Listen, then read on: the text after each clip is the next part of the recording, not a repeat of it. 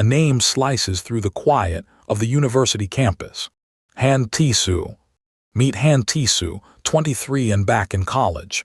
He's about to get real busy. Two girls practically leap at him, whispering about his legendary skill at taking classes for others.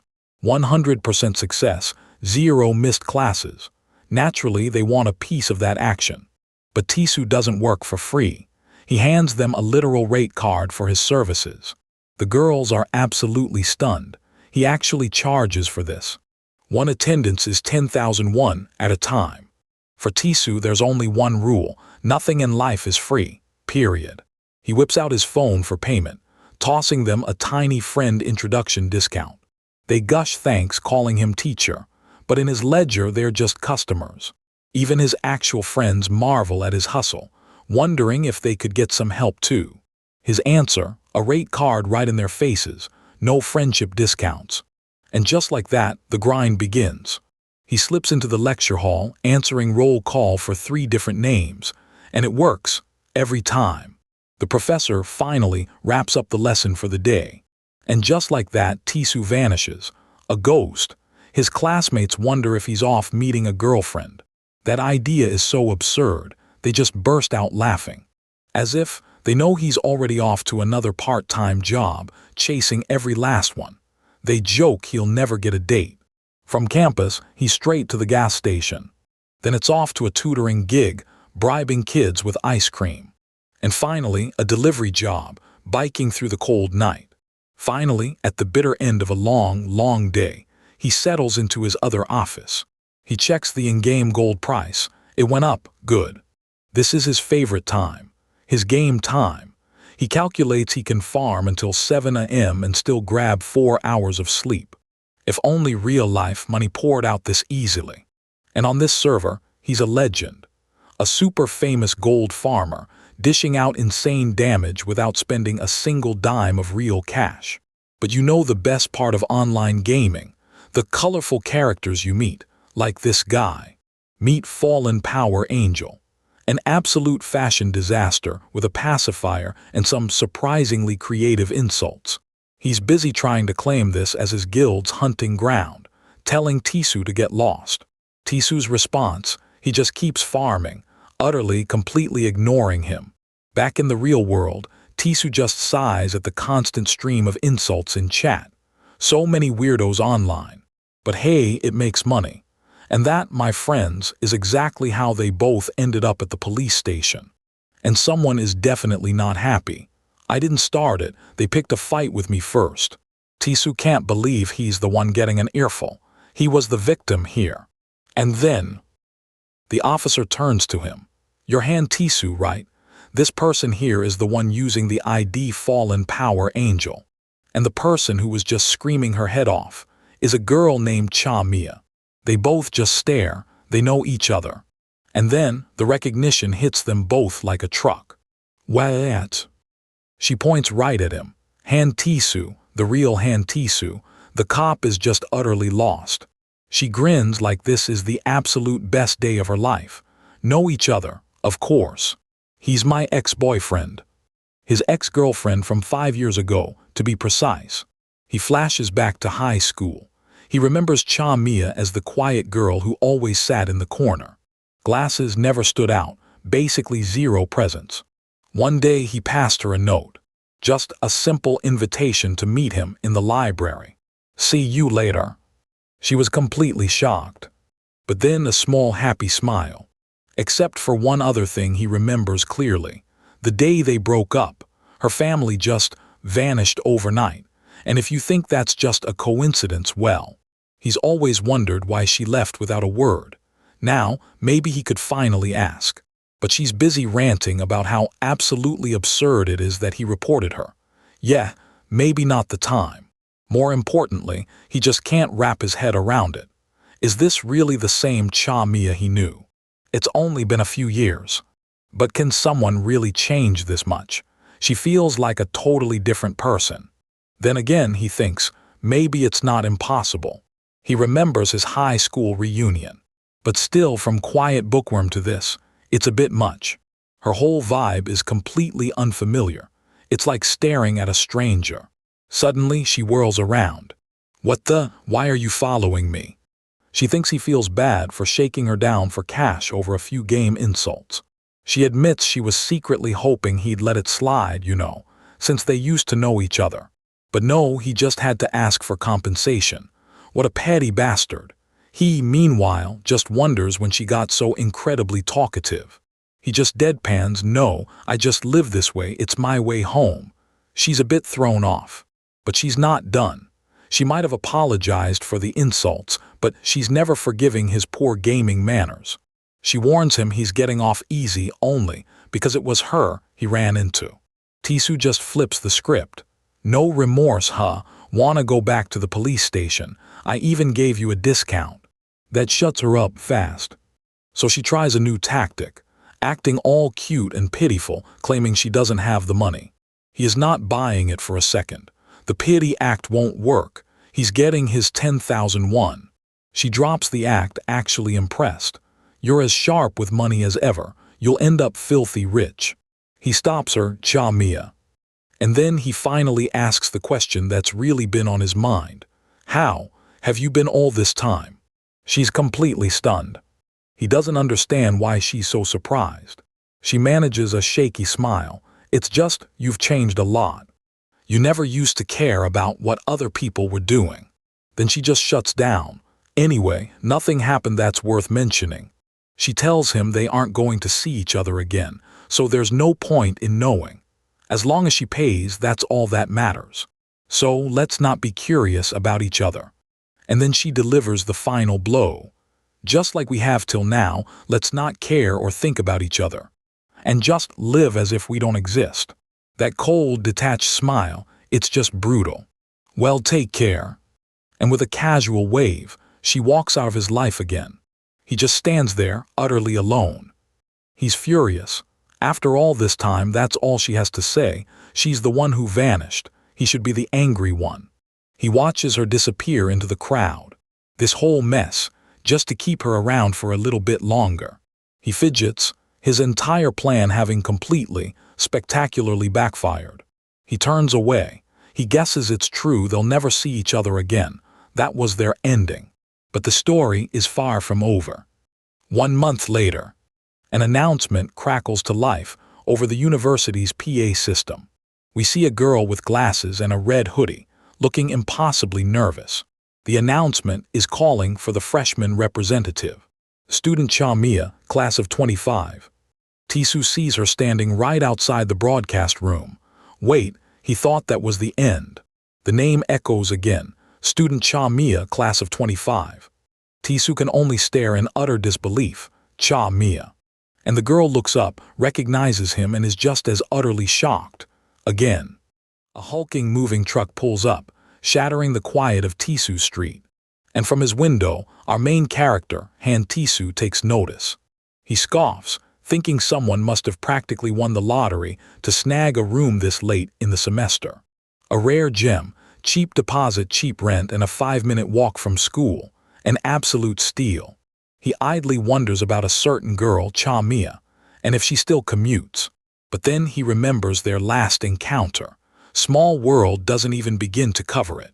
He was just minding his own business on campus when her name blared over the loudspeaker. There she was, Cha Mia. He couldn't believe his eyes. Her reaction, not exactly a tearful reunion. She immediately accused him of being a gross stalker. She even pretended to call the police before he managed to stammer. "What are you talking about?"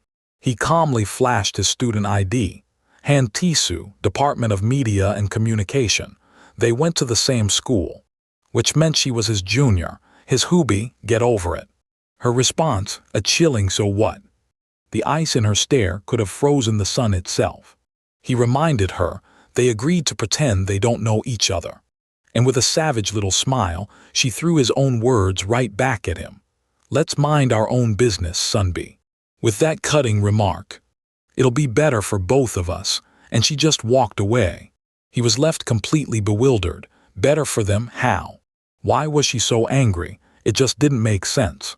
Back in the present, he tried to shake it off. Just lingering feelings, that's all. It didn't matter. But then a truly horrible thought crossed his mind. The person moving in today, it couldn't be Cha Mia, could it? Nah, no way. The universe couldn't be that cruel, and right on cue the doorbell rang. He opened the door and, yep, it was her, holding a welcome rice cake no less. She put on this super cheerful act, introducing herself as the new neighbor. For a second he almost bought it. And then she saw his face. The cheerful mask dropped instantly, revealing pure horror. And she just smashed the rice cake right into his unsuspecting face. She immediately started freaking out, accusing him of being a stalker. For the second time today. He stood there, covered in cake, thinking, shouldn't I be saying that? This is my apartment. She finally realized her mistake. The look on her face was absolutely priceless. She threw a little tantrum, calling herself an idiot for not even checking who her neighbor was before signing the contract. She doubled down on the cold shoulder. Let's just not bother each other, Mr. Neighbor. Let's act like we don't exist. Got it. He just gave her a deadpan "sure, ma'am," and slammed the door. A second later she was back, armed with a fire extinguisher. She started pounding on his door, screaming about being called ma'am, insisting they were the same age, so he was old too. And she was currently threatening to only kill him halfway if he opened the door. Yeah, everything's perfectly fine here. Later, Tisu thought back to their high school days. He remembered watching her as she'd fall asleep studying, utterly unaware. That peaceful side of her was his absolute favorite. So what the hell happened? Why did she change so much? It was baffling. He nibbled on the broken rice cake, still trying to process. Seriously, what could have possibly happened to make her look at him like she wanted to end his existence? He racked his brain, desperate to remember if he did something unforgivable back then. But he came up with nothing. As far as he remembered, she was the one who broke a promise and didn't show up. Just then, another persistent ring at the door. He groaned internally. Who could it possibly be now? He checked the intercom, and it was Mia, again, of course. He opened the door, dripping sarcasm. What is it now, lady from room 302? I thought we were pretending not to know each other. But she looked genuinely panicked, her usual bravado gone. He stepped out and immediately saw the problem. Her apartment was absolutely flooding. Looks like a pipe burst from the cold. He told her to call the landlord, but she'd been trying with no luck. Tisu sighed. You really do get what you pay for, huh? Mia was having a full-blown meltdown. Of all the things to happen on her first day, he remembered a moment, back when they were together, and she was shivering from the cold just like this. She snapped out of her panic, noticing him staring a little too intently. Why are you staring at me? I wasn't. Yes, you were. She was soaking wet and looked completely miserable, utterly vulnerable. Her mind immediately went to the gutter, and he had to quickly deny he was thinking anything inappropriate. He dropped the act for a second and just said it straight. It's just, I'm worried about you. For a rare moment, she was utterly speechless. He told her to come inside his place to dry off before she caught a nasty cold. She immediately freaked out again, grabbing her mop like it was a sword. These two are a walking disaster. Hey, 301. Thanks for helping, but I don't want to owe you anything, okay? She told him to stop meddling and get lost, but he could see she was barely holding it together. The moment the water pipe is shut off, the boiler went with it. Now her apartment was literally freezing. She insisted she was fine, but she was already chattering her teeth. He called her out on her ridiculous stubbornness. So he made her an offer, 1,001 per hour. She was totally confused. 1,000 what? He clarified, the cost to warm up in his room. That way she'd be paying so she wouldn't owe him anything. He was trying so hard to look casual, but you could tell he was a little flustered by his own generosity. She actually considered it, 1,001 an hour. That was a pretty good price. He told her it was fine if she didn't like it, but she cut him off with a new proposal.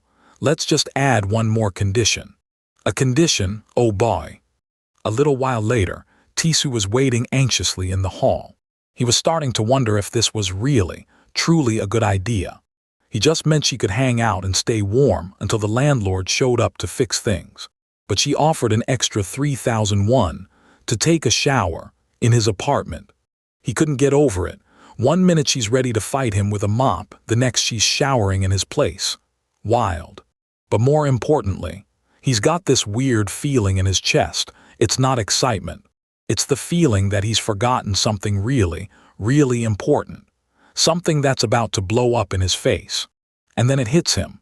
His friends burst through the door, yelling, "Tisu, we heard your place got flooded. They're early, they're loud, and they've brought enough booze to sink a ship. He's so dead." They are dramatically mourning the potential loss of their beloved hangout spot, the Tisu Hotel, as they call it. They see the water came from next door, but he knows exactly what's about to happen. If these guys barge in, they're going to find Cha Mia inside, naked or close enough. And knowing his friends, the moment they find out the pretty girl next door is in his room, it's going to be beyond annoying, 100%. He thinks fast, suggesting they go out to drink instead, anything to get them out. He makes up an excuse about the place being a mess, and then the kicker, he'll treat them. This sets off major alarm bells. Tisu, the guy who splits every bill down to the last one, paying for them. They think he's concussed or replaced by an alien. He just grits his teeth and asks if they're going or not. An offer for free food is too good to pass up. They agree, figuring they might never get this chance again. He tells them to just stuff the snacks they brought in the fridge. The coast is almost clear, almost. And right on cue, the bathroom door opens with a squeak. "I'm done showering," hand Tisu. He's so screwed. Mia just looks confused, wondering who these rowdy people are.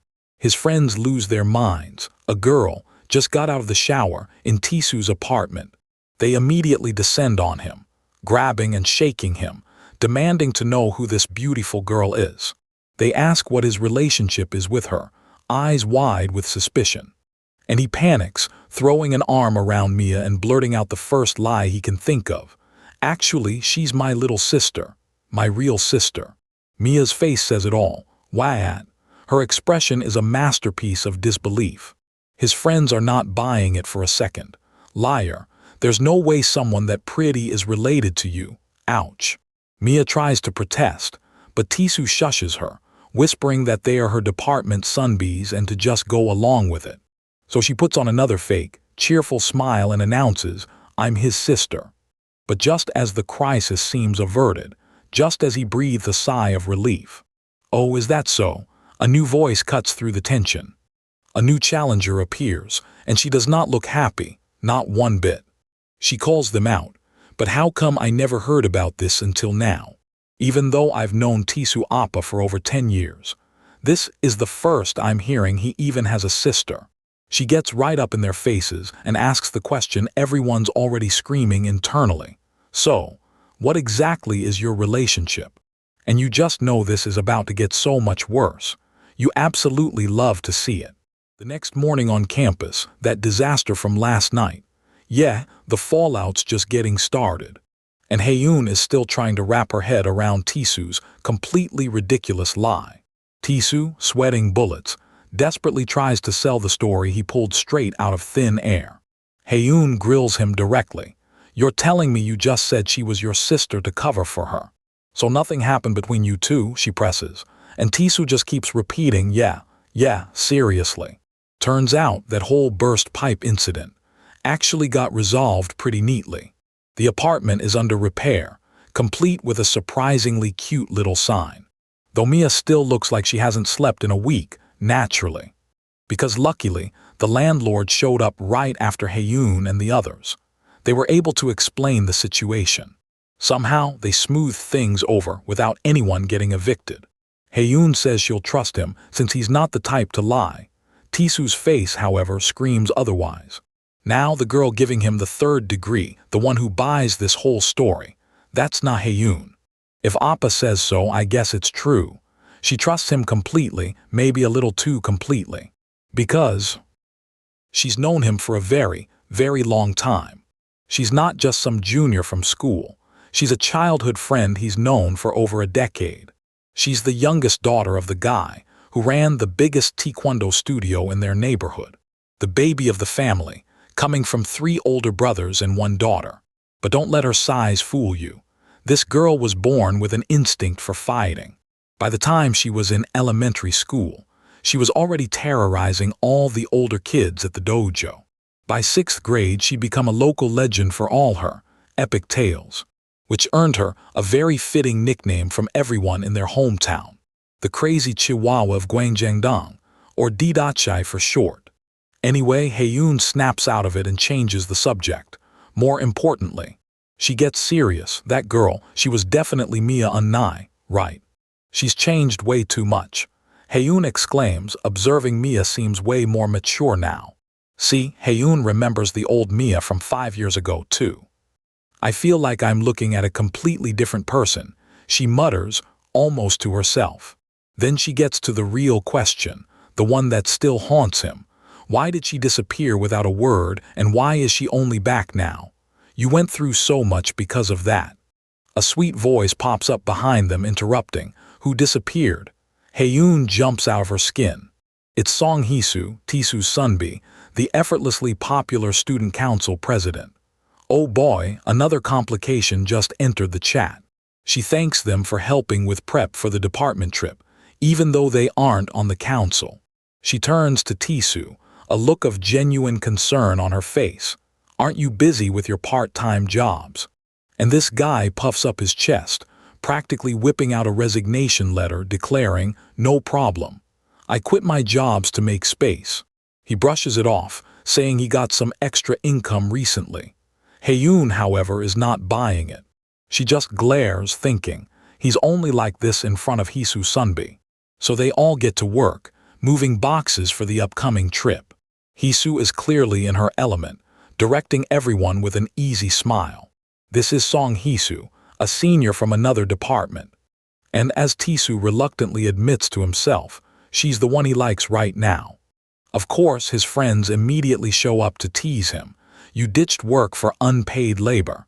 What happened to Mr. Frugal? His buddy just grins, saying, oh, we know all about it, man. That is the face of someone who knows exactly what's going on. It's because of a girl, isn't it? Tisoo is busted. His friends pivot, gossiping about how incredible this year's freshman class is. But his friend quickly adds that the girl who stands out most is Haeyoon. My future wife is the most impressive, he declares. Then they start to connect the dots.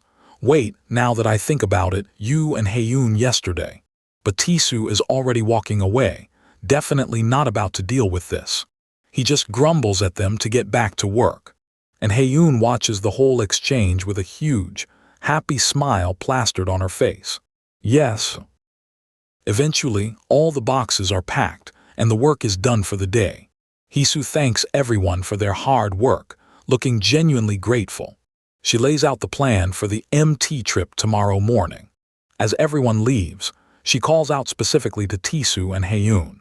She thanks them personally for showing up so early to help. And she makes a promise. After the trip is over, drinks are on me, so don't you dare skip out, got it? Tisoo immediately goes full simp mode.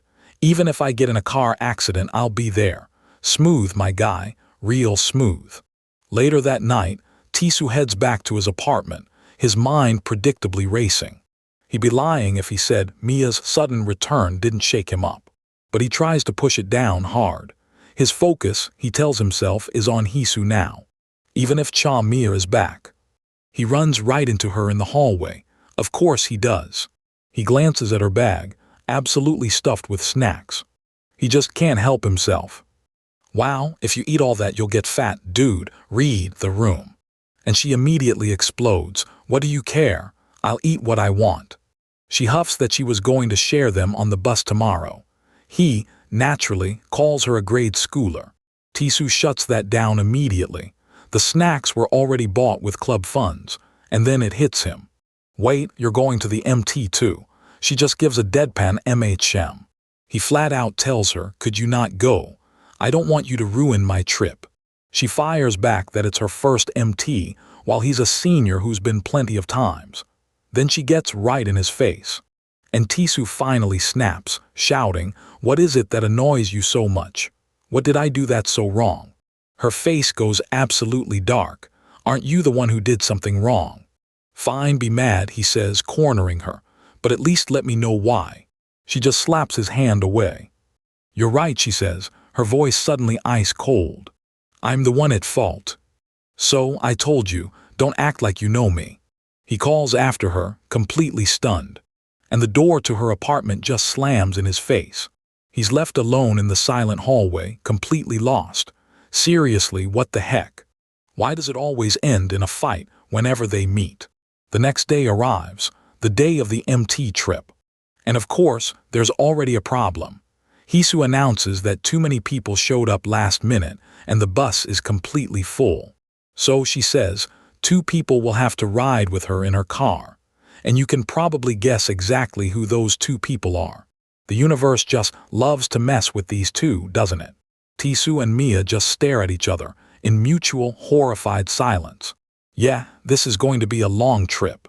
While the rest of the department is off to the college retreat, our main characters are already in for a very bumpy ride. Everyone else is buzzing with excitement, utterly clueless about the chaos about to erupt.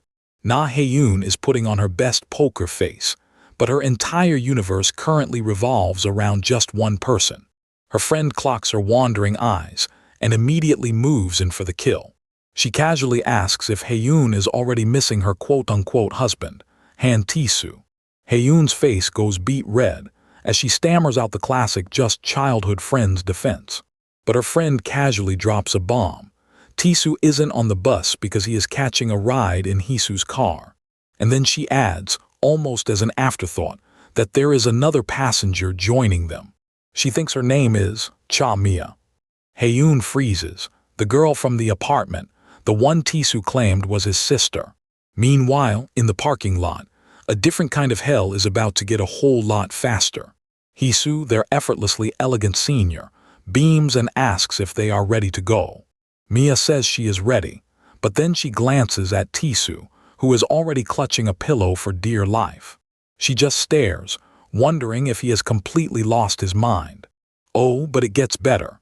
Tisu is wearing a full motorcycle helmet and hands her another, deadpan telling her life is precious. Mia is beyond skeptical. It is just a car ride, right? What could possibly go wrong? And you just know she's about to get a very fast answer to that question. Hisu stomps the gas, and Mia's soul instantly evacuates her body as they screech down the highway.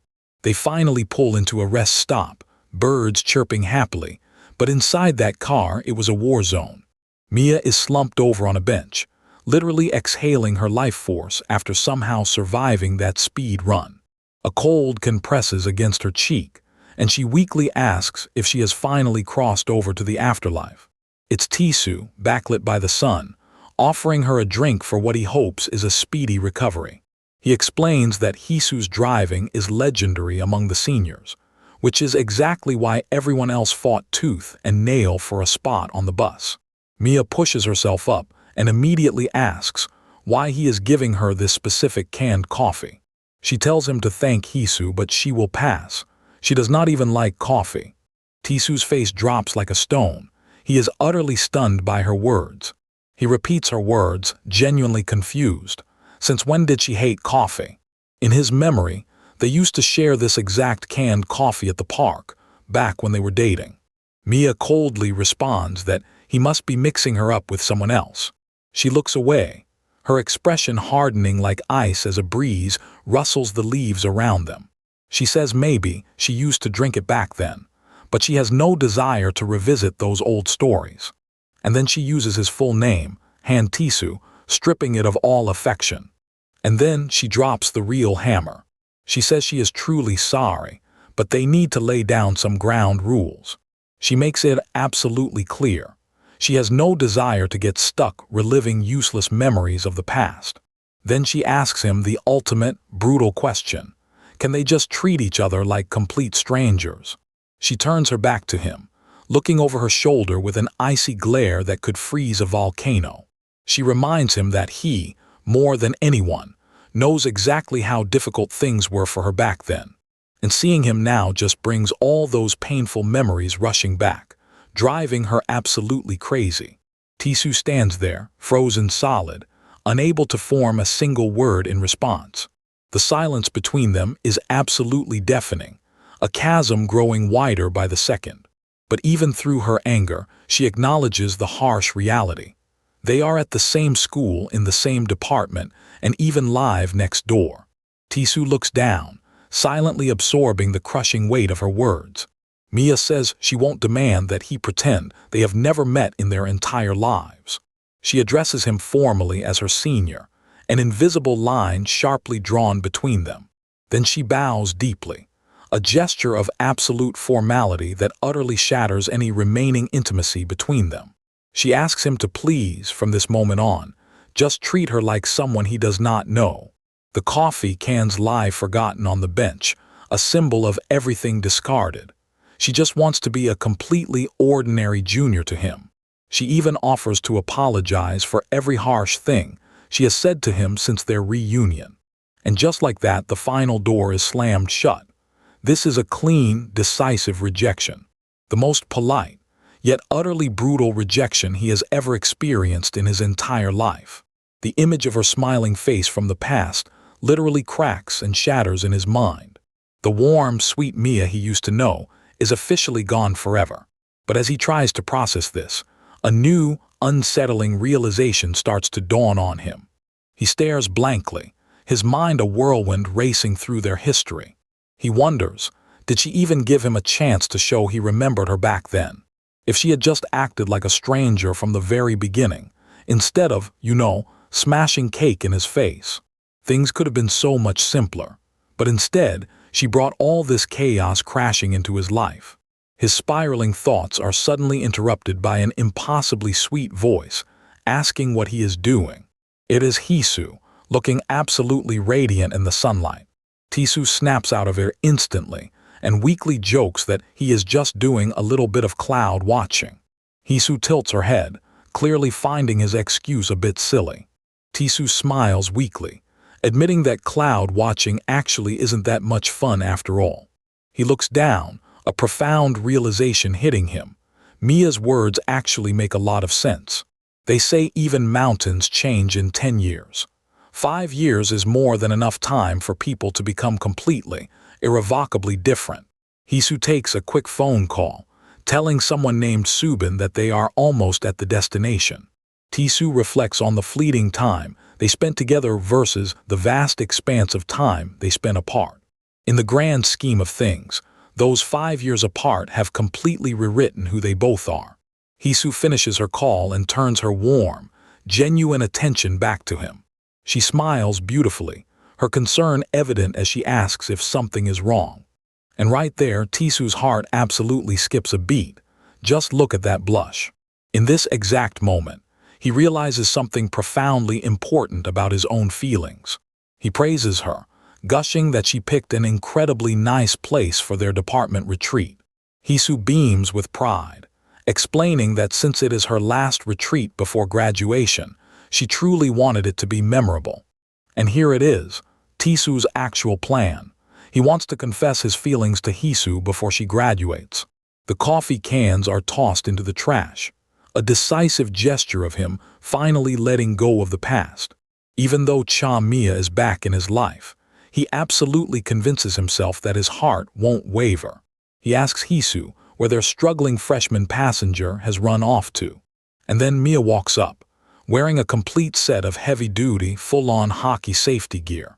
She claims she is now fully prepared for the next leg of the trip, while Hisu just thinks she is a hilarious freshman. Hisu honestly asks, genuinely curious if her driving is really that terrifying. Tisu, who has also put his motorcycle helmet back on, tells her with a completely straight face that it is totally fine. Hisu is left utterly speechless by their extreme, coordinated safety precautions. Later that morning, they finally arrive at the beautiful, sprawling luxury pension for the retreat. But Mia is already a total casualty, lying completely flat on the floor and breathing her soul out. Other students whisper that only someone as thick-skinned as Tisu could possibly survive a ride, with Hisu unscathed. As Tisu is carrying some boxes, a light tap lands on his back. He turns around, wondering who is calling his name so sweetly. She asks if he has a spare minute to talk, just to her. She flashes him a cute, dazzling smile that is absolutely bound to cause trouble. Meet Shin Dabin, a 20-year-old freshman who clearly has her sights set squarely on our boy. And right on cue, Na Hae-yoon spots them from across the courtyard, her jealousy levels instantly exploding off the scale. The membership training trip is officially underway, and already you can feel the chaos brewing. Hee-soo, ever the perfect student council president, dutifully wraps up the formalities.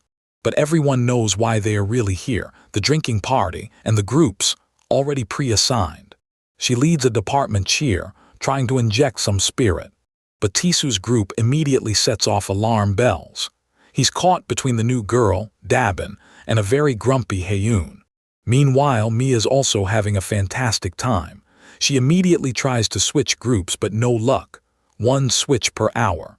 Tisoo quickly realizes his group is unique. There's him, the bright-eyed Dabin, and the possessive Hae-yoon. Plus 3 more girls, including his ex, Mia. 1 guy, 5 women. Good luck, buddy. And oh yeah, everyone has noticed. The other guy's glares could melt steel right now. But Dabin, completely unfazed, she just slides right up. Sunbi Tilda. She gives him a wink and a bright cheers. Then she tries to get him to chug it. And you can practically feel the demonic aura radiating from Hae-yoon. So Hae-yoon retaliates in her signature style by being louder. Cheers. Tisoo can already feel a migraine brewing. He glances at Mia, who's just quietly drinking by herself, pointedly ignoring the chaos. She just looks absolutely exhausted by all of it. And of course, she catches him looking. What is it, Sunbeam? Do we have to clink cans every single time we drink? Ouch, that's Mia for you.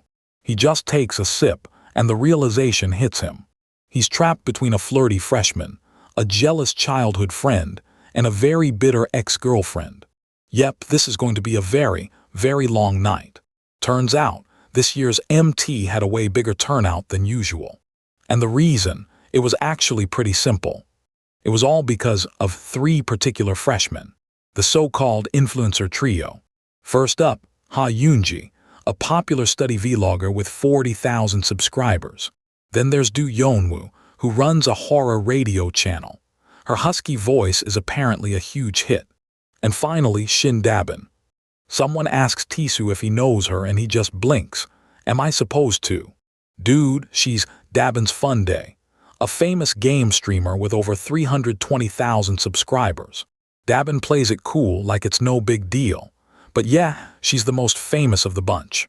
And then it all clicks for Tisoo. Hee-soo put all the famous freshmen in his group because she thought he was the safest bet to handle them. Suddenly, Dabin asks him if he plays games, and the glares from the other guys somehow intensify even more. When he mentions he plays Gukbap Story, Dabin's eyes literally light up. No way, that's her game too. They're even on the same server. What are the odds? Talk about coincidence. And then Tisoo, with the tactical brilliance of a brick, blurts out, Mia, weren't you on that server too? Mia absolutely loses it, sputtering about restaurants and desperately trying to remember their cover story. But Dabin doesn't even notice. She's too busy ranting about a notorious gold farmer on their server, a guy named Han Yongdong Han Tisoo. Tisoo just looks utterly dead inside. That's me. Her entire world just grinds to a screeching halt. A few moments later, we find Dabin in the bathroom. She's splashing water on her face, muttering, I knew it. And then she explodes. I just knew it, Han Yongdong Han Tisoo. She tells Yeonwoo she had a hunch ever since she heard his name. It was just too much of a coincidence. But Yeonwoo has the real question. Why were you looking for him anyway? Dabin just grits her teeth. We flash back to an in-game chat. A player named Fallen Power Angel tells his friend he's quitting the game. He was her master, and he's leaving the game and their guild behind. And it was all because of that jerk Tisoo. She blames him for absolutely ruining everything. So her friend asks the obvious, planning revenge. Dabin's eyes sparkle. Nope, I'm gonna seduce him. Yeonwoo is, understandably, extremely confused. And Dabin is terrifyingly, almost psychotically, confident. For your information, I've never failed to seduce anyone I set my sights on. She lays out this whole dramatic soap opera plot. Enemies meet at school, slowly fall for each other. And just as his feelings reach their absolute peak, when he finally confesses, she's going to crush his heart under her heel. "I'll avenge my master," Yeonwoo's only reaction. That's kinda cute though. The two of them head back outside, into the cold night air. Dabin is still complaining about having to use the outside bathroom. The lines were too long, apparently. Lost in her complaining, she walks straight into a massive wall of sheer bulk. What was that? She looks up to find herself surrounded by three very large, very bald dudes.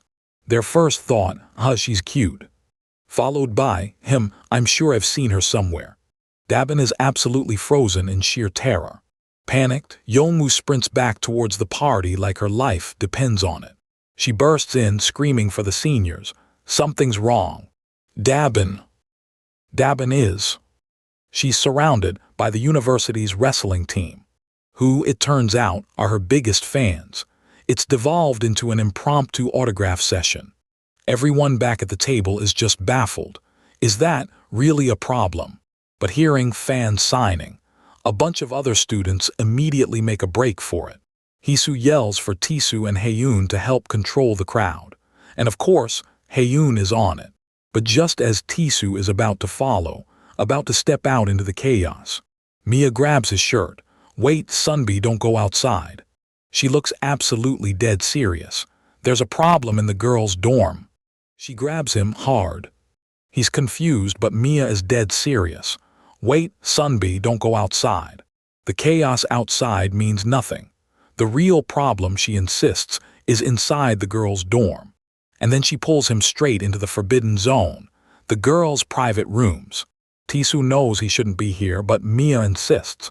He has to see this for himself. What could possibly be so important that she'd risk this? Inside, she points to something utterly mundane, a simple power outlet adapter. He doesn't get it until she shows him her phone. It's connected to a hidden device, and the screen reads, "This is a camera." Tisu's blood runs cold, a spy cam. He almost yells, but Mia slaps a hand over his mouth. SHHH. Only once they're safely outside, away from prying ears, can he finally demand answers. "How did you know?" He whispers, because that thing was practically invisible. She looks away, a flicker of something unreadable crossing her face, and admits she's seen something like this before. But then she turns back to him, all business. "But that's not what's important right now, is it?" Then she snaps back, a full-blown interrogation. When, who, where? And then what, how? And most importantly, but why though? And just like that, the world shifts. Tisu is thrown back in time. He remembers this exact intensity from their school days. She was always asking questions, always curious. He asked her once why she was always in the library. "Books are about people," she'd said, "and I love trying to figure them out by asking that very question. I always get sucked in before I know it." But why though? That was it, Mia's old catchphrase back from the dead. He smiles, remembering how she always used it, even when he told her it sounded a little weird. Mia catches him staring and gets flustered. "Why are you looking at me like that?" He tells her it's weird hearing her use such polite, formal speech with him. And she knows he's right. After all the crap she gave him earlier, she's mortified to be asking for his help. She apologizes, admitting she's an outsider here and had no one else to turn to. Tisu, seeing her genuine distress, offers a lifeline. "I'll talk casually if you want. I need your help, Han Tisu Sunbi. This isn't a request, this is a plea." She reminds him he was always weirdly sharp about stuff like this, remembering a time he solved a classroom mystery. She admits it's embarrassing since they barely talk. "But there was no one else I could ask but you." And for a moment, 5 years of tension just evaporate. She looks him in the eye. "Are you still going to pretend we're just strangers? I'm seriously asking for your help." Just for a second, the 5 years of anger and distance disappear. At that moment, she was the Mia he used to know. All right, back to the ugly truth. Tisu grabs them drinks and gets down to business. Could it have been installed by the dorm providers? Mia shakes her head. She already checked every other room. Only theirs had the camera. And no way it was one of the guys. Hisu Sunbi had a strict perimeter set up. That means the call is coming from inside the house. Mia flashes back. She was carsick, went straight to bed after arriving. And she's absolutely sure. When I first went to the room, there wasn't anything like that. She says the first time she felt something was off was right before orientation began. So the culprit had a tiny window of time, right before orientation. She spells out the chilling implication. Yeah, either one of the three girls sharing my room with me. Du Yongwoo Shindabin. Ha Yunji. Or maybe someone close to them. Tisu's mind races, processing the impossible reality as he takes the drink. If everything she's saying is true, it was an inside job. This is a classmate, one of their classmates. He tells her to keep it quiet for now. Why? Well, we still don't know who did it or why yet. He argues rumors could destroy an innocent.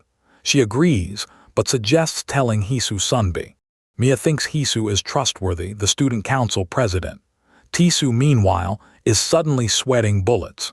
And Mia, always sharp, immediately clocks his reaction. Is she the one you have a crush on? He completely loses his cool, denying it so hard it just makes it more obvious. And just as Mia's about to tease him, Haeyoon pops out of a bush like a horror movie monster. Pretending what Tilda? He found you.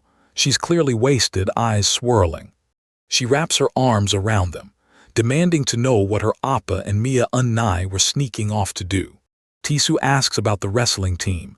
Haeyoon just shrugs, them. They were annoying, so I threw them all. Of course she did. She pouts, looking proud of herself.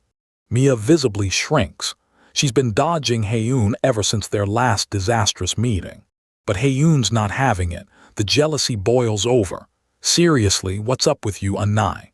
She starts listing off all of Mia's coincidences, showing up at the same school, moving in next door. She accuses Mia of pretending not to know Tisu, only to sneak out with him in the middle of the night. Then the waterworks start. Such a liar. She collapses, crying that Mia promised she was long over Tisu and didn't even like him anymore. Her drunken rage finally spent, she just passes out. And just like that, the first night of the MT trip crashed and burned, with Tisu hauling a comatose Haeyoon back to her room. What a mess. He and Mia agreed. Hisu gets told, but the camera stays their secret until they have answers. For now, it was their secret. Action would wait until morning. They had a plan. But you know how these plans go, don't you? Because the next morning, their plan went completely off the rails. Tisu walks into a scene of pure chaos. Everyone is gathered, staring, whispering. A voice cuts through the noise. It's her right there. Tisu turns and sees. Ha Yunji, one of Mia's own roommates, finger trembling, points. She's pointing directly at Cha Mia. And in front of the entire department, she screams, "This girl. She tried to secretly spy on our room by installing a camera." And in front of everyone, Ha Yunji screams, "I saw it." Her finger points straight at a stunned Cha Mia. She tried to secretly spy on our room by installing a camera. Before the words even hang in the air, Song Hisu jumps in. Wait guys, let's all calm down first. But it's too late. The word camera rips through the crowd, igniting whispers, then shouts. Dabin, reeling, clutches Tisu's arm. This can't be real, spy cameras. Why would Mia ever do something like this? But Tisu, he's completely unbothered, almost too unbothered. Just a calm smile. Don't worry, he says. There's no way she'd do something like that. And Mia, no panic in her eyes, just analysis. This is unexpected, she muses. I didn't think she'd come at me head-on like this. She knows exactly who's doing this. Ha Yunji. Yep, the culprit is standing right there. Oh, and this isn't just any roommate. She's been trouble from day one. Tisu flexes, ready to jump in, but Mia sends a silent message. I've got this. And she's impressed. She can see Tisu's quick mind already working. Because it turns out, this was all part of a plan from last night. Last night, Mia was racking her brain, trying to figure out how to catch the culprit. But Tisu had a much better idea. Isn't it simple? Just make the culprit reveal herself. Mia was skeptical, naturally. Her plan, a simple stakeout. But Tisu hits her with the obvious flaw. What if she just destroys the evidence? Mia argues, then what? Just sit back and do nothing. So Tisu hits her with a question. When do you think people let their guard down the most? The answer is early in the morning, right after waking up. That's when you're relaxed, your mind isn't sharp yet. That's their most defenseless moment, and that's when you can snatch the device. Snatch the camera first and the culprit has to come to them. Brilliant. Back to the present. Tisu knows only 3 people have the real story. But Yoonji doubles down. I saw it. I saw her hiding the camera this morning. Only him, Hisu, and Cha Mia know the truth. The others saw it too, not just me. This part, however, was not in the plan. Yoonji pivots, dragging Dabin and Yeonwoo into her corner, and they hesitantly confirm. Dabin admits she was acting weird, poking around her stuff, and I saw her put something in her pocket. Didn't think it was a camera, though. The plan was for the culprit to approach them quietly. Instead, she's launched an all-out public attack. Tisu's gut screams at him to jump in, to fix this mess. But if he does, things could get way more complicated. Just then Mia bursts out laughing. Ah, so that's what it was. I thought it was something serious. And she whips out a toothbrush. The whole department freezes. Wait, what? Mia turns up the heat, her face a mask of confusion. But a camera. What do you mean by that? She presses, pinning Yoonji to the wall. Yoonji starts to stammer. Her mind races, desperately scrambling for a lie. Nowhere to run. I happened to overhear, you know. She claims she heard Mia on the phone saying she'd send videos of the famous people in their room. Mia just smiles. Do you want to see? And she shoves her phone right into Yoonji's face. You're saying I recorded something, right? And I was planning to send it to someone. So why not check for yourself? Call logs, messages, gallery, whatever you want. If it's not there, just say sorry, I misheard. I'm totally fine with that. She leans in, ice in her veins. Or do you need to check even this to believe me? Yoonji freezes. She knows there's nothing to find. Trapped. So Mia takes it one step further. She calmly starts emptying her entire bag onto the floor for everyone to see. Okay, this is everything I brought. She announces, a picture of openness. Hisu tries to stop her, saying she doesn't need to go this far. But Mia brushes it off. It's all right, Sunbi. Everyone misunderstands things sometimes, right? She's putting on a masterclass in turning an accusation completely on its head. Watching from the side, Tisu knows it's over. His logic was cold. The culprit had to be a roommate, too risky for anyone else. If they'd hunted for her openly, she would have just hidden for good. So the only strategy was this: make the culprit expose herself. And now for the final piece of his brilliant plan. You ready for this? Just in case, he dabbed a little of his scented hand cream on the camera's spot. A silent tracker. But she never went back for it. That means she has no idea they even found the camera. That information gap gives them a huge advantage. She can't predict their moves. He expected panic, expected contact. Instead, she attacked first. Now she faces the fallout. But more importantly, Tisu is just blown away by Mia's performance. Even if you're confident you're innocent. To stay that calm while everyone is accusing you, the woman has nerves of solid steel. Yoonji's world is collapsing. She's desperate. She makes one last, desperate grasp. Aren't there still places we haven't checked? Her body, check her body. She's spiraling, screaming Mia only showed her phone and bag as a distraction. Mia's smile is gone. Seriously, do we really have to go that far, Yoonji? Can't you just say it was a misunderstanding, you're sorry, and that it was a mistake? She takes off her glasses. The look in her eyes is terrifying. Can't we just end it there? I'm giving you a chance, Yoonji. This is your chance to let it go quietly. The air crackles with her unspoken threat. So, do we really have to take it that far? Tisu starts to panic, thinking Mia's about to get violent. But he has no idea what's coming next, not even close. She tosses her glasses aside. Her jacket comes off next.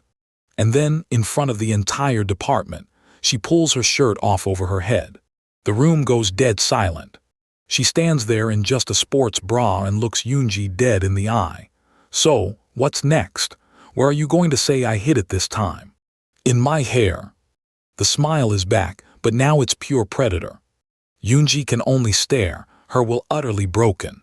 Mia leans in close, her voice a low growl. If you still can't trust me even after all this, should I take everything off?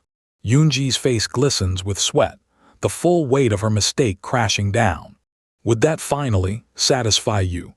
The air is thick with Mia's challenge, the silence deafening. Before the words even fully register, Tisu is there, draping his jacket like a shield. Mia looks up, still vibrating with adrenaline, the world suddenly snapping back into focus. Even Tisu is rattled, but the question is, was this brutal honesty truly necessary? Mia turns, hiding a fleeting emotion that no one can decipher. And in a voice barely above a whisper, thanks. The pension was turned upside down, but naturally the camera had vanished without a trace. Completely broken, Yoonji finally collapses. I'm sorry, it was my fault. And just like that, the entire incident crashes to a halt, ending in Yoonji's total, abject surrender. Hisu, ever the diplomat, steps in. All right, everyone, let's leave this story right here, shall we? She praises Mia's magnanimity, but Tisu knows the truth. Mia chose when and how this would end. Honestly, he hadn't expected such a devastating rampage. But damn if it wasn't impressive. But Mia isn't finished. She calls out, stopping Hisu mid-stride. Is it okay if I take her to talk privately for a bit? The other girls freak out, but Mia just smiles. Don't worry, I'm not going to hit her. She leans into a terrified Yoonji. Shouldn't you at least treat me to a drink or something? We'll be seeing each other from now on, after all. Hisu nods, and Tisu gathers their inner circle for the real story, away from prying ears. Away from the crowd, Mia's demeanor shifts. All right, Yoonji, let's hear your side of things. She holds up the camera. The reason I didn't report you right away is because I wanted to confirm something. Why did you set this up? Tisu steps in, echoing Mia's earlier words. She didn't want to blow things out of proportion, did she? Then the crucial question. So be honest, Sunbi, why are you holding that? Mia SSI had it, didn't she? Tisu just grins. This. And from behind Yoonji, Tada. Haeyoon pops out, holding the real camera. I had it the whole time. And this is how they pulled it off. Mia's boast, I have the camera, was pure bait. She'd actually hidden it somewhere else entirely. Next, Tisu strategically invoked Hisu's name, clearing the room completely.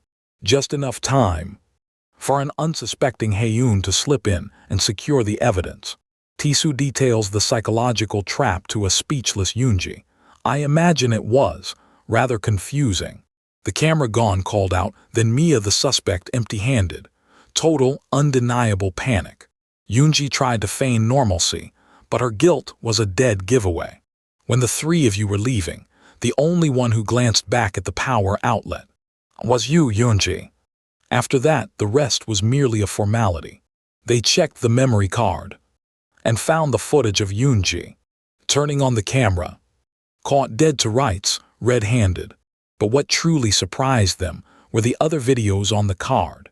Every single clip had one thing in common. The camera was always facing the luggage, never the beds, never the people. And with that, Yoonji's full story tumbles out. I'll tell you everything. I truly had no bad intentions. Turns out, as a minor influencer, she'd suffered stolen or damaged belongings on past group trips. Paranoia had set in, leading her to install a camera pointed purely at her luggage for security. She never expected discovery. Panic surged. How did Mia find it? Why hadn't she wiped the data? When she saw Mia with what she thought was the camera, her mind exploded with visions of blackmail and scandal. Even without malice, discovery meant ruin.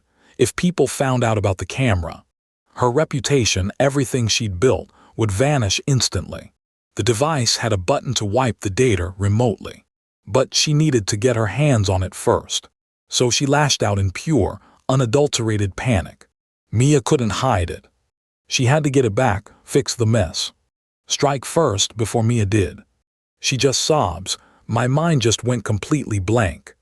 And that laid bare was the whole truth. Mia nods slowly. She'd already pieced most of it together.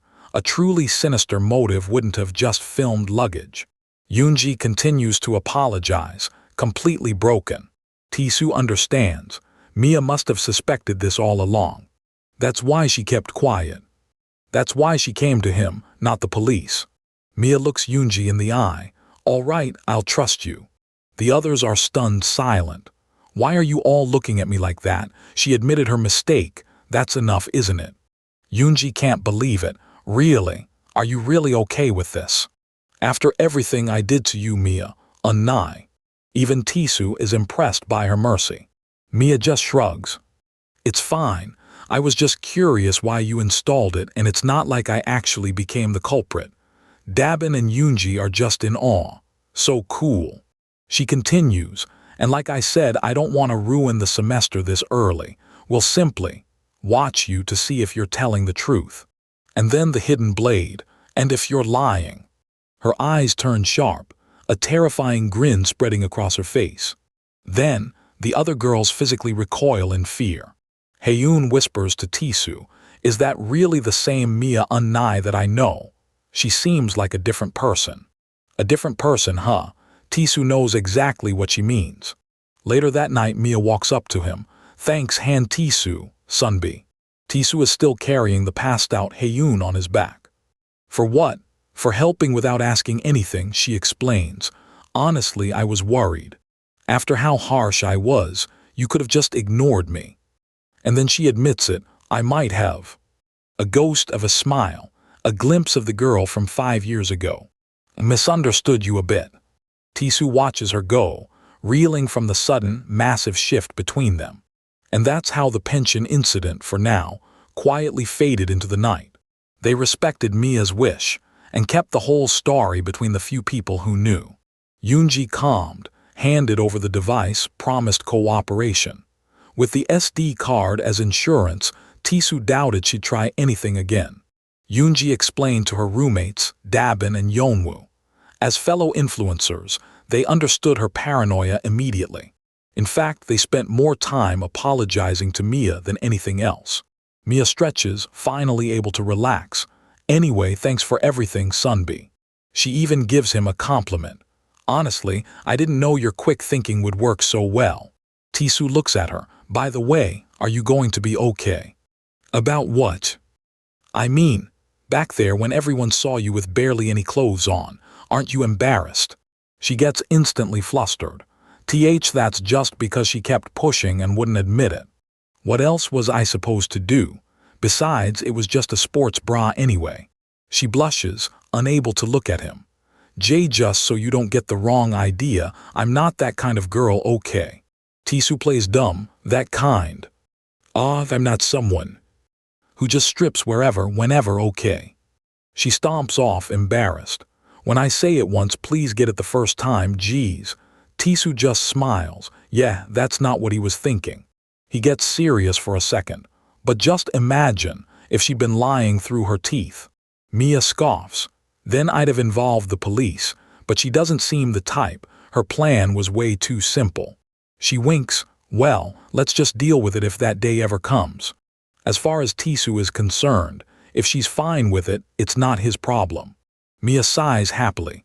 "My goal, just a peaceful graduation, no trouble, nothing more." Peaceful? Tisu can barely believe his ears. Mia beams. "No one left to disturb my peaceful school life now." Tisu cuts her off. "Are you seriously saying that? Peaceful, after the absolute chaos you just unleashed?" Mia freezes, the thought finally dawning on her. Ew. The next thing she knows, she's swarmed.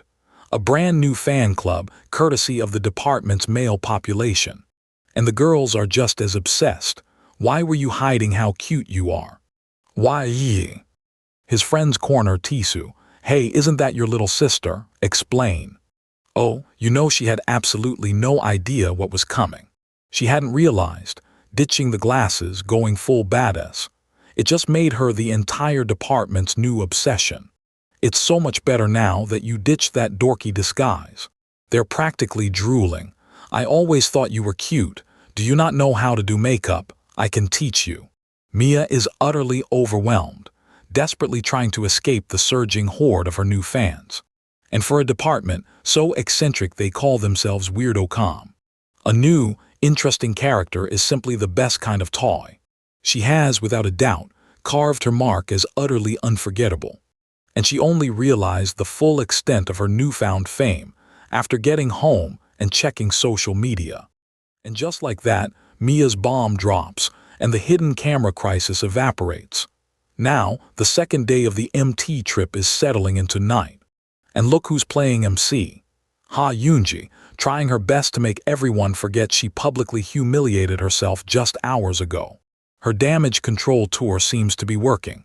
Against all odds, the trip is ending peacefully.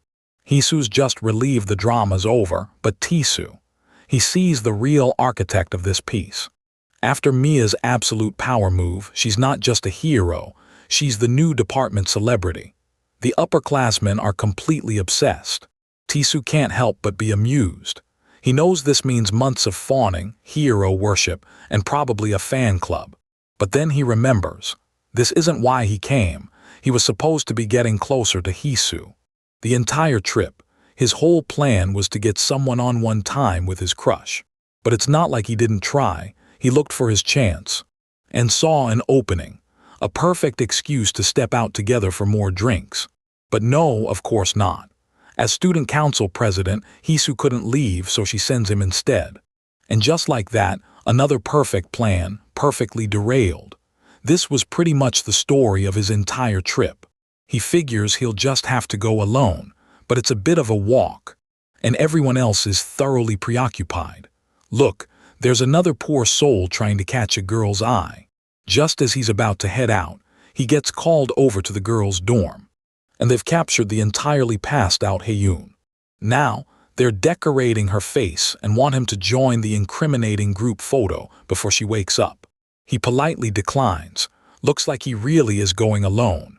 Stepping out into the quiet night, he can barely believe the sudden peace after the morning's absolute chaos.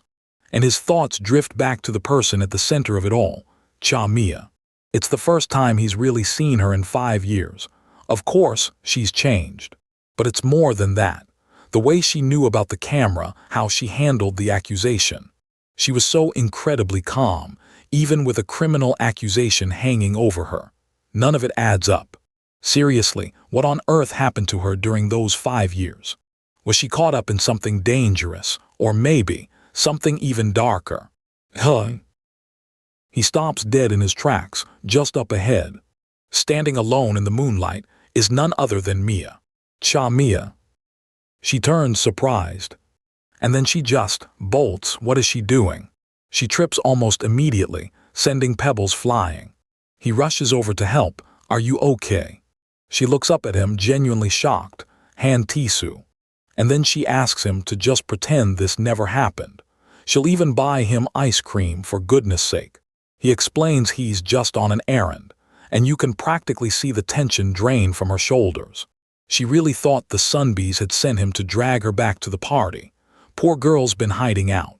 They start walking together, bonding over how hilariously intense their department can be. But then she smiles. They're all good people. Tisu finds himself smiling too. He'd been worried about fitting in, about being seen as just the transfer student. And to be honest, a moment like this, he never imagined it would come again, not after everything. He breaks the silence. Doesn't this place look familiar? Like the back hill at our old school. He never imagined. Remember? He'd get another chance to just walk and talk like this with Mia, like old times. A flashback hits him clear as day, back in high school. They'd borrow stacks of books and read together until the sun went down. Just two kids, lost in their own world. He teases her. Remember when you cried on my lap when a protagonist died? Your tears and snot stained my pants. She plays dumb, but the memory makes him smile. That time, that specific moment, remains so vivid in his mind. Watching the sunset from that hill. It was one of the few genuinely happy memories from his school days. Back in the present, Mia looks over. You really have changed. She doesn't remember him being this easygoing. He just shrugs it off, saying part-time jobs taught him a few things. Both you and I are no longer kids, are we? The silence that follows is heavy with 5 years of unsaid things. Tisu decides to clear the air. After all, they'll be seeing each other at school. If there's anything they did wrong, they should finally apologize properly. But Mia cuts him off. I wanted to keep some distance. She thought it would be best for both of them, then offers, sorry if my words were harsh.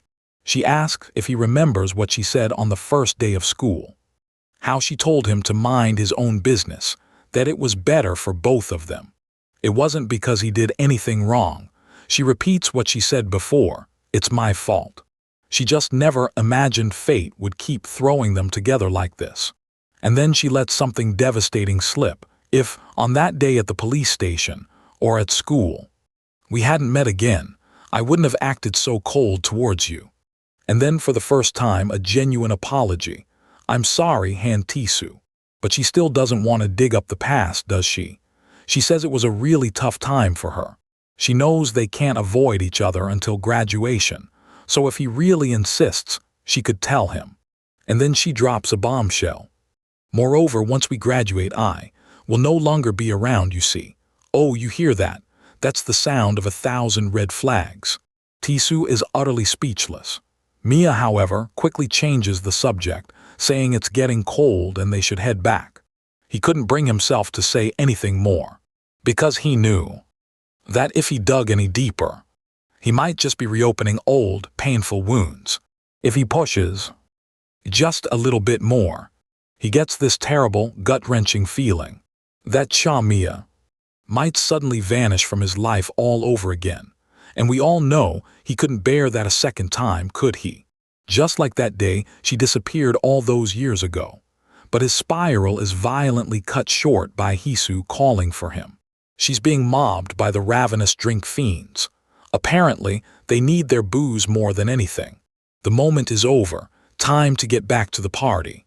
Mia gets swarmed by the upperclassmen again, effortlessly playing it cool as always.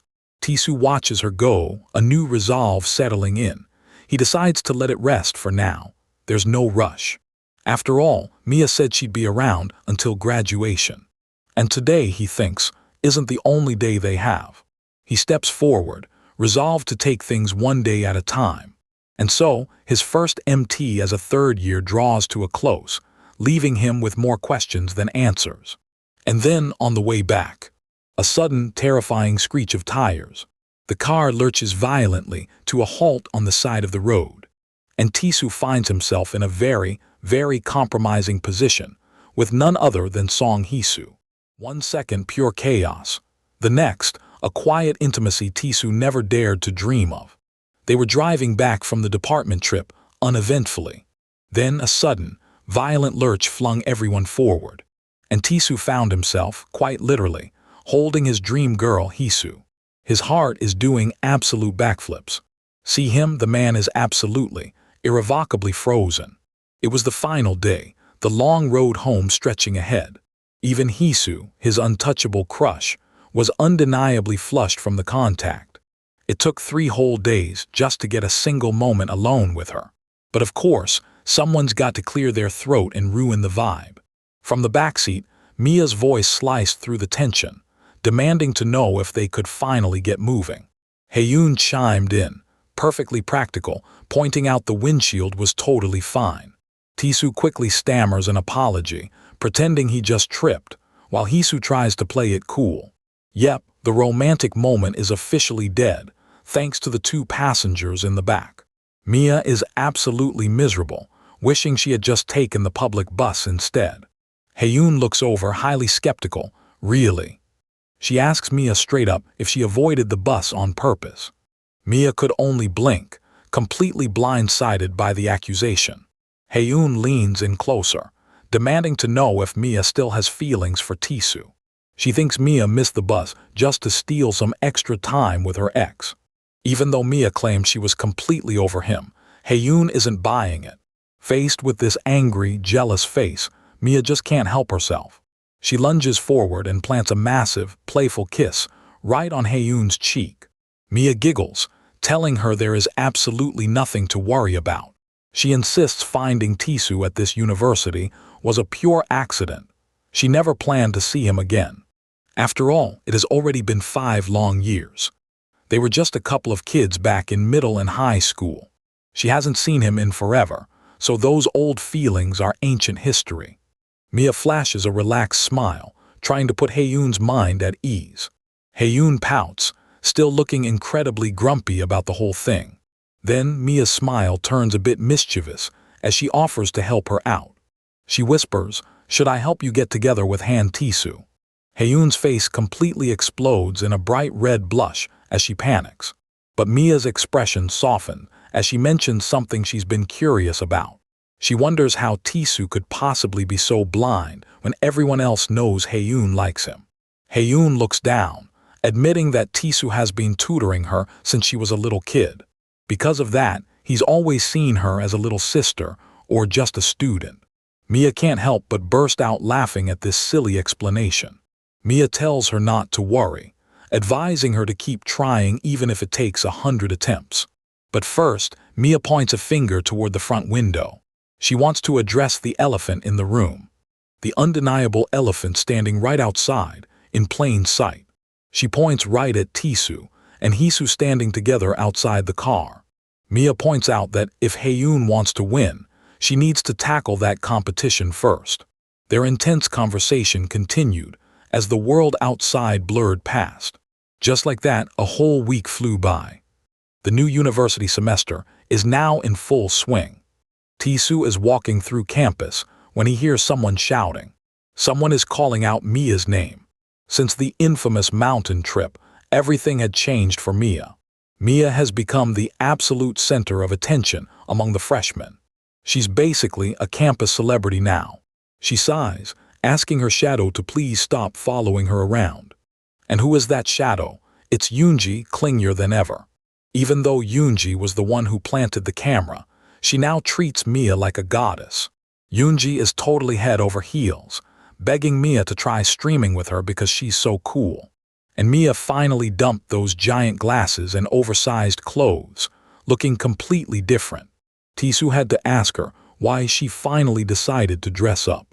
She grumbles that her senior classmates threatened to show up at her house every morning to style her if she didn't.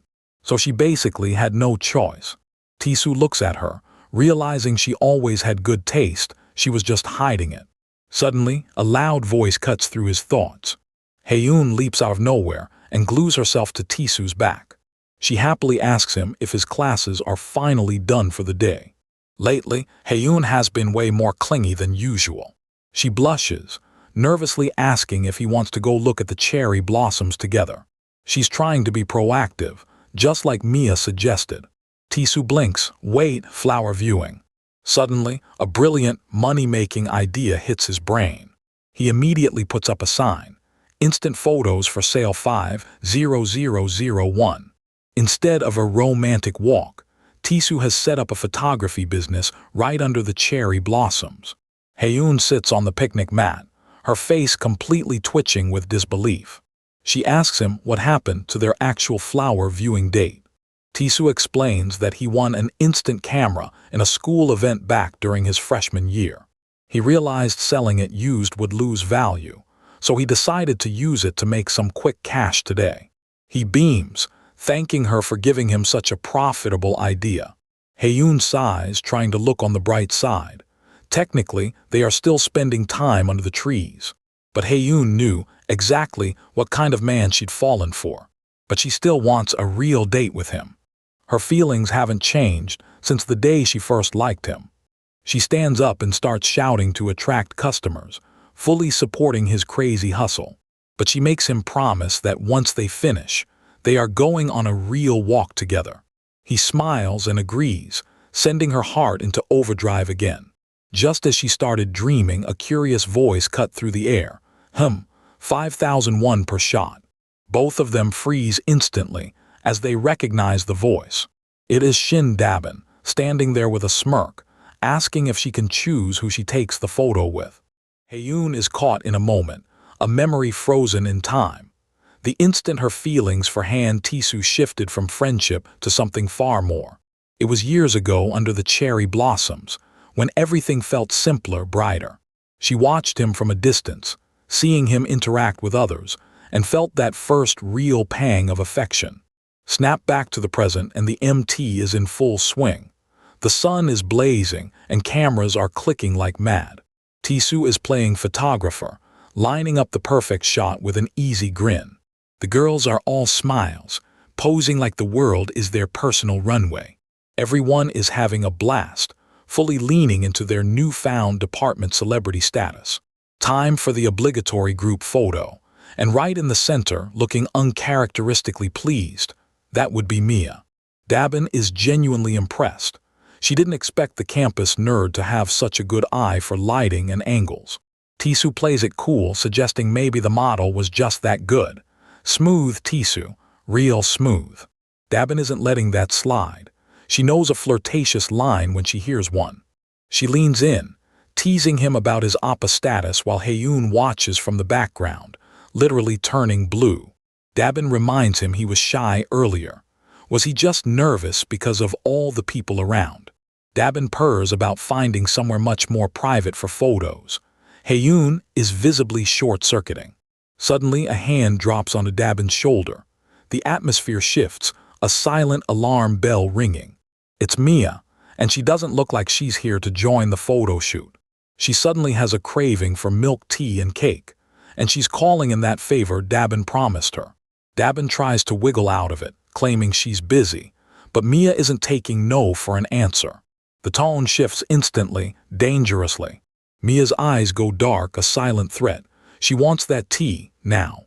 Dabin crumbles instantly, because some battles you just don't fight. As they walk away, Mia throws a look back. She just cleared the floor for Haeyoon. Haeyoon is stunned. Did Mia just help her out? Mia offers a subtle wink, a clear message, the path is clear.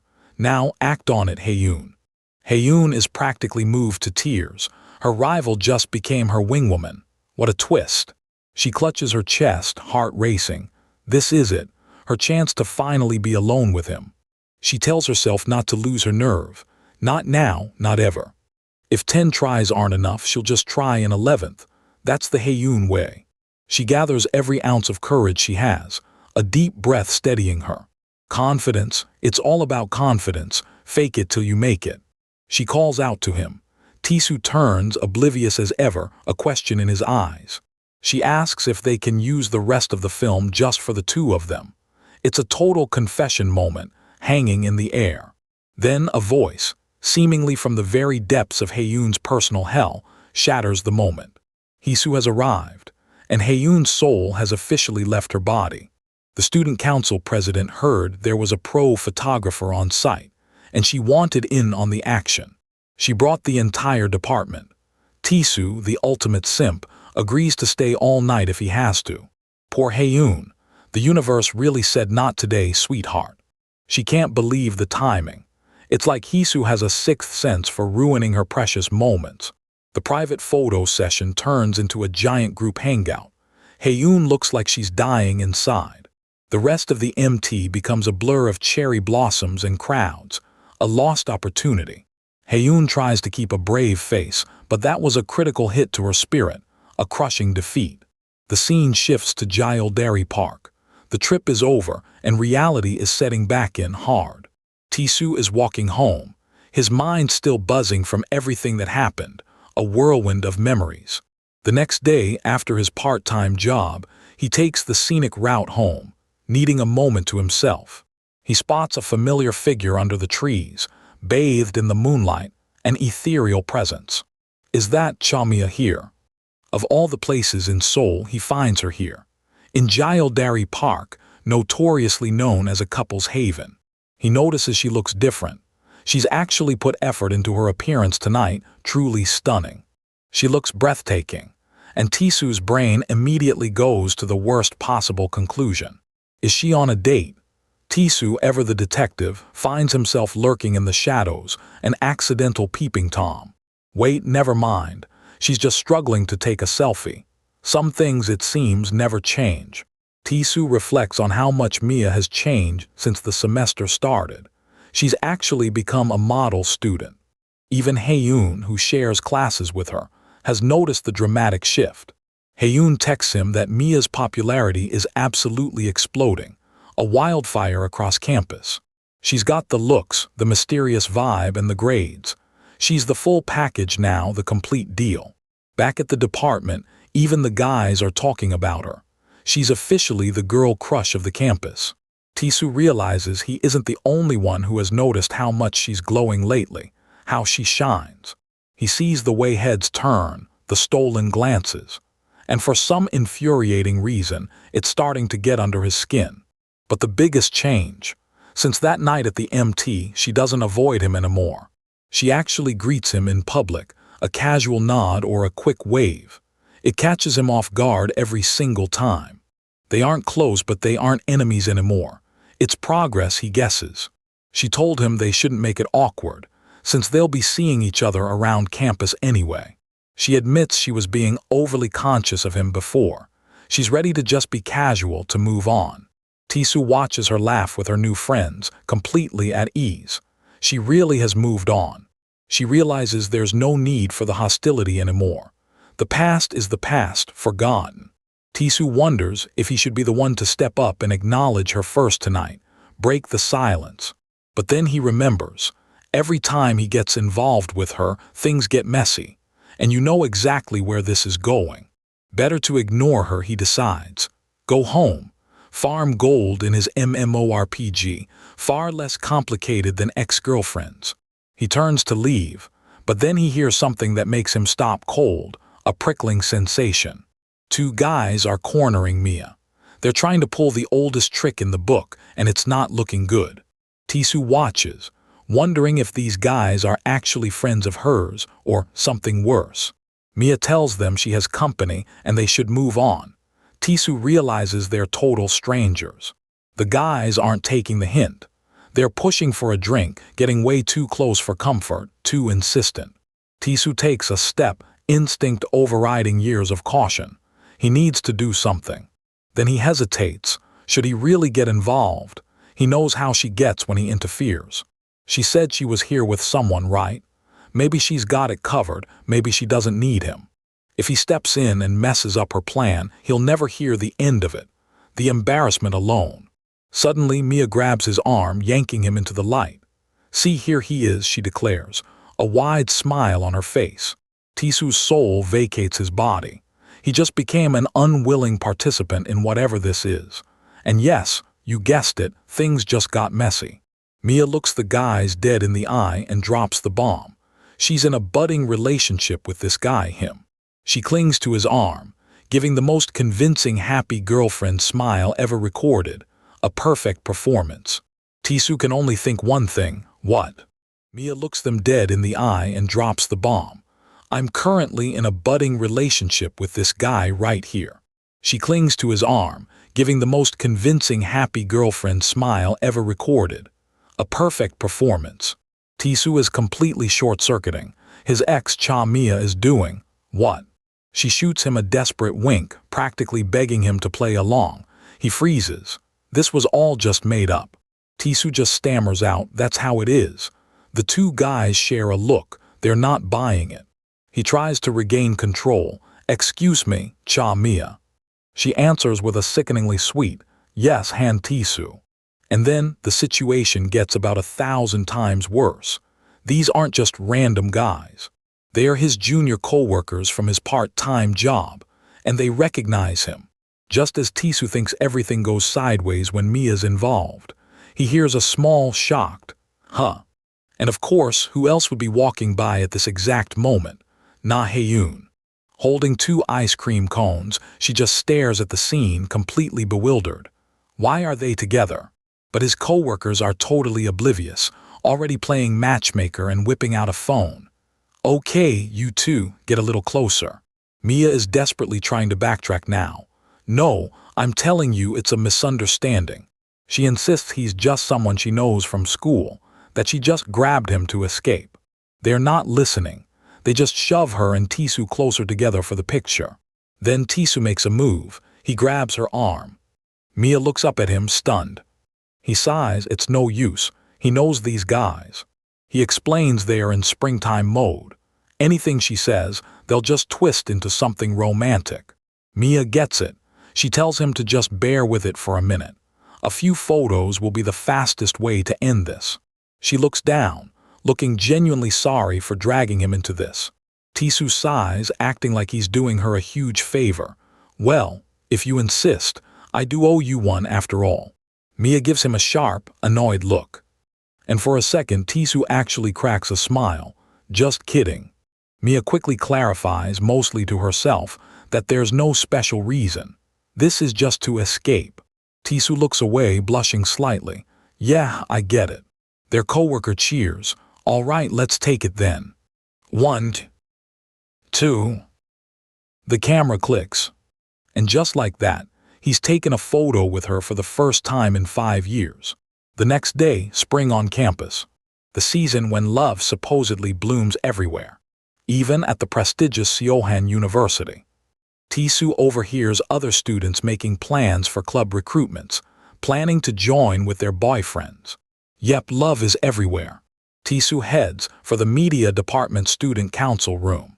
He opens the door. Except, the room is dark and filled with the sobbing husks of his male classmates. Oh, you're here, Han Tisu. Welcome to his department. He asks why they're all cooped up in here. The answer, there's nowhere to go besides here. One of them even asks Tisu if he knows any girls to introduce, then immediately gives up. Nah, not you. This is the state of the prestigious media communication department. They've reserved the venue for a week, a whole week of organized misery. See, the problem is that the male attendance at drinking parties is 99%, and their motives are obvious. But when the crowd increases, so do the creeps. The older guys hitting on the freshmen have been ruining the vibe for everyone. Even the more reserved students have started avoiding department events because of it, which led to an increase in harassment reports. And as a result, the girls stopped coming to parties altogether, leaving the guys to just go to a gaming cafe. So the student council president, Song Hee-soo, had to make a call. She decided with a terrifyingly sweet smile. For the time being, no more group drinking parties. She laid down the law. It's fine to have spring fever, but the seniors need to watch their behavior around the juniors.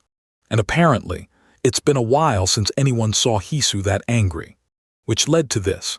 The guys are mourning their lost chances at spring romance. And that's why a cold wind is blowing through the media communication department today. They yell at Tisu for not understanding the urgency, calling him a dating dead end. He thinks that's a bit much. He has interests, there's someone he keeps in his heart, like Song Hee-soo. Someone he holds dear. But then his brain serves up an image of Mia from their impromptu photo shoot. Someone like. He flinches, blushing. Why is he suddenly thinking about her? His classmates immediately call him out for blushing. Were you thinking something perverted? He's still reeling from what happened with Mia. And her parting words, I'll definitely repay you for today's favor later. He wonders what she even meant by repaying him. Just then one of his friends snaps him out of it. Oh right, Han Tisu.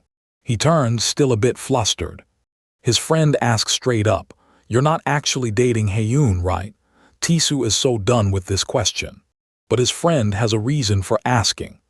Meanwhile, in Haeyoon's room.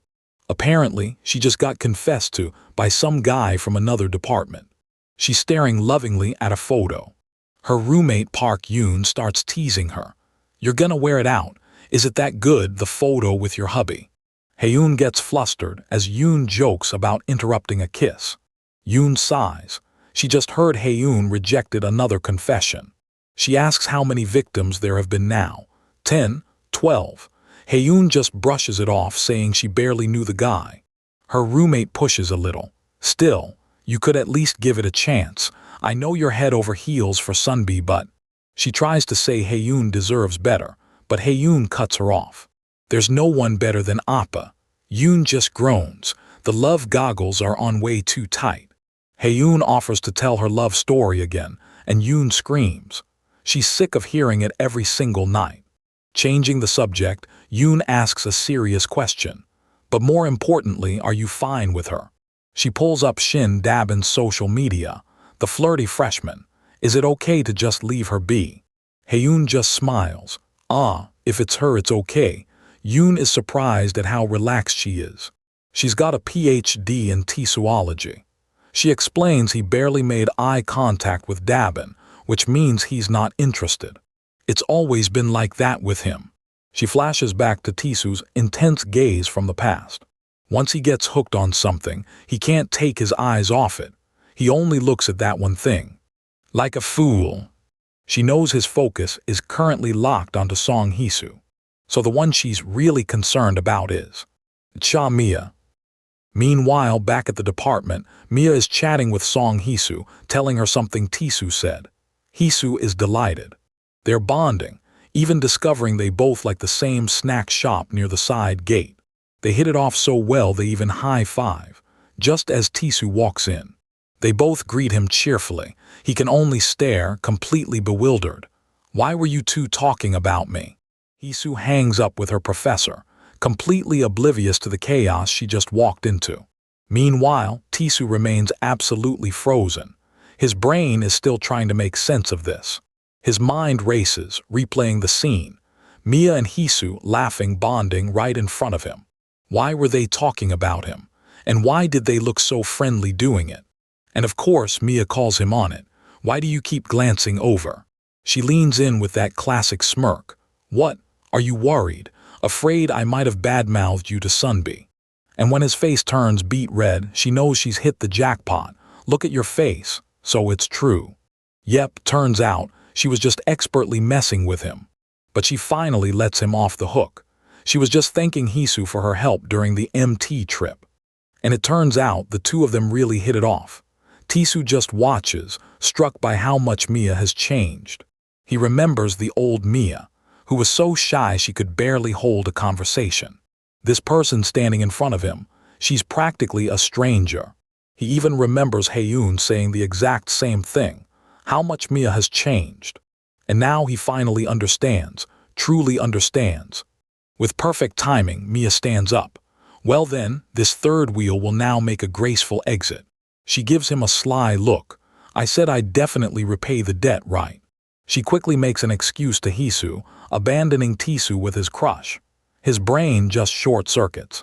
She throws him a wink and a good luck. Oh, this is her repayment. His ex-girlfriend is playing matchmaker for him. What is even happening? And just like that, he's alone with Song Hee-soo. His heart is pounding out of his chest. But as Mia walks away, that cheerful facade melts from her face. I guess, a debt is a debt, she mutters to herself. But that look on her face says something else. Back in the room, Hee-soo is still working, completely unaware of Tisu's internal meltdown. He can't believe it. This isn't a dream, is it? The one-on-one time he wanted so badly during the MT trip just fell right into his lap. But this is not how he wanted it to happen. He needed time to mentally prepare himself. And just as he's spiraling, Hee-soo closes her laptop. All right, I've finished. His window of opportunity is closing. His brain is on fire. What should I do? Is she going to leave right away? He has to say something, anything. Come on, Tisu, think. But she beats him to it. Have you eaten? He's so flustered he just blanks. Dinner, she clarifies with a smile. Have you eaten dinner? Not yet. Her face absolutely lights up. Nice. Next thing he knows, they're at a crepe shop and she's happily digging in. She calls it her secret spot, even though half the school seems to know about it. But that's the charm. Thinking of it as a secret makes it feel special, right? And he's completely smitten. Yeah, she's pretty great. He can't stop smiling. Just being next to her gives him energy.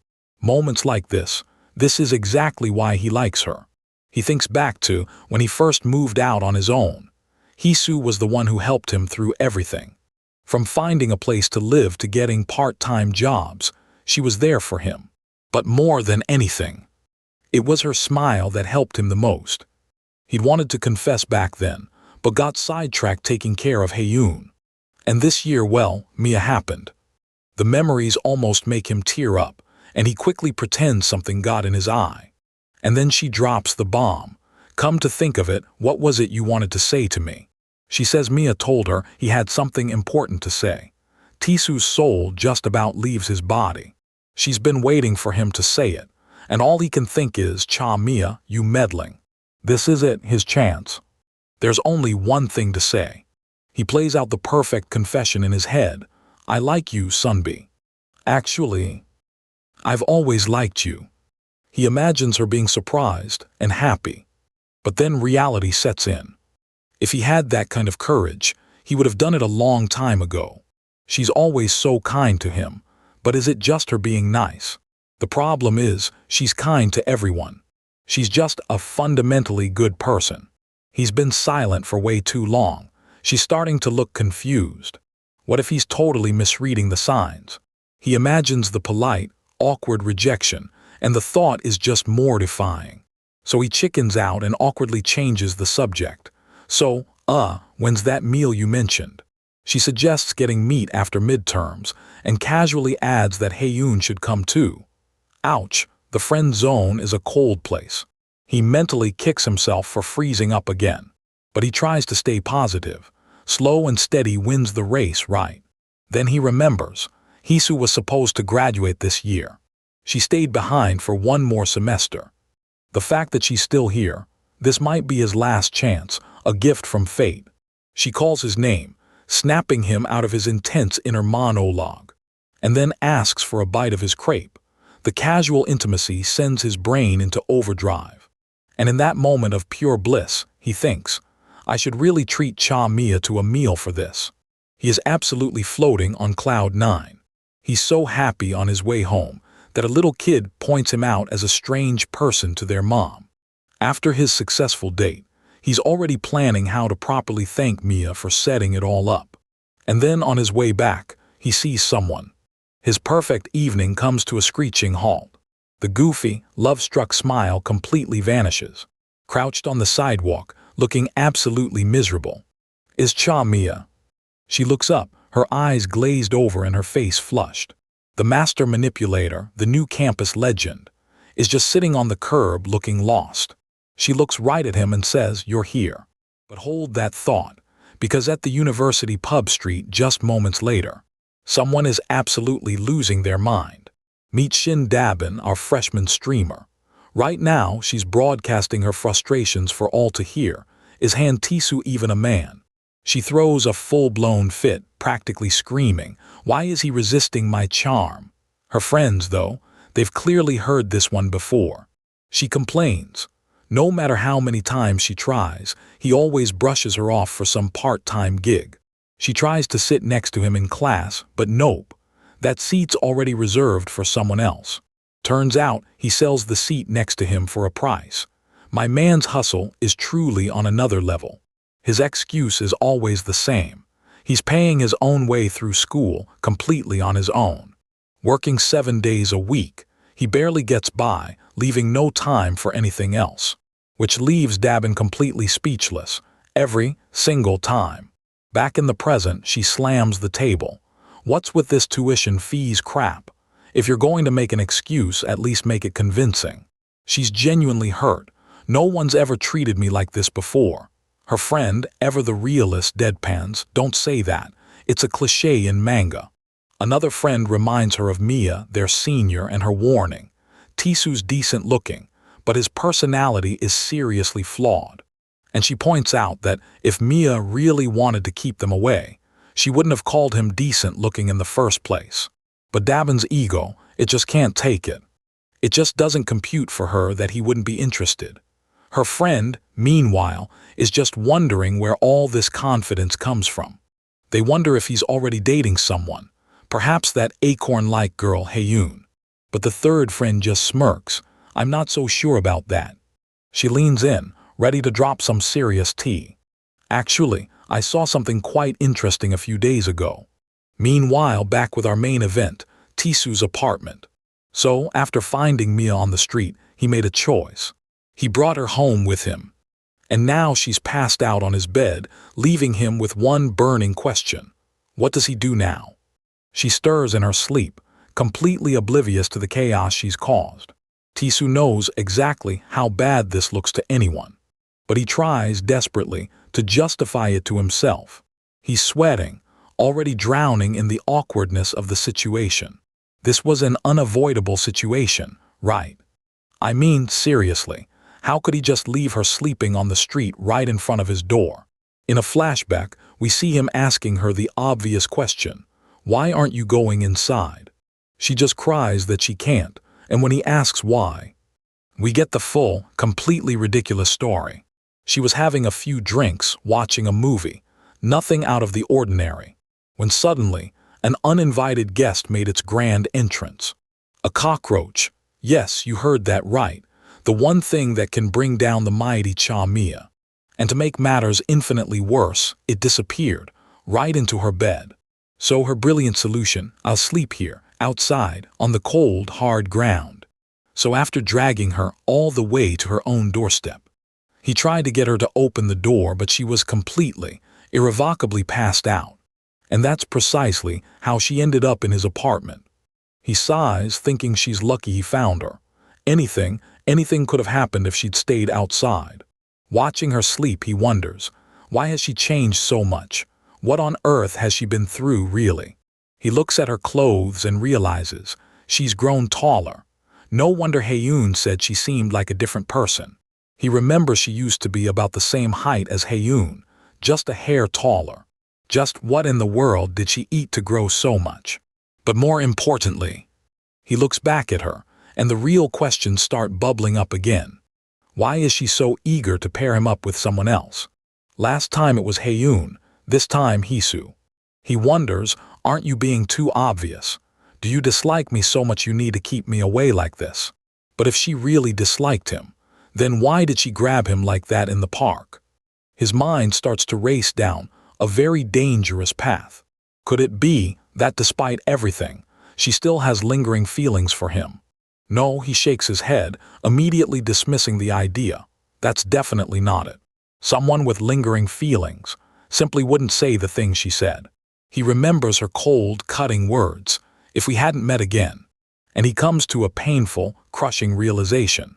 Maybe he's the only one still stuck in the past. She's acting like nothing, absolutely nothing, ever happened between them. So maybe it's time for him to finally let go too. The Mia he liked, the one he shared those precious moments with. That first kiss. The Mia he loved from those days gone by. That person is gone. She only exists in his memories now, a ghost of the past. He slams his bedroom door shut and jumps into a cold shower, literally trying to wash away the memories, to cool his head. He tells himself firmly that he's over it. This is it, the decision is made. From now on, he'll treat her strictly as just another junior, nothing more. He was the only one paying attention, the only one who truly cared. He's tired of feeling like he's losing. Besides, there's someone far more important to him now, isn't there? Hisu, his actual crush. She's the one who made him forget about cost-effectiveness. Back when he thought dating just wasn't worth the sheer effort. Of course, she's famous for being a fortress, rejecting over 100 guys. There's even a bet she won't date before graduating. His opponent, the fortress goddess of the department, this won't be easy, not at all. He steels himself. He wouldn't cling to someone who didn't like him, but if Mia isn't going to care anymore, then he too will stop caring about her. He glances back and of course she looks angelic and carefree, perfectly innocent, sleeping after turning his heart upside down. He decides to just game all night to take his mind off everything. But then she gasps in her sleep and he panics, clamping a hand over her mouth to keep her absolutely quiet. Phew, that was a close call. He even considers just leaving her outside after all this, but forces himself to endure. It's just for today, but as she stretches, muttering so hot, his carefully constructed resolve crumbles just a little. He turns away, utterly flustered. Why the hell did his heart just skip a beat? He literally just cooled his head and told himself not to think about her. He tries to play it cool. It's not the first time he's seen her like this, after all. He decided not to care. He decided not to care. He just keeps repeating the mantra. But every little sound she makes has him completely on edge. Finally, he gives up. He's kicking her out. He wraps her in a blanket, telling himself he's just respecting her wishes. Right. As he's carrying her out into the hallway, he hears a sound, a quiet rustle. A voice calls out, "Tisu." He freezes. He knows that voice. And there she is, Hisu, his crush, catching him carrying his drunk, half-dressed ex out of his apartment. You know this is bad. A voice called out, "Tisu." He froze. His crush, Hisu, just caught him with his half-dressed ex. Could it all have been a bad dream? Nope, the problem is waking up. They're still right there on the hallway floor. Mia, bless her heart, has absolutely no idea where she is. Tisu, however, remembers everything, every excruciating, soul-crushing detail. And he's immediately, utterly broken, crying. Mia, finally lucid, is greeted by her ex having a complete meltdown. She starts freaking out. "How are you in my room?" "Wait, I'm in the hallway." And then, with perfect timing, she asks why he's crying. He just snatches the blanket back. The panic is over. Now there is only cold, hard fury. He throws her own words back at her. "You said we should keep our distance, right?" "I agree." Then he adds, with ice in his voice, that he'll bill her for the trouble tomorrow. "From now on, I won't care at all." And with that, he slams the door in her face, leaving Mia completely alone, bewildered and honestly, pretty much abandoned in the hallway. She genuinely has no idea what just happened. Inside, Tisu finally lets it out. Why does nothing ever go right when she is involved? Fast forward a bit, it's late March. It's club recruitment season on campus. Life, apparently, goes on, even when yours is a dumpster fire. Tisu trudges through campus, a man utterly defeated. And of course, you knew this was coming. Of course, he runs into her. There you are again. Honestly, the universe really has it out for this poor guy. His plan for social distancing isn't just failing, it's spectacularly backfiring on him. And he's still salty about it. He reminds her she's the one who promised to set him up with Hisu, then ruined everything.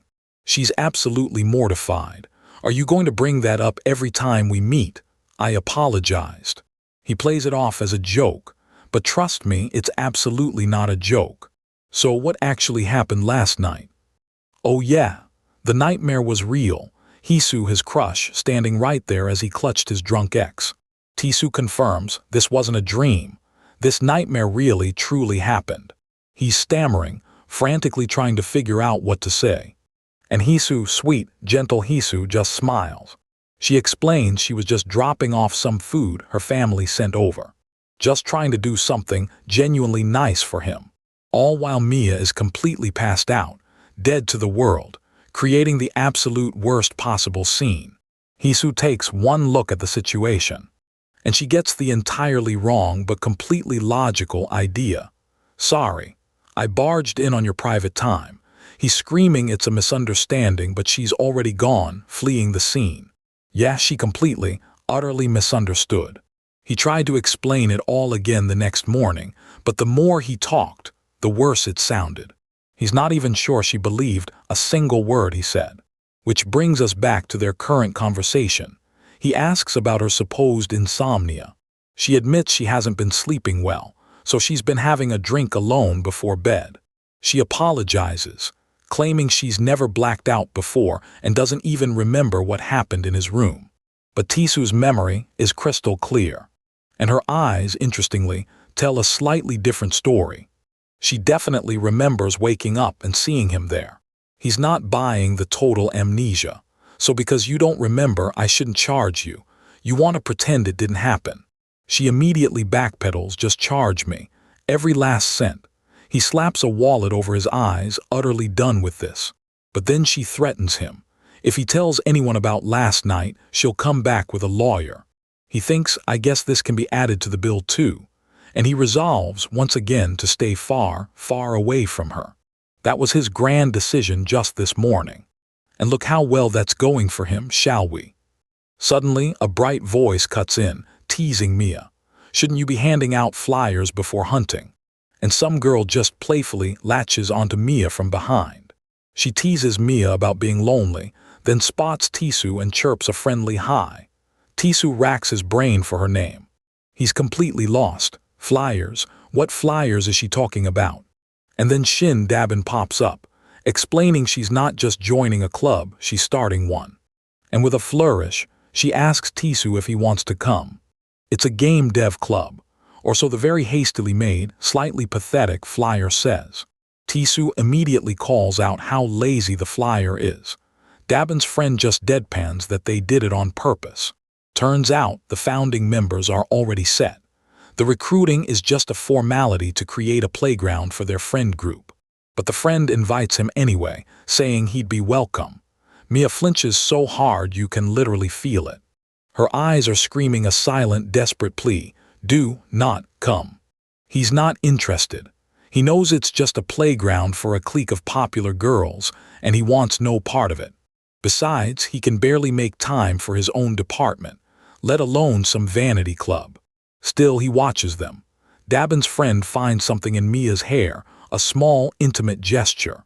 They're close, much closer than he expected, especially considering the last time he saw them together. Mia was actively chasing them off. And then, a strange thought starts to form in his head. Is he finally starting to become conscious of her? Not as the girl he used to date, but as someone entirely new. Seeing her like this, it feels like she's genuinely grown. He's starting to perceive her as a different person. Which is crazy, right? She has the same face, the same voice. How can she possibly be someone else? But if he really wants to check, there is one very specific way. So he follows her to the department lounge, a man on a mission. She's trying to study, completely focused, and he's just lurking awkwardly. Again, are you stalking me? He fires back that he should absolutely be the one asking. He tries to leave to maintain their social distancing, but she yells at him to just come in because he's being too distracting. He thinks to himself, there's one straightforward way to see if this is truly the real Mia, and that is to test her. He steels himself for his very serious, very scientific investigation. He thinks her chests, and then thankfully clears his throat. Bro, seriously. She catches him glancing over. He quickly makes up an excuse, saying he just found it fascinating to look at. He pivots. You said you had insomnia, but you look quite lively. She scoffs, are you stupid? It's called makeup. Then her tone shifts unexpectedly. She stops him. She says, with a surprising softness, it's not because of you, so don't worry. She's letting him off the hook, telling him that her messed up sleep schedule isn't actually his fault. He just says, oh, okay. She gets annoyed. What's with that reaction? I was trying to be considerate. A small, knowing smile plays on his lips. I just thought maybe it was because you were playing games all night. He brings up an old, shared memory, something called Gukbap story. She has absolutely no idea what he's talking about. And just as he's about to explain, Shin Dabin bursts in again. Good afternoon, Sunbi, aren't you? Fallen power angel. A flash of images explodes in his mind, some kind of online game history. His secret, it's completely out. Wait, fallen, what did you say? The chapter ends on a stunned, panicked question. But as Tisu's world is imploding, the chaos is spreading. Across campus, someone else is having a meltdown of their own. And trust me, she's absolutely losing it. Dabin's big reveal hits her like a truck, but she's got the wrong target. She thinks Mia is the legendary fallen power angel. But even she knows something's off. Why would a legendary master like Mia ever waste time on a nobody like Tisu? Yoonji quickly silences her. Hey, we agreed not to talk about that at school. Turns out their guild has enemies. And her friend keeps connecting dots, just not the right ones. She remembers Yoonji's whispers, convinced she'd seen something. I've seen it. They took pictures together, arm in arm at the park. Yoonji swore they were together, sneaking off during retreats, always hanging out at school. So the question forms in her mind, have they known each other this whole time? And just like that, the rumor is off to the races. Were they really in that kind of relationship? So she sprints over to a lecture room and finds Yoonji. Hey, I was about to look for you. But her friend is not here for pleasantries. She grabs her, completely frantic. Just say if you find out the master you respect is in a messed up relationship with a jerk, what would you do? Yoonji has no idea what she's talking about. It's about Han Tisu and Mia Unnai. She's in full crisis mode. What should I do? Should I be rooting for them? And right on cue, who did what with whom? Look who it is, Na Hae-yoon. She overheard everything. And you better believe she wants every single detail. Could you tell me a bit more in detail? Later, as shadows lengthen, a familiar figure stands at an apartment door, ringing the bell over and over. Tisu opens his door, confused. It's Hae-yoon, and she looks just as surprised to see him. What are you doing here? He asks. She was trying to buzz Mia, but the bell isn't working. Tisu figures it's probably broken. He tries it himself and nothing. Or is it? He lets her in for a minute, then immediately tackles the elephant in the room. People are saying I'm dating Cha Mia. Who started that nonsense? Hae-yoon is so relieved she can barely hide it. Right, it's not true, is it? He points out the obvious. You heard it that day, didn't you? Cha Mia said herself that she and I are done. She claims she just wanted to check if Mia knew about the rumor. Tisu's not so sure. It's really just to confirm. Right. Her eyes dart away. Just confirming, she mutters. He asks why she's there. Her tutoring got cancelled, leaving her with free time until her 9 o'clock job. 3 whole hours, an opportunity. And she takes it. Then, how about we go out for a walk, or something? And rejected. Sorry, I'm in the middle of a side job now, so. She plays it off cool. Really? Then I guess there's no choice, work comes first. But then she asks if she can just hang out in his room until he's done. And what can he say? Of course. So now Hae-yoon is just sitting on his bed. This is fine, everything is fine. Inside his head, the gears start grinding. He forces a laugh. Of course, I'm not stupid. I know Hae-yoon has feelings for me. The only problem is, in his head, she's still the crazy chihuahua of Gwangjangdong, 11 years old. That's how he sees her. He just can't shake the image of her as this little kid. The kid who was always eating rice cake skewers. She tries again, inviting him to dinner with her brothers next week. He rejects her before she even says what day it is. Sorry, I'm busy that day. He makes a lame excuse about accepting freebies, but there's a real reason he's dodging. It's about her family, more specifically, her 2 older brothers. They're way older, they dote on her, and they have always intensely disliked him. Ever since he used to tutor her. They gave him hell. A classic if you hit on our sister verses, so you're saying she's not cute trap. And it gets worse. Both of them are on the national team now. If he ever looked at Hae-yoon as more than a sister, his hair would become a museum piece. It would just be gone. So he's not going to that dinner. He glances back at Hae-yoon. She really has changed a lot. Taller, different physique, even makeup, but his mind immediately pivots, but not as much as Cha Mia. And just like that, he's back to her, a different person, He can't let it go. Is she trying to avoid him because she's afraid he'll realize she's someone else? Could she have a twin or something? His mind is racing with possibilities. No, he never heard her mention siblings. But you can't say for sure. She knows things only the real Mia would know, like the game console incident. When they first met again, she even knew about his family background. Then what's this occasional sense of discrepancy I feel? He flashes through all the weirdness, the coffee, the memories she doesn't have. And he has to ask himself the hard question, is he overthinking it? Or is he secretly hoping she's someone else? Suddenly, Hae-yoon leans into his view. He's completely startled. Your face is red, Appa. He hadn't even realized how close she was. She puts a hand on his forehead. You seemed restless just now, so I wanted to check. Do you have a fever or something? Doesn't seem like you have a fever. But his heart just started hammering in his chest. Wait, why is my heart racing all of a sudden? Is it because she's so close? Or is it something else? He's blushing hard. And he's not the only one. Hae-yoon is internally freaking out. Whoa, hold on. When did I get this close to him? Her roommate's words flash in her mind. Don't just wait for a chance, create one. Just kiss him. Why did she think of that now? Am I maybe? Tisu just stares, completely frozen. Thinking this is a chance. She leans closer, heart pounding. Or is this anxiety? She remembers Mia's offer to help. Should I help you out, so you get together with Han Tisu? And she remembers her own proud refusal. I don't need help from you, Unnai. I'm going to win Appa over with my own strength. And despite saying that so confidently, her feet are fidgeting, her heart is racing. And she's frustrated that she can't do a thing.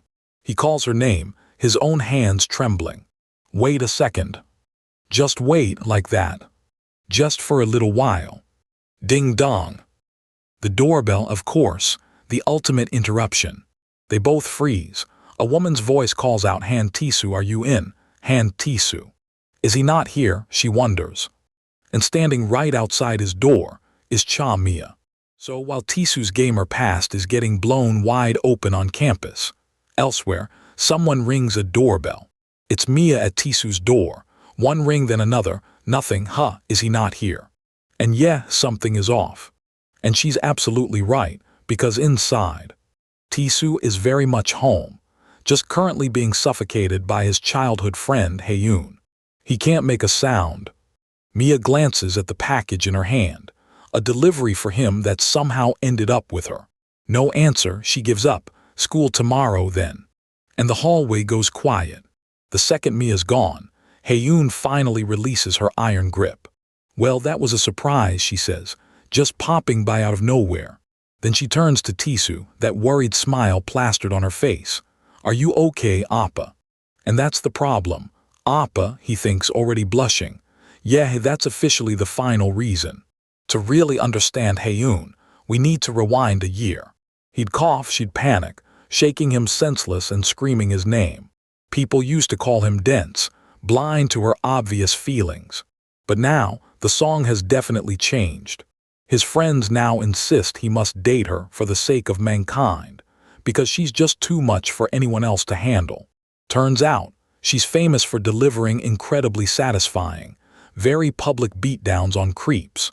Her legend precedes her. In her dog-eat-dog world, little Haeyoon learned one simple truth: strength is justice. And she still operates exactly like that. Even her friends have to beg her to dial it back, more worried about property damage than anything else. It took years for her to even begin to suppress that wild nature. But everyone agrees. In front of Han Tisu, this wildcat becomes a gentle lamb, a match made in heaven, they say. And yeah, that's what everyone says. But for Tisu, it feels very different. He's a tiny ant. She's a massive, beautiful elephant. How could a mere ant ever hope to dine with an elephant, you tell me? Especially one who screams you can't die every single time he gets a paper cut. He knows she's a good person, of course he does. But that constant high-energy shaking, it's a lot. Her instincts are viscerally terrifying. Which brings us right back to the present, where Tisu is still being absolutely crushed. His decision, simple: I should skip work today. Time flies. Soon it's mid-April, midterm season. Cut to the game dev club room. Dabin's having a classic midterm meltdown, while her friend just calmly states the facts. Yoonji asks what's wrong, and another friend casually drops it. She's talking about Mia Unnai. And speak of the devil, Mia herself is right there, wondering why exactly they're talking about her. Dabin finally blurts it out: the situation between Mia and Tisu. Yoonji mentions she thought they seemed like they were dating. And right on cue, Haeyoon walks in, hearing the one word that absolutely shatters her world: dating. Mia greets her, completely oblivious, and wonders where Dabin vanished to. Dabin has somehow teleported to the sofa, hiding her face, utterly flustered by Haeyoon's arrival. She's frantically muttering to herself. Mia Unnai is the guild master, and with Han Tisu they've got something going on. Yoonji points out Mia looks tired, and Mia admits to pulling an all-nighter. So Yoonji, with zero chill, asks, did you perhaps stay up all night? On a date with Tisu Sunbi? Turns out Yoonji saw them at the park, during that fake dating setup Mia orchestrated. Mia is utterly floored. The interrogation continues. What exactly is going on between you two? Are you dating in secret? All while Haeyoon watches from the doorway, her heart absolutely in her throat. Mia is on the spot, completely cornered. And Haeyoon waits for the answer that could crush her 10-year-long love. Forever. Sometime later, Haeyoon is in the restroom. And she looks genuinely happy. It turns out Mia denied everything, saying they're more like enemies and even mentioning a big incident at a police station. But we know there's more to that story. She remembers Mia's disgusted expression, practically begging them not to joke about it. To Haeyoon, it's crystal clear. Mia genuinely dislikes Tisoo. And if there's nothing between them, that means there's still a chance, for me. But someone else was listening. Dabin emerges from a stall having overheard everything. A chance. The gears in her head are turning, but she seems to be drawing a very different conclusion. She's just left utterly confused. Meanwhile, Mia walks through the halls, deep in thought. She tries to brush off the rumors, thinking, we're not seen together that often, right? But then she starts counting, and realizes, wait, they actually have been running into each other constantly, ever since she met Han Tisoo again. All sorts of exhausting things just keep happening. Where did it all go so wrong, you might ask? Was it that first bump on campus? Or then? That night at the park, perhaps? She should have been more cautious the second she realized he lived in the same area. She was too careless. And just as she's lost in thought, she bumps right into him. Why are you so surprised? Tisoo asks. Did I seem like a ghost or something? She blurts out the truth without even thinking. I was just thinking about you. He then notices her outfit, a simple tracksuit. Why are your clothes so plain today? She gets defensive, then catches herself. Wait, why am I even explaining this to you? Why do you care how I dress? It's my choice. And then he says something that stops her absolutely cold. It reminds me of the you I used to know, and it looks nice. Mia is absolutely stunned silent. He just gives her a casual goodbye, wishing her good luck with her tests. He waves and walks away, leaving her completely frozen. She stammers out a you too, and gives a little wave back. It's completely involuntary. As he disappears, she's just left wondering, why did I wave back? Seriously, since meeting him again, everything has been a total mess. Later that night, the rain starts to fall. As she rides the elevator, Mia reflects, none of this was part of her plan. Running into Tisoo again at the university, completely unexpected. The constant meetings, the bickering, none of it was planned. Just the two of them. And then the elevator jolts to a stop, with Tisoo inside with her. And getting stuck in an elevator, yes, that wasn't in her plans either. And with the last chapter's ending ringing true, here we are. Mia and Tisoo trapped in an elevator, just the two of them. Mia's heart is doing a full drum solo, but Tisoo, he's already on the emergency line, cool as a block of ice. He calmly relays their location and takes the news. About 20 minutes. Okay, got it, he says, unfazed. 20 minutes. He says it casually, but they both know rush hour could stretch that into an eternity. Mia just stares, her mind miles away. Tisoo, meanwhile, is already picturing this as some rom-com trope. He even points out the security camera, trying to reassure her, as if that's where her brain went. But she's not worried about him. She's worried about the situation. Her heart is in her throat. How can he be so calm? Because her brain didn't go rom-com. It went full-blown horror. Creepy ringtones, shaking elevators. Mia is spiraling fast and Tisoo is completely lost. Seeing his chance, he can't resist. Should I tell you a scary story? He asks. She is absolutely not having it. Turns out, a horror movie-loving friend traumatized her back in childhood. Ever since, anything supernatural, ghosts, monsters is a hard no. And then, as if on cue, the power cuts out. Mia completely loses it, screaming ghosts into the sudden darkness. Tisoo instinctively grabs her, trying to keep her from panicking and getting hurt. He flicks on his phone's flashlight. Calm down a bit, he says. It's just a temporary power outage. And then they both realize the position they are in. Mia pressed tight against his chest. He tries to break the tension, teasing her about being so jumpy. Just as quickly, the lights flicker back on, revealing them sprawled on the elevator floor, Mia practically in his lap. He tries to play it cool, but the sweat is practically beading on his forehead. He is suddenly hyper-aware of how close she is, and he immediately panics, scrambling to explain himself. "This isn't what it seems," he blurts out. But she cuts him off, her face flaming red. "I know, you don't have to say it." The silence that follows is deafening. They both know it was an accident, but Mia's heart is absolutely hammering. After they finally untangle themselves, Tisu notices she's still soaked from the rain, so he takes off his varsity jacket and drapes it over her shoulders. He tells her to hang in there, it's cold. She gives a tiny nod, pulling the jacket tighter around herself. The silence breaks again when he catches her staring at him while he's on his phone. She looks away, saying she was just curious. And what's he doing? Checking on his auto-hunting game. Mia cannot believe this guy. But for Tisu, the grind never stops. Every piece of virtual gold translates directly to living expenses.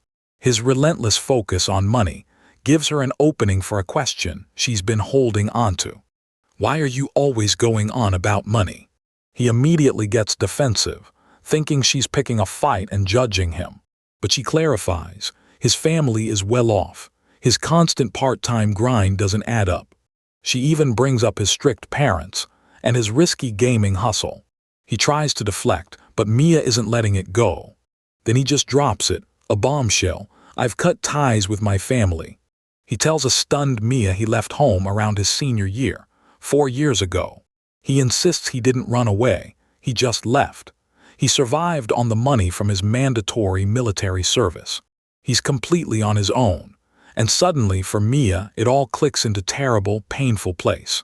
The time he asked her for money, his endless part-time jobs, his constant hustle, even choosing a less-than prestigious university. This is not the hand Tisu she knew. And to twist the knife, he mentions Hisu helped him out a lot. Mia flashes back to his family home, a giant modern mansion. Old money defined them. Servants, a huge yard, a picture-perfect wealthy family. Completely different from the shabby, single-room life she used to live. The roles have completely, brutally reversed. He is now living the very life she fought so hard to escape. Back in the present, a wave of guilt crashes over her. Sorry, Han Tisu. She apologizes for every time she called him a spoiled rich kid, for every assumption. He just brushes it off, admitting he might have acted like a snob sometimes. But for Mia, it's not that simple. It's a massive deal.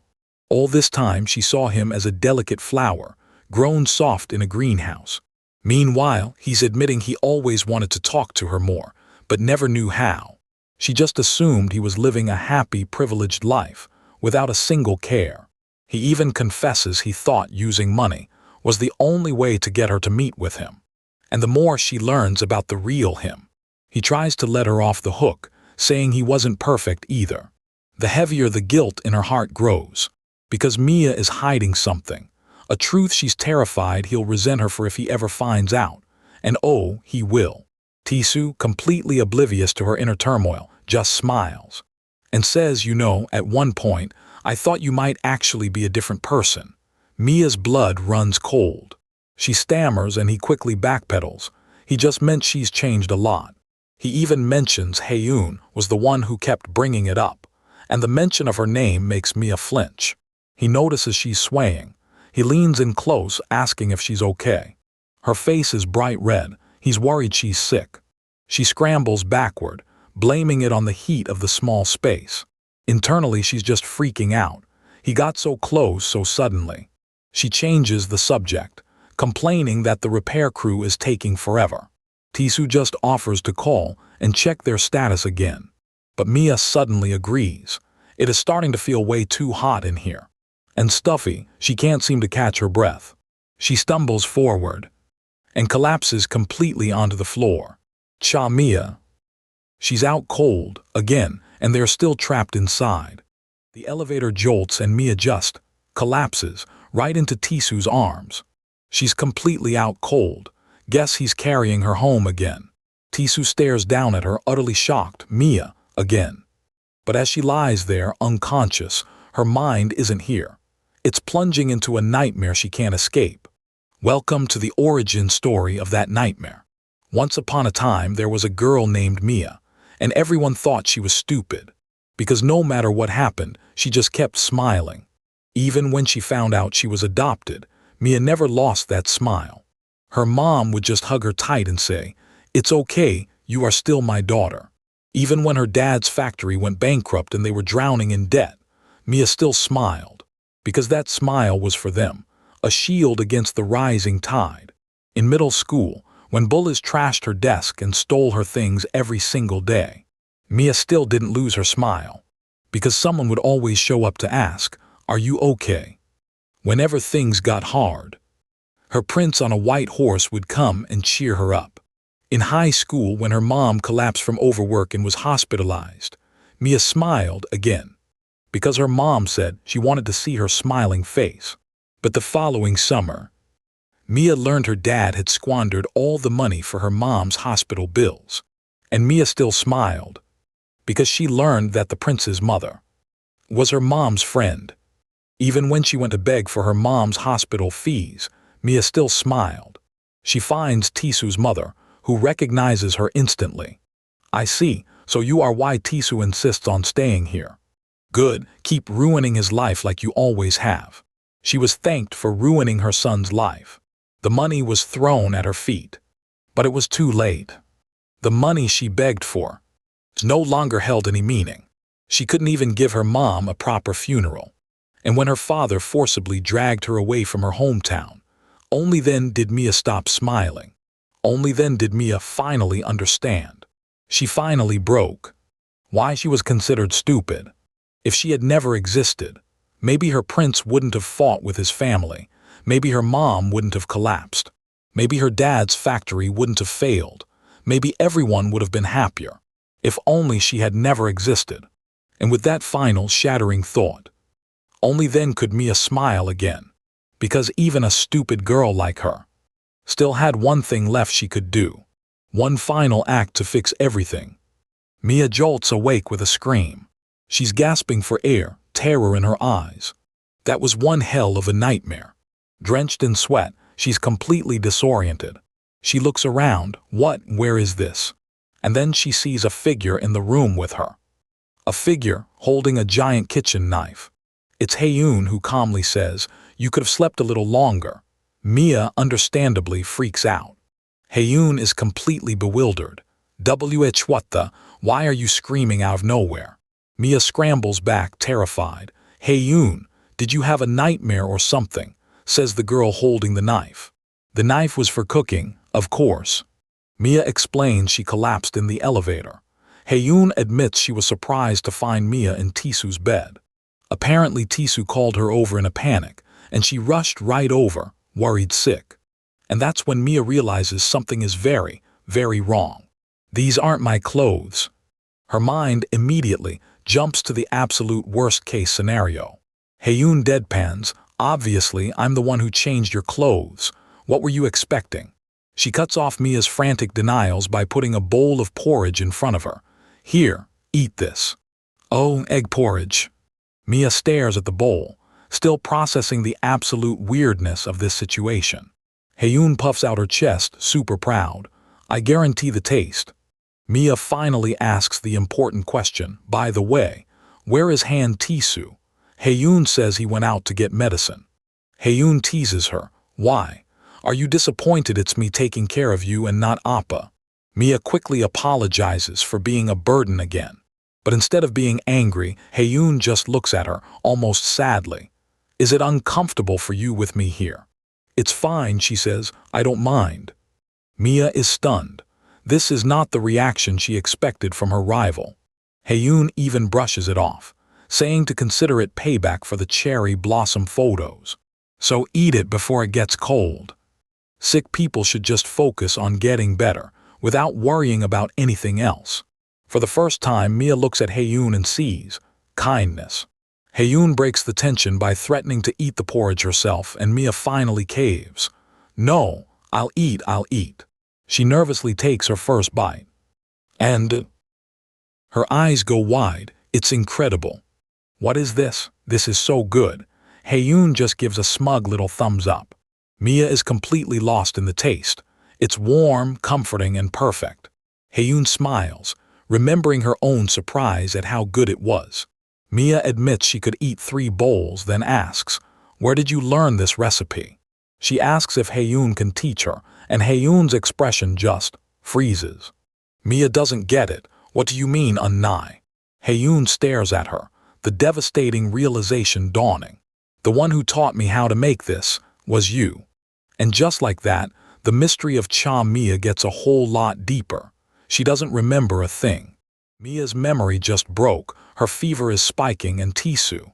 He's making a desperate late-night run.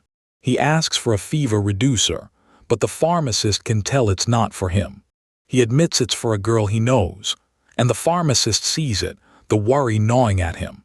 He explains she hasn't been able to sleep, but the truth is, sleep is the least of his worries. He worries about mixing medications, about making things worse, about everything. But his mind is racing, because he just ran away from the one thing that could give him answers. He knew there was a way to be sure, a way to know if the girl in his room was really Mia or not. He remembers something from their past, a secret she shared. I have a scar on my chest. Back then she was so shy, so earnest. Worlds apart from the Mia standing in his apartment now. Of course, his first reaction was to get flustered and make a joke about emotional scars.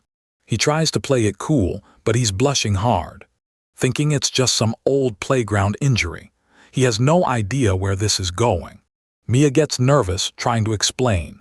She wanted a secret to make them feel like a real couple, but she had none to tell, so she found a different kind of secret.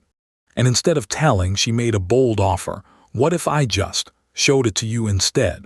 She just throws it out there. What do you think? And Tisu's brain short-circuits. Show me, do you even know what that means? She insists it's nothing gross, barely visible. But that is not the problem, and he knows it. She grabs him, getting closer. He asks her again, his heart pounding. What it means to show me that, don't you get it? She looks at him, totally serious. Of course I know what it means. Tisu is floored. And then she delivers the final blow. Even if it's not okay for anyone else, it would be for you, Tisu. He can only say what he's thinking. Sometimes, I feel like you're bolder than most guys I know. Back in the present, Tisu walks through the night, the memory still burning. He had the perfect chance to check for that scar when Mia was passed out, but his hands wouldn't move. Like a coward, he told Haeyoon about the scar instead, telling her it was the one way he could know if Mia was the same person. He left the dirty work to someone else. Why did he hesitate? Was he afraid she wasn't the Mia he knew? Or was it something else entirely? Meanwhile, back at the apartment, the confrontation we've been waiting for. Haeyoon looks Mia dead in the eyes. The one who taught me how to make this was you. Haeyoon presses her. Did you forget? And Mia absolutely panics. This isn't just confusion, this is pure terror. She scrambles for an excuse. And maybe it tastes different because I have a cold. Silly me, why didn't I recognize this? Yeah, nice try. But Haeyoon isn't letting her off the hook. She lists every ingredient Mia taught her, down to the 2 spoonfuls of sesame oil. Mia goes silent. Mia keeps trying to deflect, saying Haeyoon must just be a better cook. She's desperate. Haeyoon just smiles, playing along. You sure you didn't add anything else? And then she drops the checkmate. Actually, I don't really know. Appa made it after all. Mia's face says it all. Busted. Just then, the front door clicks open. Tisu's back. Haeyoon greets him like nothing just happened, cool as a cucumber. He asks about Mia, and Haeyoon tells him he just missed her.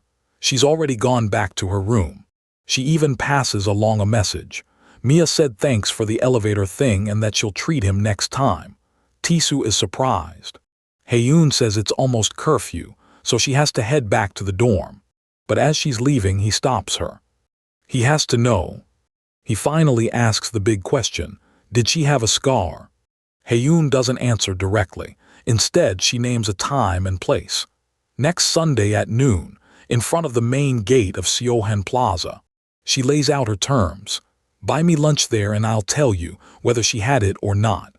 She smiles, calling him out. You wanted to use me to check, right? I need at least that much in return for it to be fair. Taesoo knows he's been caught. She teases him, giving him points for not trying to check himself. He can only admit she's being generous. And then her expression softens. It's fine, use me as much as you need. She looks him straight in the eye. I told you, right? I'll always be on your side, Appa. The mood shifts back to playful teasing. She asks if he's falling for her, if she should just confess right now. Then she pulls back with a smile. Just kidding, you have to confess first, Appa, when you truly fall for me. She reminds him of their promise. He just nods, yeah. And with a cheerful wave, she's gone, leaving him completely bewildered. He's left with one thought. Haeyoon is such a good person. He starts cleaning up the dishes. She's always so bright, so cheerful, someone anyone could love. His mind drifts to another memory of her. Someone so bright, so full of life. She's always been there, smiling at him. And he feels she's almost too good for someone like him. He sighs. She really is just too nice for her own good. Then he thinks about her deal, a meal next Sunday for the answer. Later in the shower, it finally clicks. Just by making that deal, she pretty much gave him the answer already. Haeyoon's silence on the scar means only one thing, Mia has it. The next morning, the weight of a secret hung heavy, but the world kept spinning, demanding she face the day. Taesoo heads out, just trying to start his day, when something makes him freeze. Because of course, as if on cue from some cruel cosmic director, Cha Mia is walking out too. The universe just refuses to give these two a break. Neighbors, of course they are neighbors. He gives her a little smile, probably enjoying how flustered she looks. Then he asks if she's feeling okay after she, collapsed right into his arms. She stammers that she's fine, desperately trying to hide her face. And then in a voice barely above a whisper, she admits, thanks to you. Turns out, her first stop isn't class. It's a desperate dash to the school infirmary. She tells the nurse her insomnia has gotten a lot worse lately and asks for sleeping pills. But no dice. The school can't prescribe those. The nurse just asks if this is an old problem. Or if something stressful has been going on recently. Stressful, yeah, you could definitely say that. Her mind immediately flashes to one person, and one person only, Han Taesoo, her ex-boyfriend. In her head, she's absolutely screaming that this is 1000% his fault. A dark, violent memory surfaces for just a second. If she'd never run into him again, none of this torment would be happening. They could have just been two strangers, blissfully unaware of each other in the same room. She wonders if just ignoring him from the very beginning could have changed anything. But it's too late for regrets now, far too late.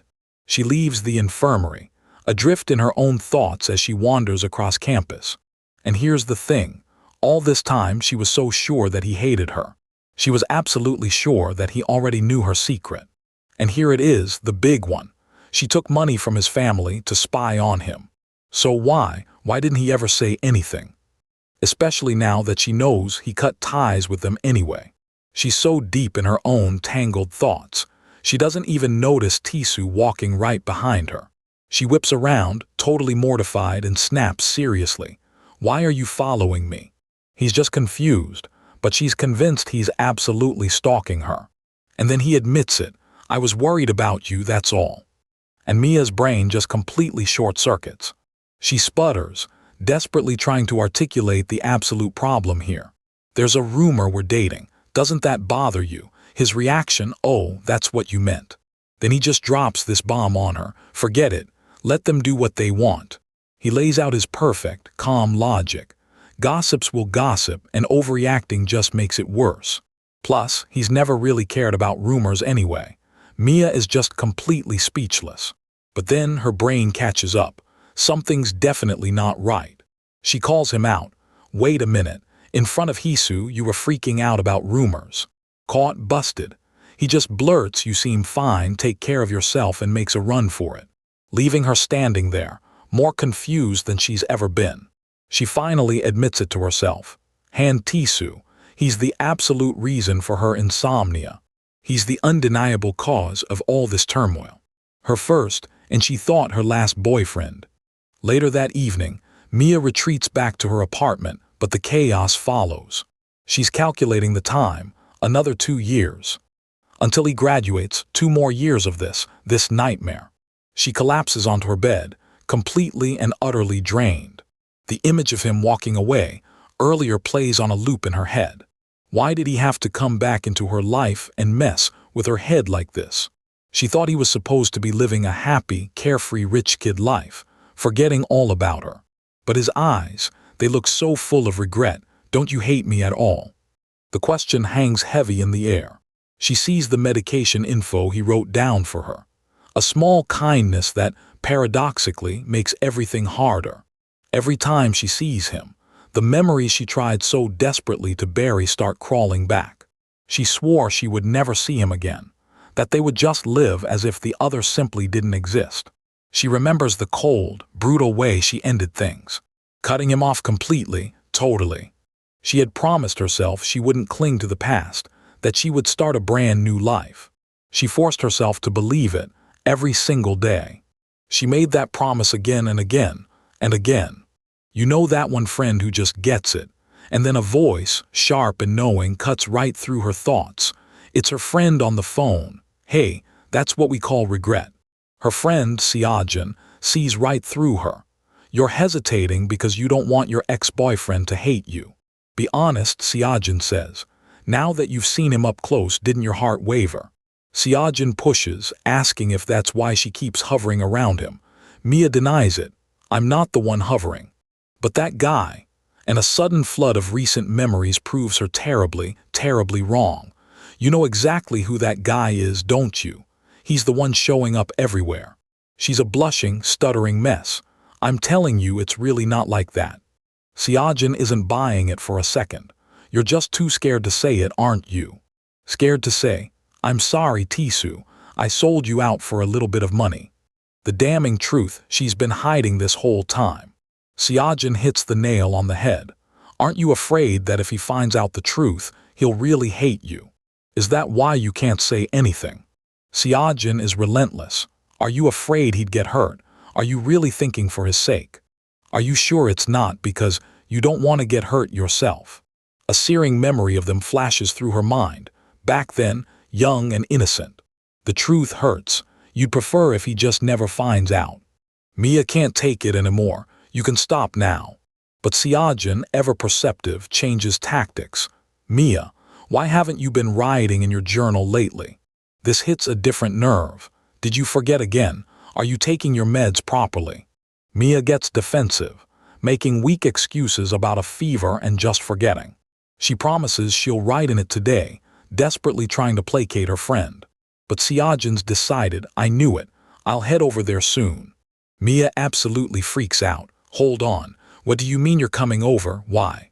But as she's still arguing frantically, a sudden knock echoes through her apartment. And standing there, as if summoned by chaos itself, is Han Tisu. He just asks, are you done with your call? And her world implodes all over again. The name echoes in his head as the water runs, Cha Mia. And then bang, a loud noise from outside snaps him back to reality. Wait, that wasn't his doing. Tisu scrambles into clothes, rushing to the door, flashing back just seconds ago. Are you okay? And there she is. Mia, looking flustered, refusing to meet his eyes. She thought he was on the phone, just listening to him talk to himself. He awkwardly explains he was just thinking out loud, and she offers him a pot of egg porridge she supposedly made too much of. She mumbles Haeyoon told her he enjoyed it last time. Of course, Haeyoon's trying to play matchmaker again. But Tisu is done playing games. He shuts her down. Thanks, but I'm fine, so you can just take it back. He tries to soften the blow with a forced smile, but the message is clear. He doesn't want it. And that's when she snaps. I said I was fine. The entire apartment holds its breath, silently echoing her raw anger. Tisu is completely stunned into silence. Where did that even come from? Mia immediately crumbles, realizing what she's done, sorry for suddenly yelling. She slides to the floor, defeated, but I really am okay now, so you really don't need to worry anymore. And then she asks the one question he has no idea how to answer. Hey, do you still have lingering feelings for me? She knows he likes someone else, and she's desperate to give him an out, a reason to push her away for good. Why do you keep being so nice to me? She looks up, her voice trembling. Don't you resent me even a little? After all, she vanished without a word, then treated him like a stranger when she came back. Tisu listens, his expression a mask. What could he possibly say? Then he drops the bomb. What if I don't? She can't believe it. After everything, how could he not hate her? He admits, yes, he'd be lying if he said he wasn't mad at all. But more than the anger, he was just relieved that she was alive and safe. His mind flashes back to that day, when he saw her at the police station for the first time in years. That was the moment relief washed over everything else. And hearing this, Mia can barely breathe. His honesty shatters her. Tisu kneels down, his voice soft. He knows she's had a tough time. And he gets it now. She's been keeping her distance because she thought he hated her. I want you to know that's not true. He tells her to just think of it as a friend from their hometown worrying about her. Nothing more, nothing less. He leaves the pot of porridge by her door, a peace offering, an olive branch. The door clicks shut, and Mia is left alone in the hallway, completely reeling from his confession. Someone's words echo in her mind. Be honest, didn't your heart waver? Her hand tightens on her arm, a silent battle raging within her. I told you, didn't I? Once you see his face again, you'll end up changing your mind. And as her heart pounds, she knows what this feeling is. Regret, deep, crushing regret. But to understand why he feels this way, we have to rewind. Way back, 4 years ago.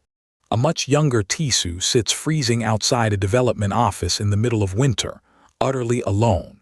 He looks absolutely defeated, at the very end of his rope, staring into the void. Suddenly, an umbrella appears, shielding him from the relentless snow. A woman stands over him. What are you doing here? It's Hisu. She tells him he's been sitting there since last night. She asks if he's waiting for someone. He tells her he lost his wallet and was waiting for the day labor agency to open. He's completely broke and stranded. She has to break the bad news. That place has been closed for a while. He can't believe it. Jeez.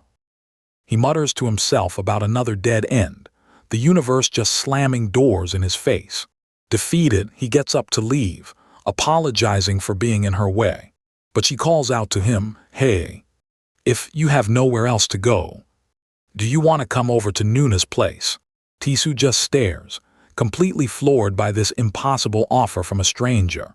She gives him a gentle, knowing smile, as if she understands everything. Or you don't want to. A total stranger, offering him a lifeline when he needed it most, challenging his despair. Back in the present, Tisu opens his door the next morning. Hello. The pot is back, but it's sparkling clean. And there's a sticky note on it. Thanks, the food was great, Mia. A small smile plays on his lips, a genuine one for once. She even did the dishes. That's progress. 4 days have passed since Mia collapsed. He's seen her on campus, and she seems to be doing fine, which is a relief. But her question from that night keeps playing over in his mind, a constant echo. Does he still have feelings for her? He tries to deny it. But if it's really nothing, why does he keep worrying? He remembers her telling Haeun she has no lingering feelings for him. They broke up ages ago. He tells himself that even hearing her say that didn't bother him. Not at all. He's just intellectually curious about what changed her. Totally not like he likes her or anything, right? His heart starts to flutter as his thoughts drift, a telltale sign. Actually, the one he has feelings for is Hisu. Yeah, that's it. His heart belongs to the student council president, definitely, no question. Right over there. His gaze drifts toward her, lost in thought. He gets lost in the memory of meeting her, his face flushing. If he hadn't met Hisu that day. Suddenly Shin Dabin is right in his face. "Oh, Sunbi, your face is so red." She asks if he's catching a cold and he just sighs. This girl is a handful. But for Dabin, it's not a cold. This is a moment, a glorious affection-boosting moment. Her gamer brain kicks in. This is a classic dating sim event, a golden opportunity to rack up points. She beams, offering to take care of him from now on. Her chance has come.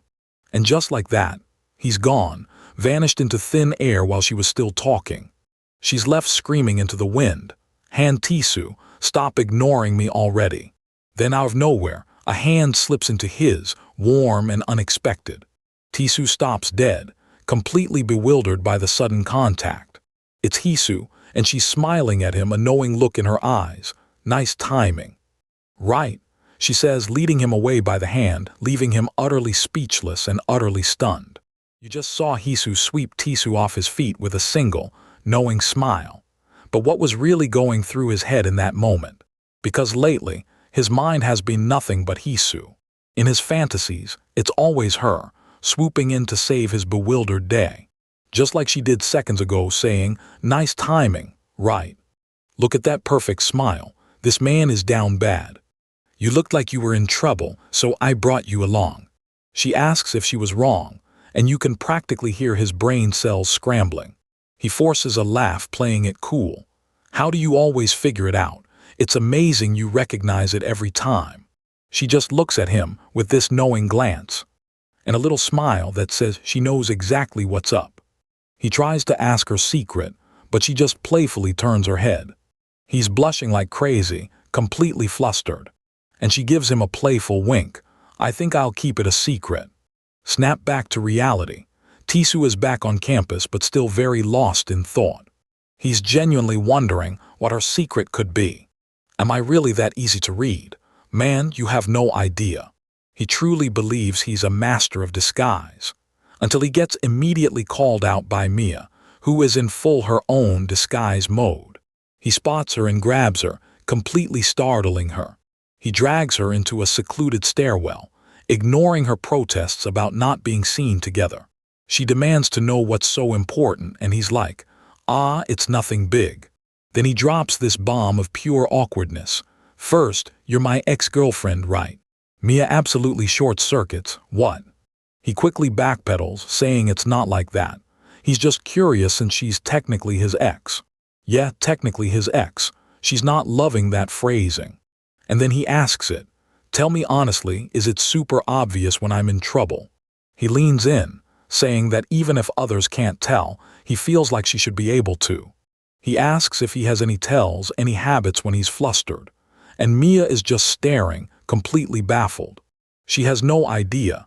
He explains someone keeps saying it's obvious and it's bothering him.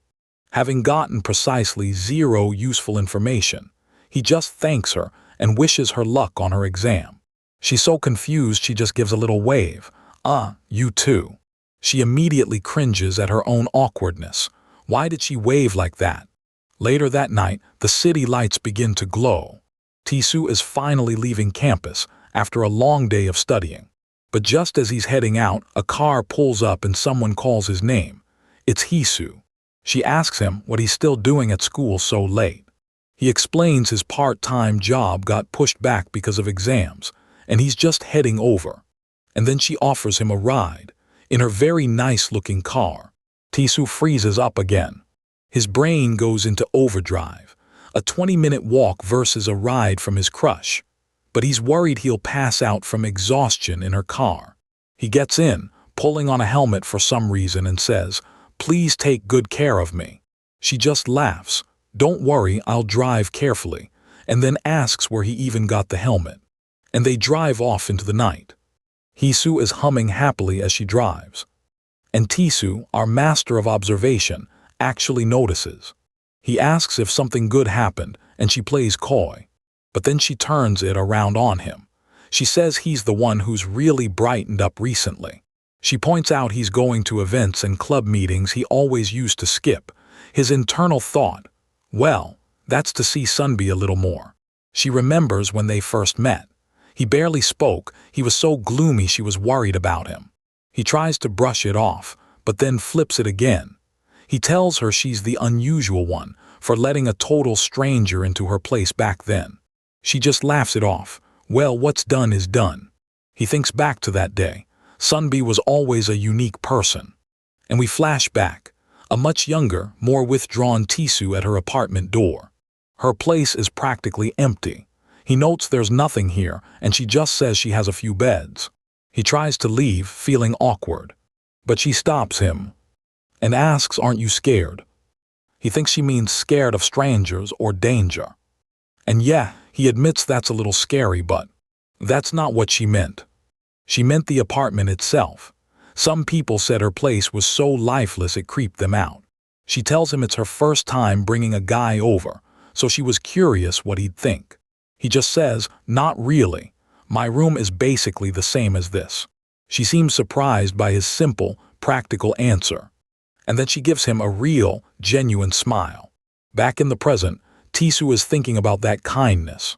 How she took in a complete stranger, letting him stay and eat with nothing in return. If he hadn't met her back then, who knows where he'd be? He's so lost in his memories he flinches when she suddenly speaks. She leans in close and he panics. "I knew it, you're hiding something, aren't you?" She's got him figured out. He's suddenly active, lost in thought. She puts her hand to her chin, making a guess. And she calls him out. "There's someone on your mind, right?" He freaks out. Did she know all along? But her guess is way off. Is it Mia, perhaps? He denies it so hard it's almost comical. Absolutely not. Never, not in a million years. He tries to cover, saying they were just high school classmates. And Hisu is shocked. He explains that's probably why she seemed uncomfortable being chummy. And Hisu seems to buy it. I see. But then Tisu catches something in her expression. A subtle shift, so that's what it was. Wait, what was that look? Did he see it wrong? For just a second there, it felt like Sunbi was relieved. A car horn blares, snapping them both out of the moment. The light's green. But the feeling lingers. That day, Tisu thought she was a little different from usual. And as for the reason why, he's only just scratching the surface. We cut to Hisu's apartment. She's staring at a text from her mother, pushing her about some classes, about becoming a producer. And the perfect, smiling student council president looks completely broken. She just whispers to herself, "I hate this so much." But the full story of her pain, that comes a bit later. Wait, how on earth did Tisu end up at a high-end department store, surrounded by beautiful girls shouting his name? His brain is literally short-circuiting, as they call out to him from every direction. Everyone wants a piece of him, and he has absolutely no idea how to handle it.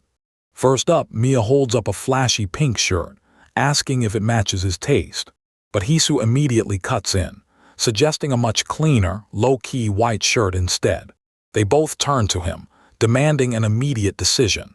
Tisu just sweats, mumbling that honestly, aren't they both pretty good? Mia gets right in his face, telling him he has to have a preference. Hisu agrees, saying it is all about what he actually wants to wear. The pressure is rising, and he has nowhere left to run. Tisu looks down at the outfits and realizes something is very, very wrong. Wait, they want him to wear those. These two are suddenly getting along way too well. So how did he get dragged into this shopping nightmare in the first place? Well, we have to rewind the clock to see where this madness started. Back on campus, just 2 hours earlier. Midterms were finally over, which meant one thing. The school festival was officially go time. Tisu walks into the department clubroom, only to hear a sudden, shocked shout. Turns out, the girls were already in full meltdown mode over their campus rivals. Freshman Yoonju dropped the bombshell. Social welfare was planning to dominate the festival again. Tisu chimes in, asking what exactly happened with the social welfare crew.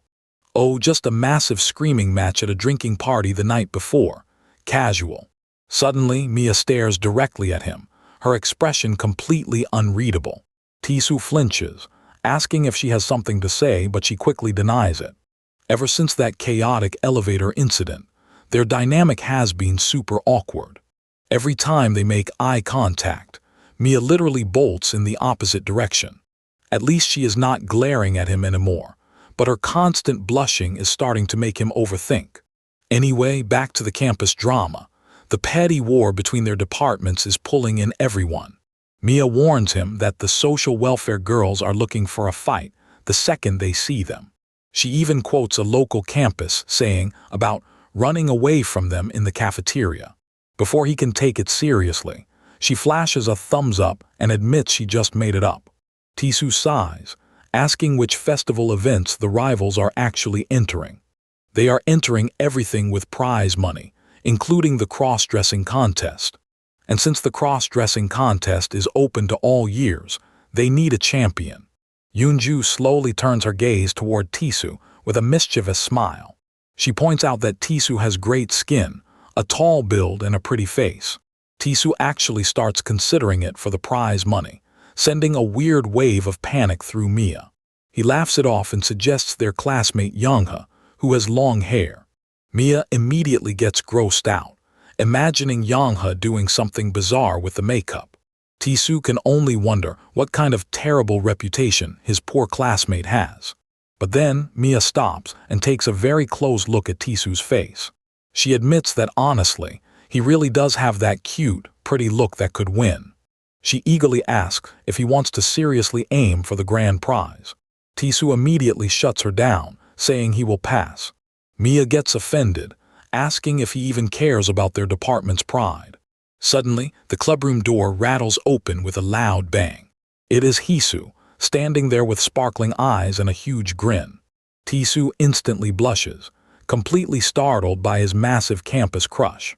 But that gentle aura evaporated the second she started venting about the annoying rival president. A literal aura of flame erupts around her as she vows to win everything this year. She smiles sweetly while saying they need to completely crush their rival's pride. Tisu sweat drops, thinking her beautiful face does not match those terrifying words. Mia grins, saying she was planning on folding their rivals in half too. The two girls grab hands, completely united by their shared burning hatred for social welfare. They turn in perfect unison and point right at their target, hand Tisu. Tisu's soul practically leaves his body as he realizes he is doomed. And that is how they ended up at the mall during a massive spring sale. The two girls drag him forward, practically holding him hostage by both arms. Mia points to a clothing rack, shouting at him to get over there. And just like that, you know exactly how he ended up in this fashion nightmare. Now he is standing right inside the department store fitting room. He peeks his head out, calling for his seniors. Tisu steps out half-dressed, showing off a surprisingly toned torso that makes both girls instantly choke. Mia bursts out laughing to cover her blushing face, while Hisu tells him he looks great. But hold on, turns out he was just a human mannequin for size checks. Classic. Mia suggests that since they are here, they might as well do some actual shopping. Tisu realizes this whole festival excuse might have just been a ploy to get him here. He stands in the corner, wondering if he should have just made an excuse to leave early. Suddenly, a soft voice calls out his name from behind. He turns around, and his jaw completely hits the floor. It's Mia in a fitted, slightly unbuttoned pink shirt, looking absolutely stunning. She explains she is aiming for a calm, freshman look for the fashionista contest. She puts on her classic round glasses, smiling softly at him. Tisu stands there completely frozen, his heart hammering against his ribs. He stammers that she actually looks her age, which immediately makes her snap. Mia smirks, sliding her glasses down to show off a bit of charm. She hangs the glasses right on her collar, asking what he thinks of the accent. Tisu's eyes are glued to her collarbone as he mutters a very flustered approval. Just then, Hisu's voice cuts through the thick tension in the air. She steps out wearing an adorable cat sweater, looking incredibly cute and youthful. She blushes slightly, wondering if maybe the look is a bit too much for her. Tisu immediately gives her an enthusiastic thumbs up, saying she looks 5 years younger. Mia watches this play out, her face instantly souring into a silent pout. She quietly retreats back into the changing room as Hisu talks to Tisu. A few moments later, Mia's voice calls out to them once again. She steps out wearing a stunning white sundress paired with a soft pink cardigan. With a shy blush, she asks Tisu if this outfit makes her look younger too. Tisu can only stare in absolute shock as he realizes Mia is actively trying to compete for his attention. Her pain would resurface soon enough, but first, a different kind of emotional wrestling began. Back at the department store, Mia is in the restroom, trying to cool her head and her temper. She's trying desperately to convince herself she doesn't care if Tisu and Hisu get together. Yes, right. Not even her own inner monologue is buying that one. She thinks if he just gets a girlfriend, then I can stop worrying. But her face is already screaming pure, unadulterated worry. Suddenly, thanks Mia, a voice behind her says, and Hisu appears as if from nowhere. She says the shopping trip was a much-needed breath of fresh air. Perfect timing, apparently. Mia picks up on the fragile vibe immediately. Did something happen? She tells Hisu she looks tired, and for a fleeting second the mask slips. Hisu just offers a weak, tired smile that doesn't reach her eyes. She tries to play it off, blaming it on excitement, but Mia isn't convinced for a second. They head back out to find Tisu, standing there like the world's most dedicated boyfriend, holding all the bags. Mia watches Hisu walk ahead, and the pieces are starting to click into place. She thinks, what's with that fake smile? And she realizes this isn't the happy-go-lucky Sunbi she thought she knew, not at all. But for Tisu, this place holds a different kind of memory, a warmer one. The last time he came to this store was with Hisu, right before their university entrance ceremony. He was so awkward and out of his element, utterly lost in the aisles. She insisted he couldn't look shabby for first impressions on campus, and personally picked out a jacket for him, like a doting older sister. He remembers her dragging him there, holding his hand the whole way, a simple gesture of kindness. Back in the present, Hisu is making a quick exit, breaking the peaceful moment. She apologizes, saying something urgent came up, and rushes off into the crowd. She gives them one last look with that same, strained smile, holding it just a little too long. And just like that, she's gone, leaving Tisu and Mia alone with their thoughts. Tisu, ever the optimist, is just happy he got to hang out, oblivious to the undercurrents. He's lost in his own world, thinking about how cute Hisu looked, but Mia is not having it. She reaches out and just pinches his stupid, happy face with a furious grip.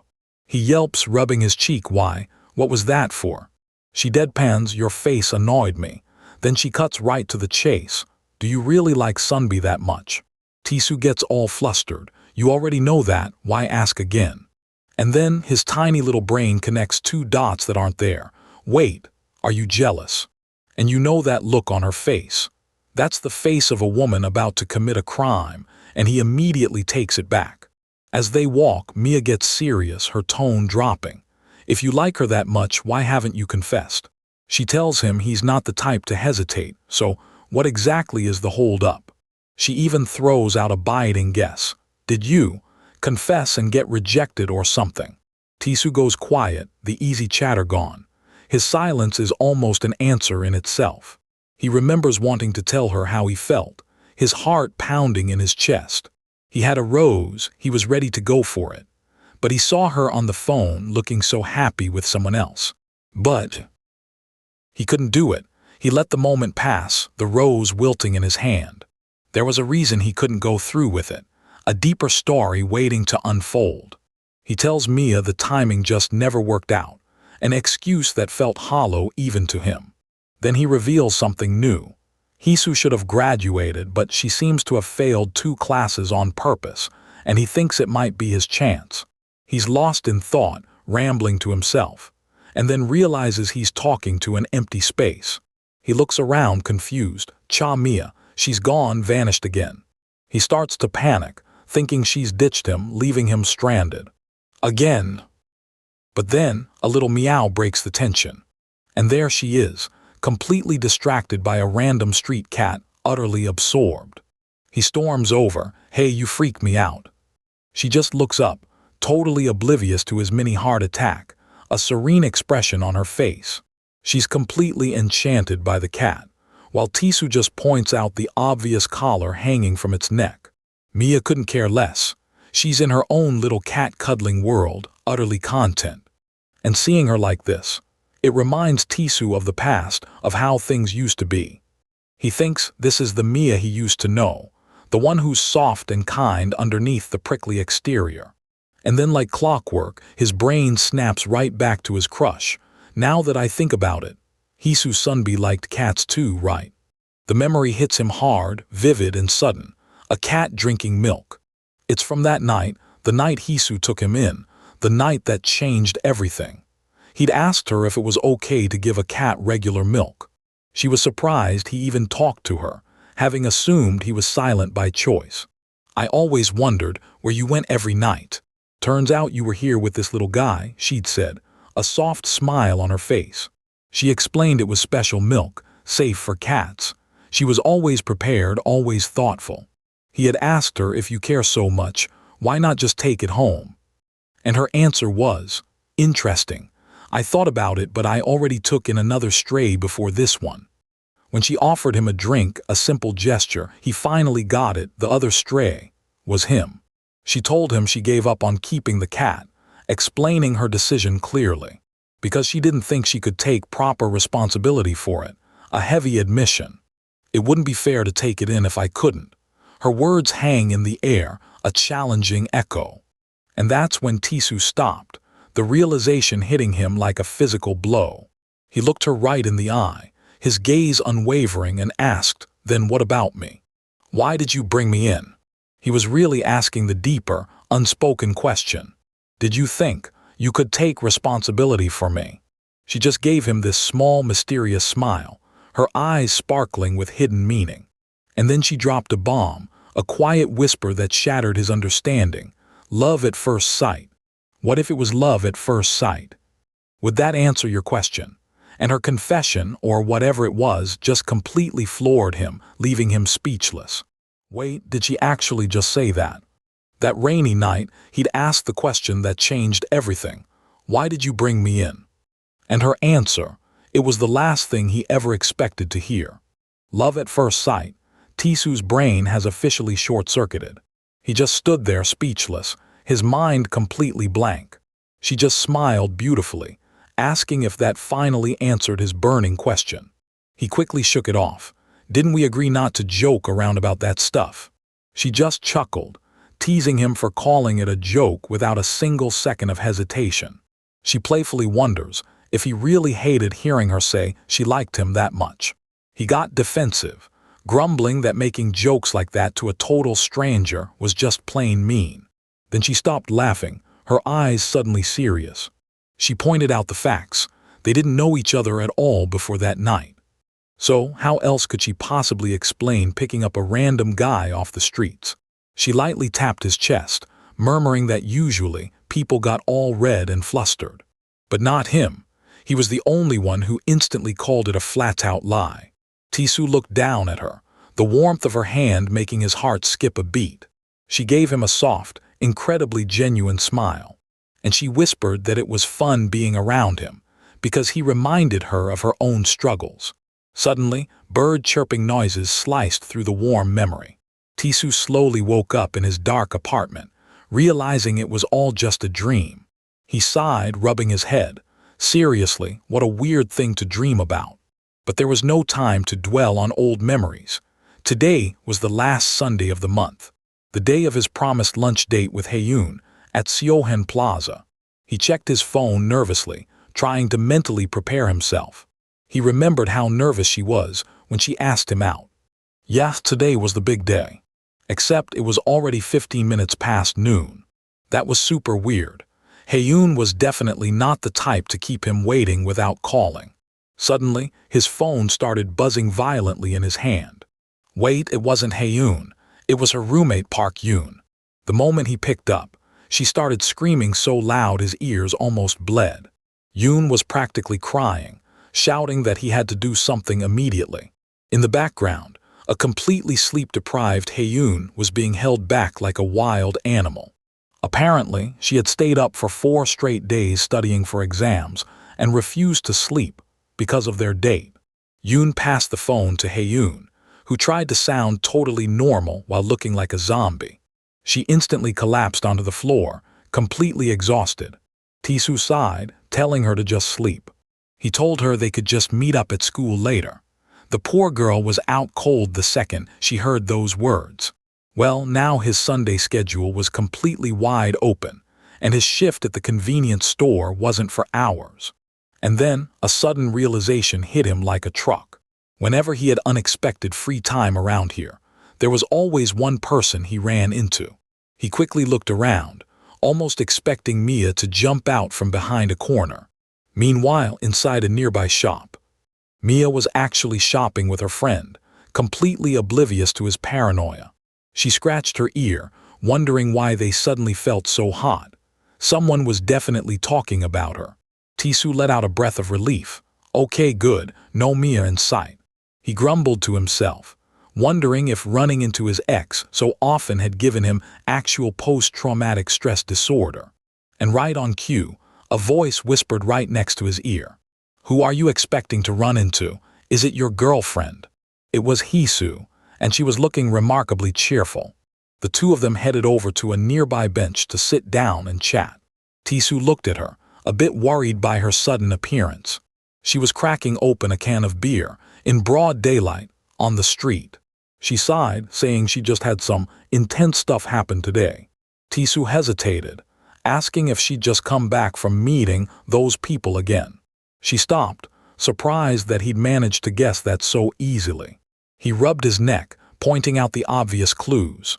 For starters, she was dressed in pitch black, formal clothes that almost looked like she was going to a funeral. And even though she was smiling, it was totally obvious to him that she was just forcing it. He quickly added that if it was too painful to talk about, she didn't have to say anything. She stared down at her lap, her fake smile completely fading away. She noted how funny it was that the people who should care about her the most never noticed any of this. She admitted that he was completely right. She wore these clothes on purpose. Then she dropped another heavy truth on him. Her family told her to start taking bride lessons. They were letting her finish her degree since she kept delaying the wedding, but her grades had to stay perfect. So today, she had gone to the family dinner, planning to cause a massive scene. She wore the dark clothes, sat there looking like she was about to die. But her family just laughed and talked over her, completely ignoring her silent protest. She confessed that in the end, she couldn't say a single word. She just ran away like a coward.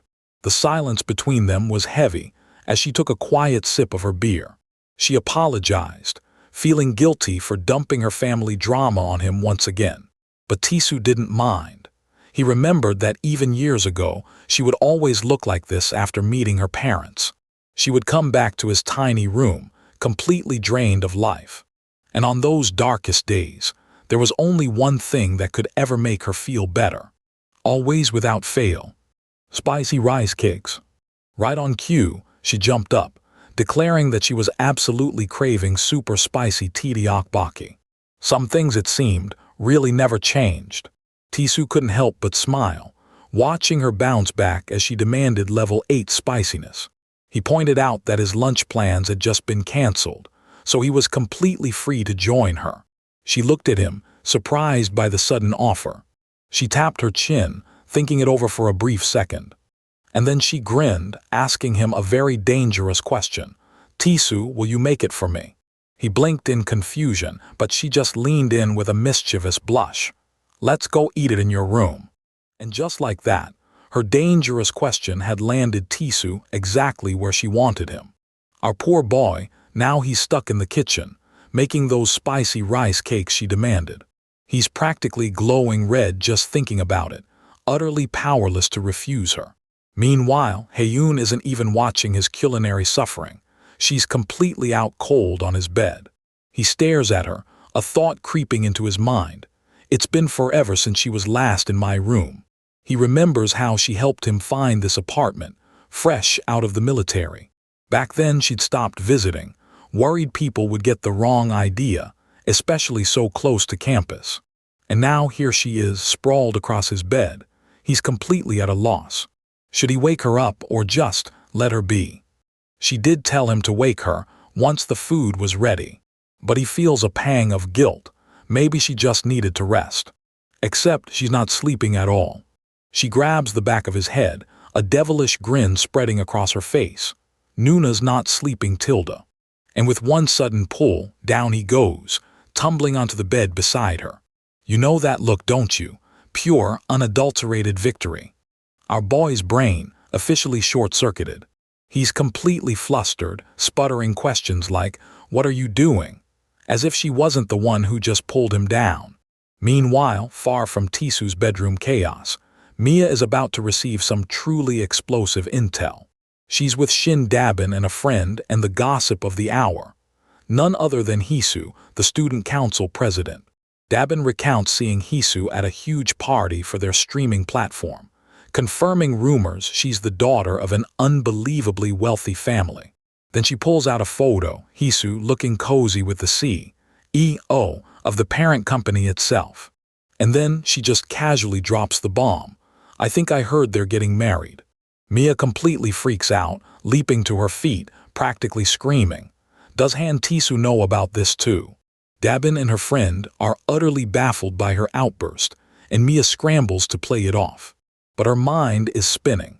She can't shake the image of how crushed Tisu looked after his last run-in with Hisu. She wonders, was this the real reason he never confessed to his big crush? Did he already know she was engaged?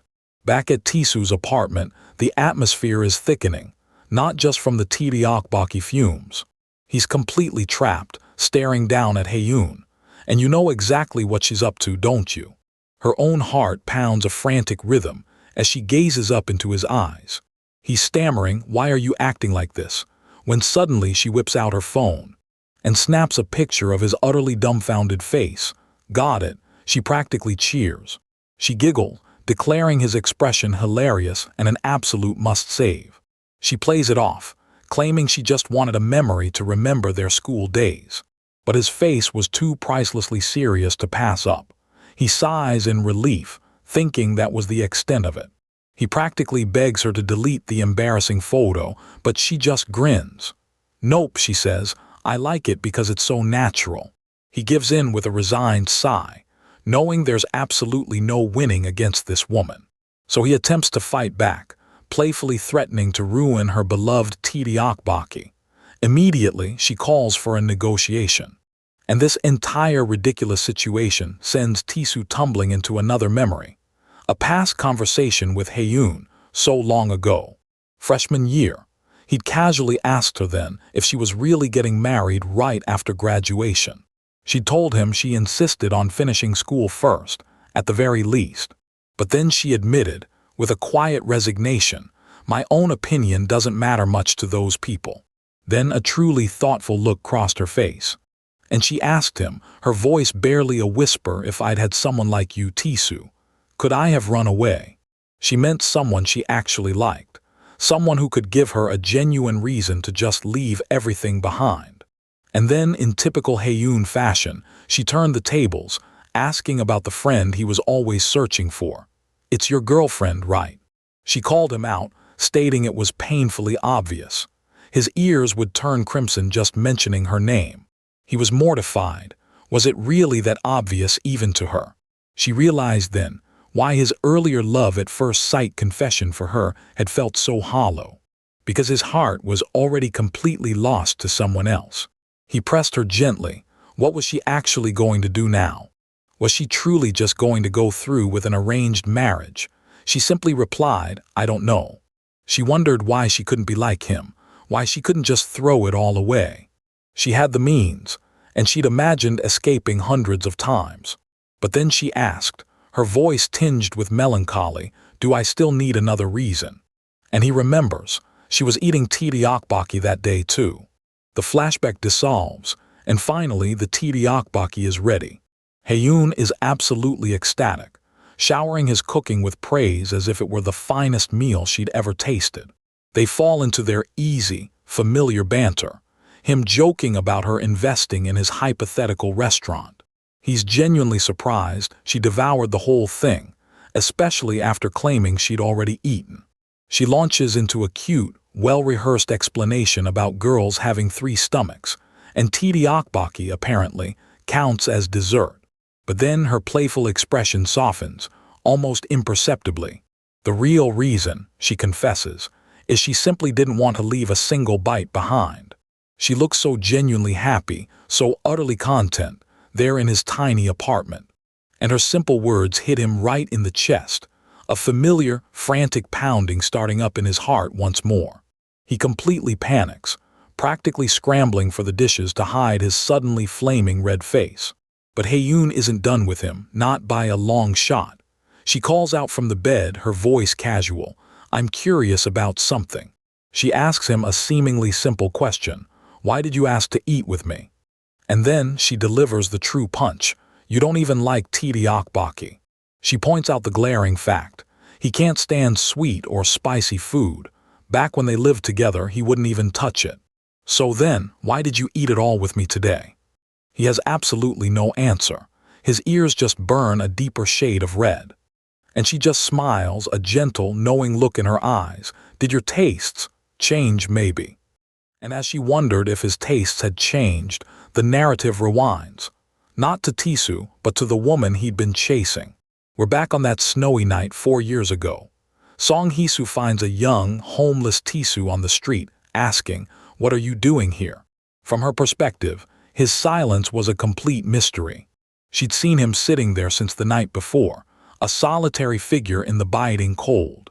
She asks if he's waiting for someone, but even now, she can't explain why she broke the silence. Then she makes an offer that will irrevocably change both their lives. "If you have nowhere else to go, do you want to come to Nuna's place?" Looking back, she thinks maybe it was just an act of rebellion. A small, quiet mutiny against a life that was no longer hers to control. Or maybe she was just teasing fate, daring it to intervene.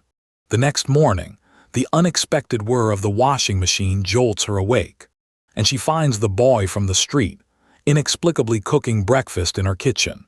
She's more than a little stunned. "Ah, you're up." He answers without even turning, "Isn't it obvious? I'm cooking." He explains he can't just freeload. He has to pay her back somehow. Turns out he's already done all the cleaning and laundry. This kid is serious about earning his keep. He finally turns, a little shy, and asks for her name. "Hee-soo." "I'm Song Hee-soo." She offers a kind smile. "You can just call me Nuna, if that's easier." And here's the twist, a truth that will color everything that follows. The day she met this lost boy was the exact same day her marriage partner was decided. They eat the breakfast he cooked in a heavy silence. She thinks, to put it simply, that day I was sold off, just a product for my parents' business.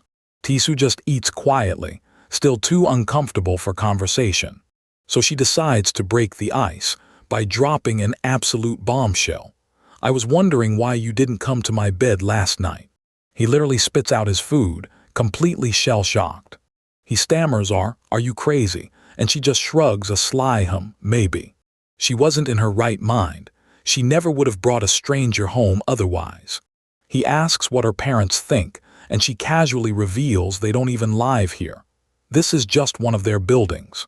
"As long as I do as I'm told," she says, "they don't really care about me at all."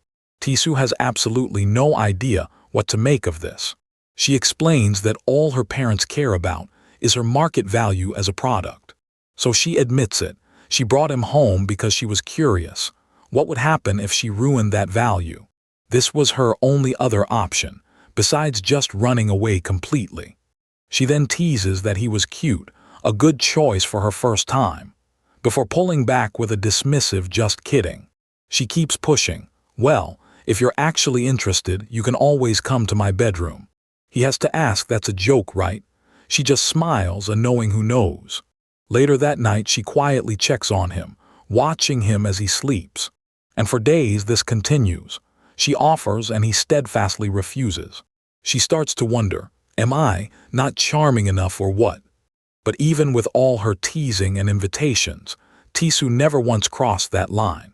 As time passes, she finally asks about the friend he's so desperately searching for. For Hisu, taking him in started as pure rebellion.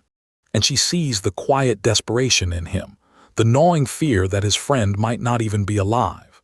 But her rebellion slowly, inexorably, turned into genuine curiosity. He's so earnest, so pure. He even offers to help her look for this mysterious friend. She's genuinely taken aback. Nobody has ever been this kind to her. But he turns her down flat. He promised himself he'd find her on his own, no matter what. He has this gut feeling that if he accepts help, he'll never see her again. And in that quiet moment, Hisu starts to truly understand. She just smiles sadly and wishes him nothing but luck. And she wonders, with a pang, if she'll ever be able to let this boy go. Their strange, cohabiting life continues. He even wakes her up for school. Sunbi, Sunbi. She groggily wakes up to the familiar sound of him calling her name. He's just reminding her about her student council meeting, making sure she isn't late. He's blushing up a storm just from being in her room, so flustered he can barely speak. He bolts downstairs, blurting out for her to get ready and come out. The 6 months they spent together were more than enough to understand each other completely.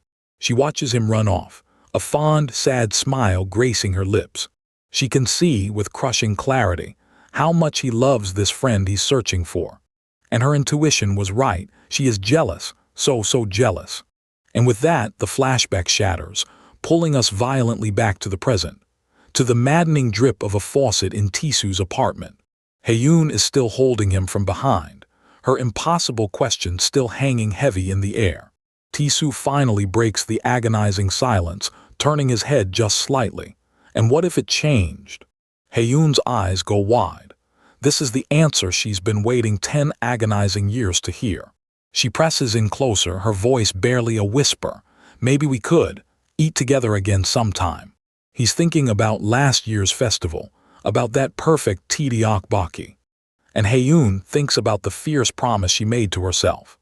To finally stop waiting and simply be free, just like the boy she's always admired. She calls his name one more time, a desperate plea, Tisu. And then she asks the real, heart-stopping question. Is that person not in your heart anymore? Sometime later, as the night truly settles over the neighborhood. And walking home is Mia, completely lost in her own troubled thoughts. Dabin's words are replaying in her mind, a relentless loop. The rumor that Hisu is engaged and only stayed in school for her fiancé. She's worried, deeply worried about what this means for Tisu. And then she sees him, sitting slumped on the steps outside his apartment, looking completely defeated. She can't believe her eyes, Han Tisu. He looks up, clearly surprised to see her there. She calls him out for moping in the way. He just mumbles, I kind of asked Sunbi on a date, and it looks like I completely failed. Mia doesn't know what to say. Oh, I see, she says, already turning to leave. Little does she know he's the one who's completely mistaken. But she stops dead. She can't just walk away, not when he looks so utterly crushed. Against every ounce of her better judgment, she looks back at him. She lets out a frustrated sigh, a guttural "Ogh, seriously." Tisu just looks at her, utterly confused by her sudden outburst. And then, with a huff, she just sits down right next to him. Just move over a bit, so we're not blocking the way. Looks like, despite everything, she's not going anywhere. He just watched her sit down, right next to him, and Tisu, for all his usual bravado, is completely lost. He finally asks, "What's with you all of a sudden?" She just huffs, refusing to meet his eyes. Just move over a bit, so we're not blocking the way. He's still reeling. But what are you doing? Why are you even sitting next to me? She throws the question back at him. Why do you think? Maybe I thought I'd give you some advice. Didn't I say I'd help you and Sunbi get together? She urges him to calm down and talk, assuring him she'll listen. But Tisu just stays silent. Just then his phone vibrates. Mia immediately perks up. Who is it? Is it Sunbi by chance? But nope. It's just my alarm. I have to go to my part-time job. Talk about a letdown. Mia gets up, starting to walk away. But if you think she's going home, you haven't been paying attention. A little later, at his convenience store job, Mia is absolutely losing it. You knew Sunbi was getting married. Tisu can only hiss back, telling her to keep it down. He explains, didn't I tell you before? When I left home, I stayed at Sunbi's place. Mia is floored.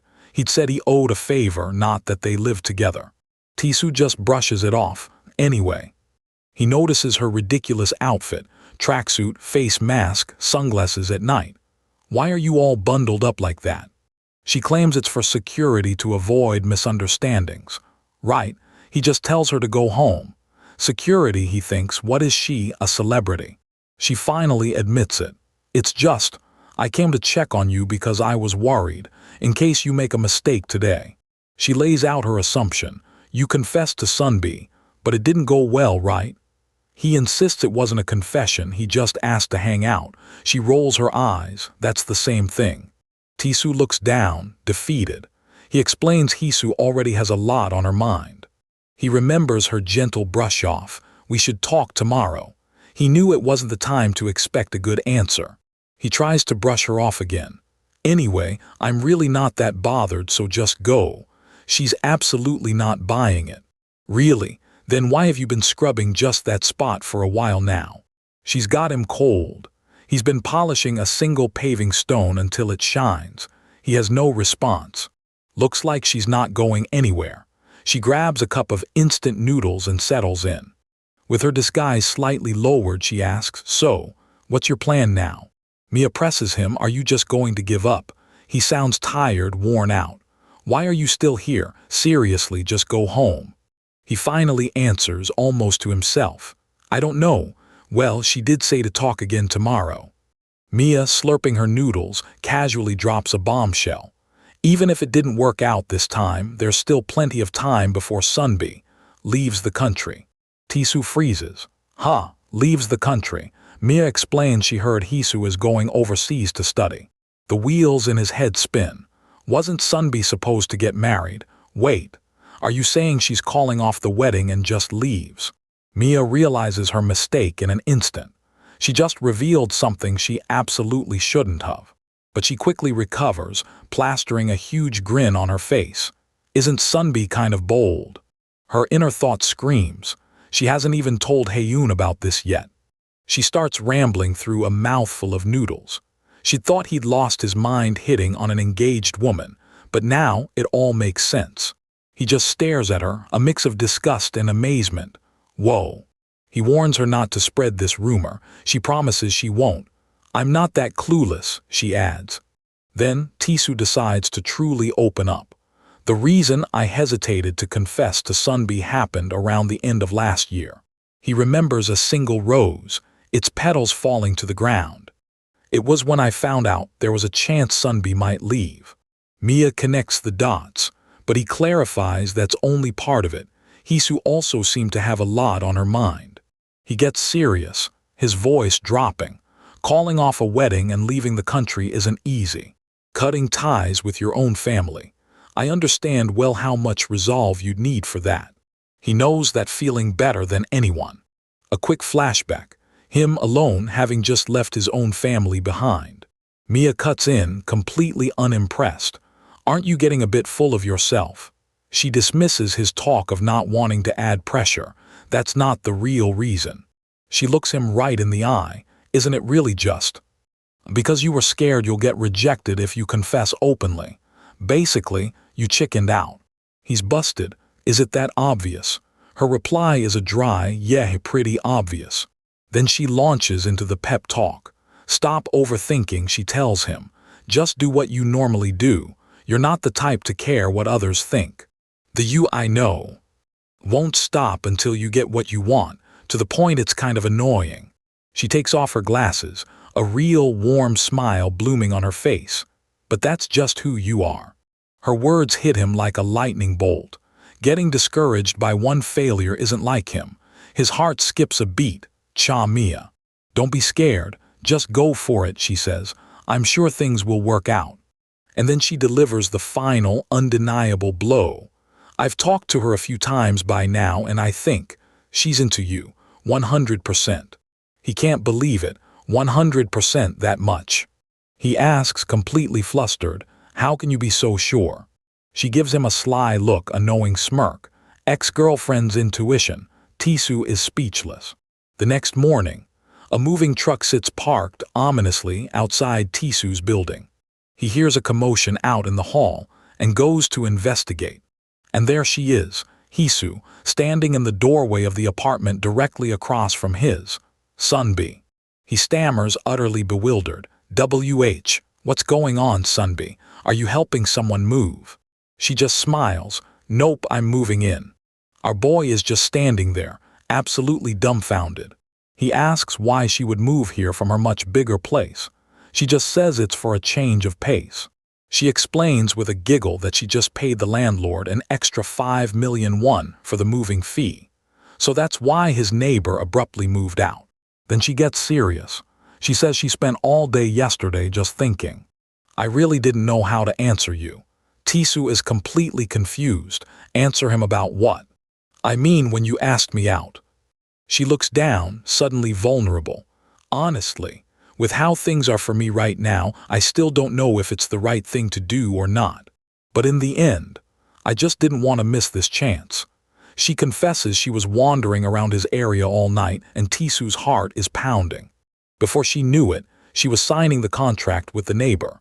Tisu's mind flashes back to Mia's 100% from last night. Hisu looks him straight in the eyes, her gaze unwavering. "So, Tisu, if you're okay with someone as indecisive as me, should we give it a try?" She blurts it out, a radiant, hopeful smile on her face. As in, dating. And in that moment, Tisu realizes it. Mia's ex-girlfriend's intuition was absolutely right. But while Tisu's world is being turned upside down, someone else's is crashing down around her. Haeun runs. Her mind screams just one thing: what do I do? She sprints down the hallway, blowing past confused staff. The only sound is her own panicked breath. She barrels into her dorm room, shouting for her roommate, Yuna. Park Yoon just looks up, utterly, completely unbothered. Yoon calmly asks why she's so out of breath. Then she notices Tisu and Hisu. Did something happen? And the dam breaks. Haeun practically tackles her. Something big happened, Yuna. Big big news. She's sobbing, barely able to get the words out. Appa. Tisu Appa. Yoon immediately gets it. Did Sunbi say something to you again? Later, the full, painful story comes tumbling out. Yoon can't believe it. Hisu Sunbi moved right across from Tisu's place. That's a power move. Yoon admits she already knew about Tisu's crush on Hisu.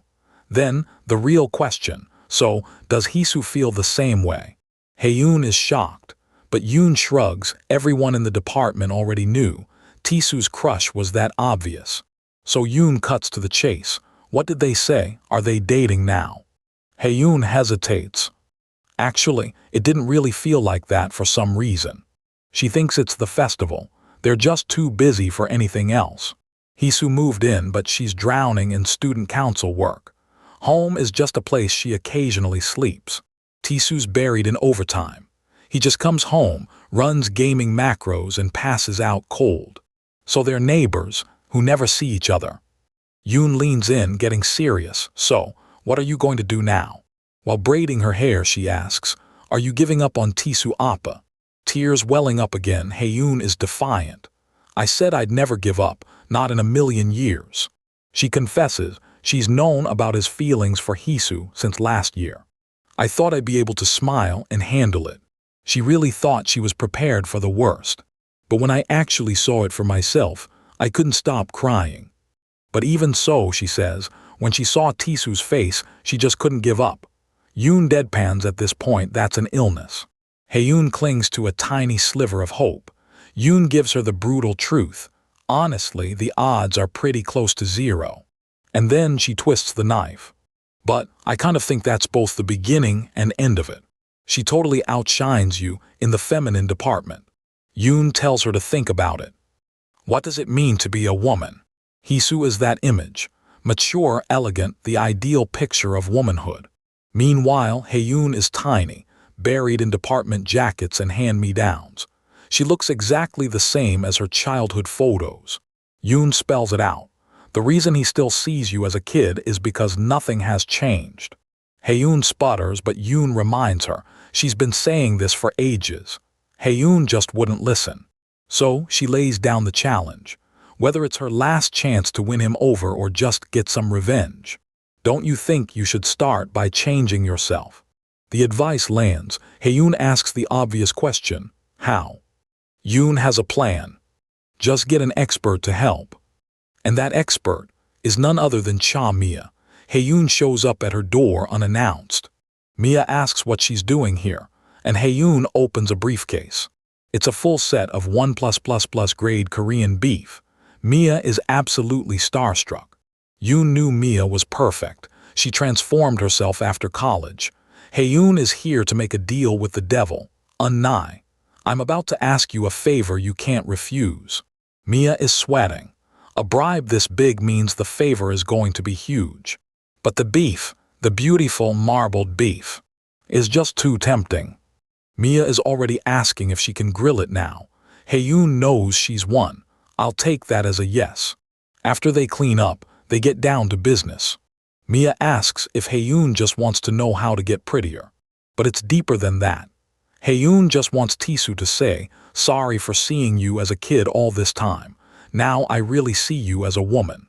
Mia asks for the deadline, before the end of the festival. Mia grimaces, that's a tight schedule. Haeyoon's face falls, is it really too much for me? But Mia grins, no, I didn't say it's impossible, did I? For women it's all about confidence, confidence. Mia gets right in her face. You have to believe in how strong you can become. That's where you start. She reminds her, you know how I used to be, right? If you put your mind to it, you can get a lot stronger too. Haeyoon is completely inspired. And so the transformation begins. 2 days of Mia's intense training. Mia promises, how I boosted my self-esteem from A to Z. I'll teach you everything. To Haeyoon, Mia is a godsend. 1 week later, the Seohan festival is in full swing. It's the night of day 1. Tisu walks toward the club room. Mia mysteriously summoned him here at 8 p.m., and he has no idea why, or does he? He gets to the door and finds it's already open. He believes he was called here by Cha Mia. He steps inside, the lights are off. Are you in there, Cha Mia? But what happened when he arrived was not what he expected. A flustered voice answers from the darkness. Oh, you're here, Appa. Just then, fireworks explode outside, and the light illuminates the room. And inside, standing by the window, is Haeyoon. She looks up at him, flushed and hopeful. So, how do I look? Don't I look different somehow? Tisu is speechless. Her hair, her clothes, her whole vibe. He can only think one thing. What's with you dressed up like that? She was looking just like Cha Mia. To understand that stunning moment, we need to rewind. 10 hours earlier, the annual Seohan Festival is officially kicking off, and the campus is buzzing with energy. Everyone is hyped up, but some people are excited for a very different reason. This guy is practically vibrating, grinning like he just won the jackpot. Jo Young-ha is ready to finally meet his girlfriend, but his friends are completely blindsided. Wait, girlfriend, when did that happen? The festival is basically a romance cheat code, with concerts, drinks and couples everywhere you look. This, he's decided, is his golden ticket to finally locking down a relationship. After military service last year and a bust of a school trip, all his chips are on this weekend. But when he tries to rally the squad, his buddy Mankey immediately counts himself out. Turns out Mankey already bagged a girlfriend. The absolute betrayal. And she is already here to steal him away. She needs his help setting up, and Mankey happily obliges, leaving his friends in the dust. Young-ha is practically weeping on the floor. How is he still single while everyone else is suddenly winning? Then Tisu casually drops that he is dropping out of their plans, too. He even hints that he might be getting a girlfriend very soon. That's it. Young-ha's soul has officially left his body and floated into the abyss. But for Tisu, this day meant something entirely different. He'd been counting down to it all week. The Seohan University Festival is officially underway. The day Hisu finally asked him out on a real date. He wanted to go out with her immediately, but duty called. Because of their crazy schedules, they had to push their date back to the festival. His heart is beating out of his chest just thinking about it. But his romantic daydream is abruptly cut short when a giant, stumbling chicken mascot bumps right into him. The chicken is flailing around, completely lost and unable to see a thing. Wait, that voice sounds incredibly familiar. He pulls the mascot head off, and sure enough, it is his ex-girlfriend, Mia. He quickly gets her a cold drink from a nearby vending machine. She downs it like she's been wandering a desert for days. She was literally suffocating inside that suit. Since she does not have her wallet on her, Tisu has to foot the bill. He asks the obvious. Why is she wearing that heavy mascot suit in this blistering heat? She complains that she lost a draw and got stuck with the mascot duty. The design is a disaster. She can't breathe, can't see, and needed his help just to unzip it. She is completely drenched in sweat from head to toe. Tisu looks at her, then silently reaches for his backpack. He zips it open and pulls something out. Before she can ask what he is doing, he places his bag in front of her chest. Her shirt is totally see-through from the sweat, and he's just trying to protect her privacy. Mia is touched, but immediately turns it into a tease, asking why he's always thinking about money. She explains she is doing this to promote Dabin's new Game Dev Club's festival event. They are hosting a fighting game tournament where if you beat Dabin, you win 1,000,000 won. Tisu sits back, looking at her with a soft expression. He admits he is actually pretty surprised by all of this. Back when they were dating, Mia was a complete loner, actively avoiding friends. She pouts, taking it as an insult that he called her a former outcast. But that is not what he meant at all. He smiles warmly, looking at her face. He was genuinely worried how she'd cope after their breakup. Seeing her thrive like this just makes him relieved. Mia gets flustered, reminding him they agreed not to dwell on the past. She quickly changes the subject, asking if he has any plans for tonight. He hesitantly admits he is supposed to meet up with Hisu. Just as the words leave his mouth, his phone starts buzzing. It is Hisu calling to postpone. She is buried in student council work and needs to push it to tomorrow. Tisu hangs up, trying to play it cool, but he is clearly disappointed. Mia watches his soul deflate, asking if he is really okay. Then a sudden spark lights up in her eyes. Come to the club room at 8 tonight instead, she offers. Tisu is completely confused. Why the club room? She just winks and says it's a surprise. And you know exactly what kind of surprise she's cooking up, don't you? And just like that, we're back in the present. Haeyoon stands before him, completely transformed, wearing Mia's signature look. It wasn't Mia waiting for him in the club room. It was his childhood friend, Haeyoon. His mind is racing. This is the exact outfit Mia wore on their first date. He demands to know what's going on, but Haeyoon stands firm. This is my resolve, she declares. She takes a determined step forward, clenching her fists. She looks him dead in the eye and tells him she is changing herself completely. Then she brings up a promise, a forgotten pact from their past. Tisu has to dig deep into his memory. He remembers the day he had to postpone their plans and how he promised to make it up to her. She had demanded a single wish that he could not refuse, to check out the festival together. Tisu is completely frozen.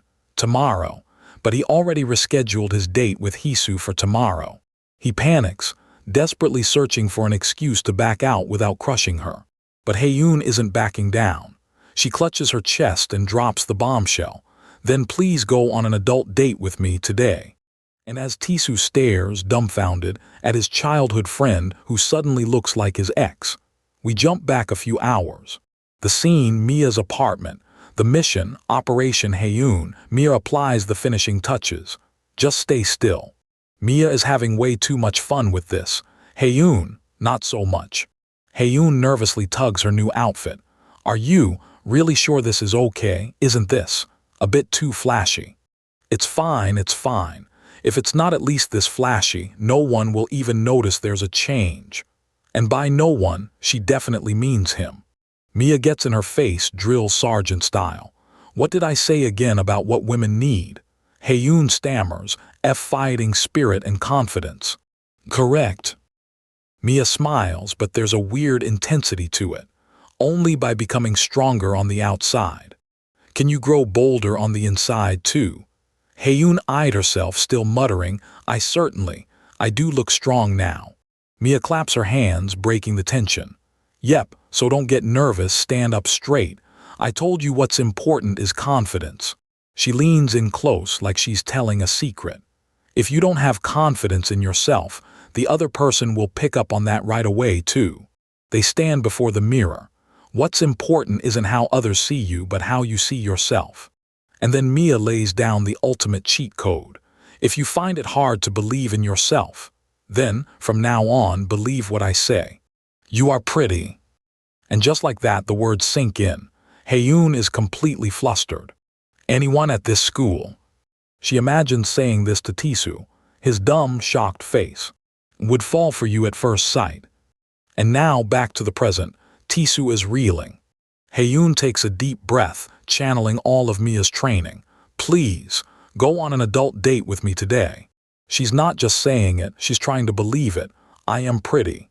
Meanwhile, across campus, in the student council room, Hisu is finally done with her work for the festival. Just as she's stretching, a drink appears. It's the vice president. Good job, Sunbi. Thanks for helping out with this emergency call. The vice president asks a pointed question. Now that student council stuff is done, don't you need to go see the department? She probes a little more. Oh right, didn't you say you had something planned for today? Are things okay on that end? The question hits its mark. Hisu freezes. She looks at her phone, suddenly nervous. No messages.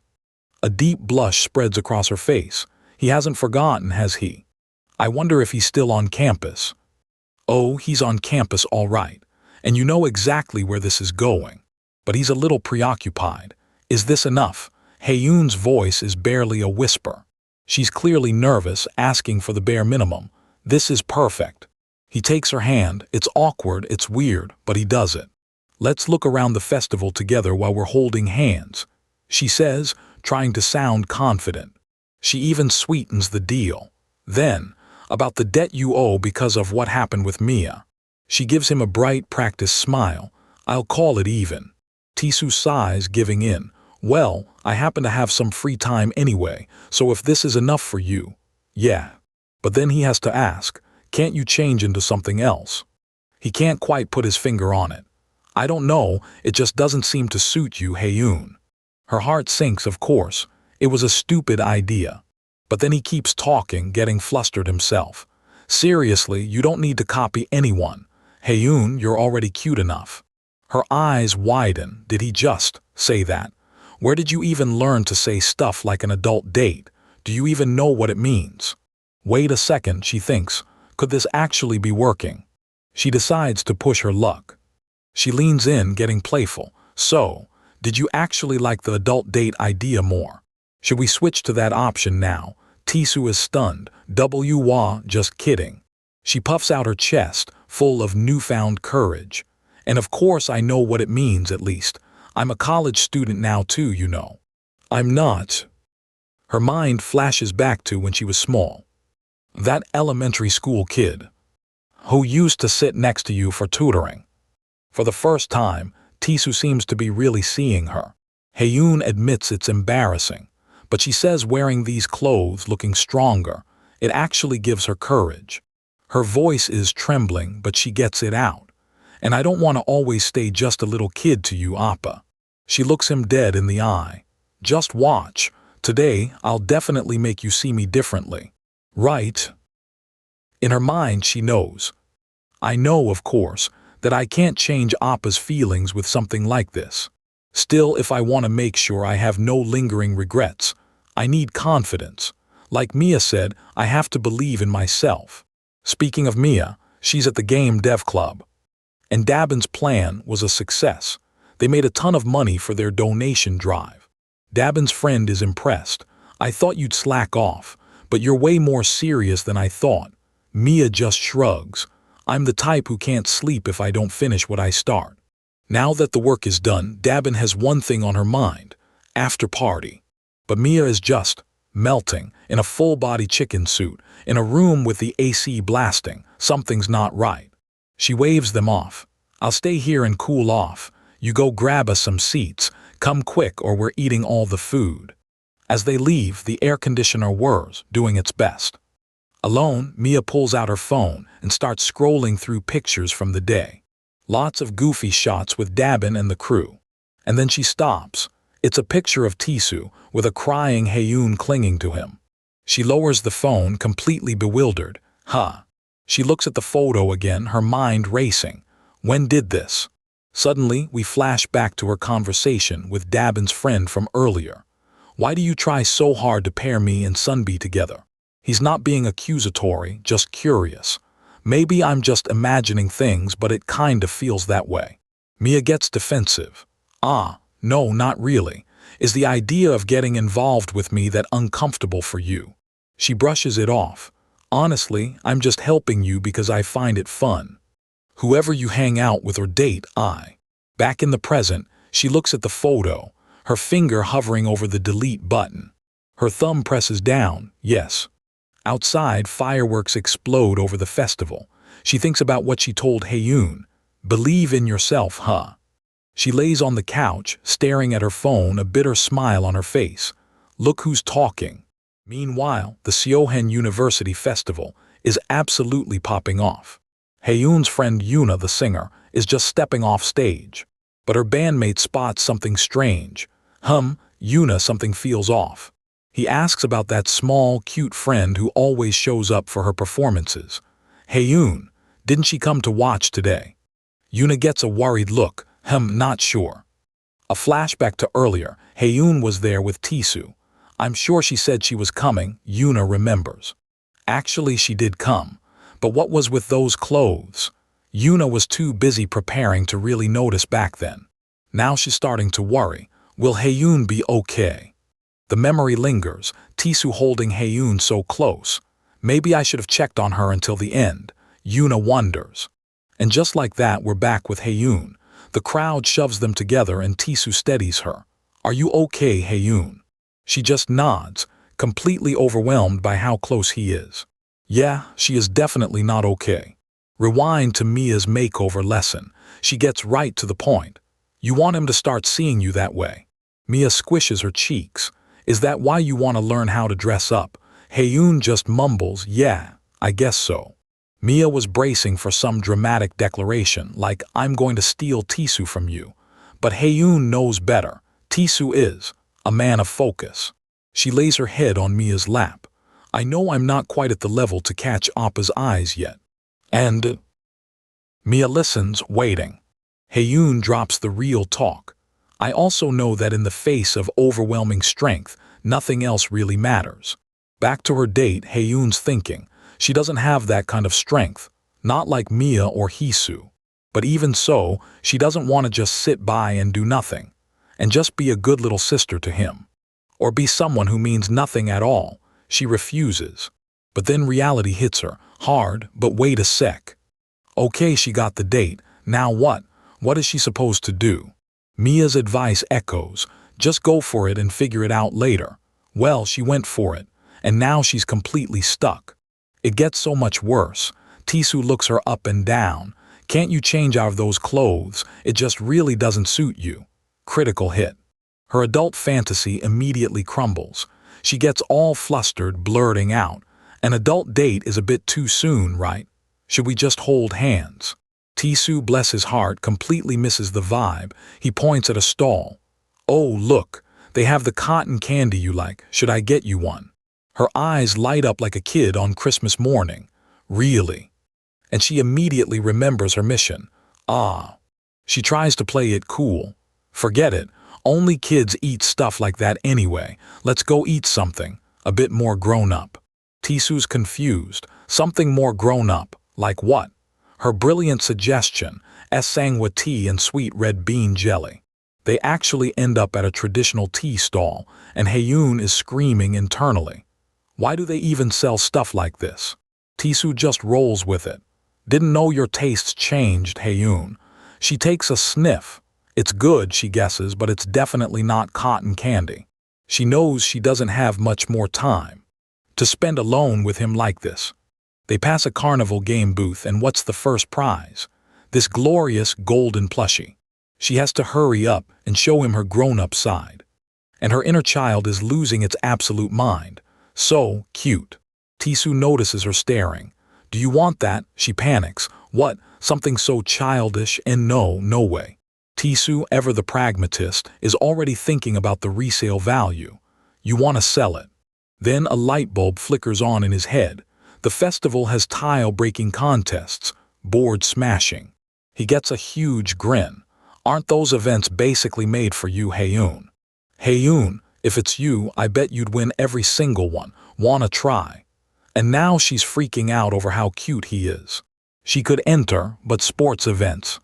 That would just be the usual her, not the mature woman she's trying to be. She looks at the prize, then at Tisu. The conflict is tearing her apart.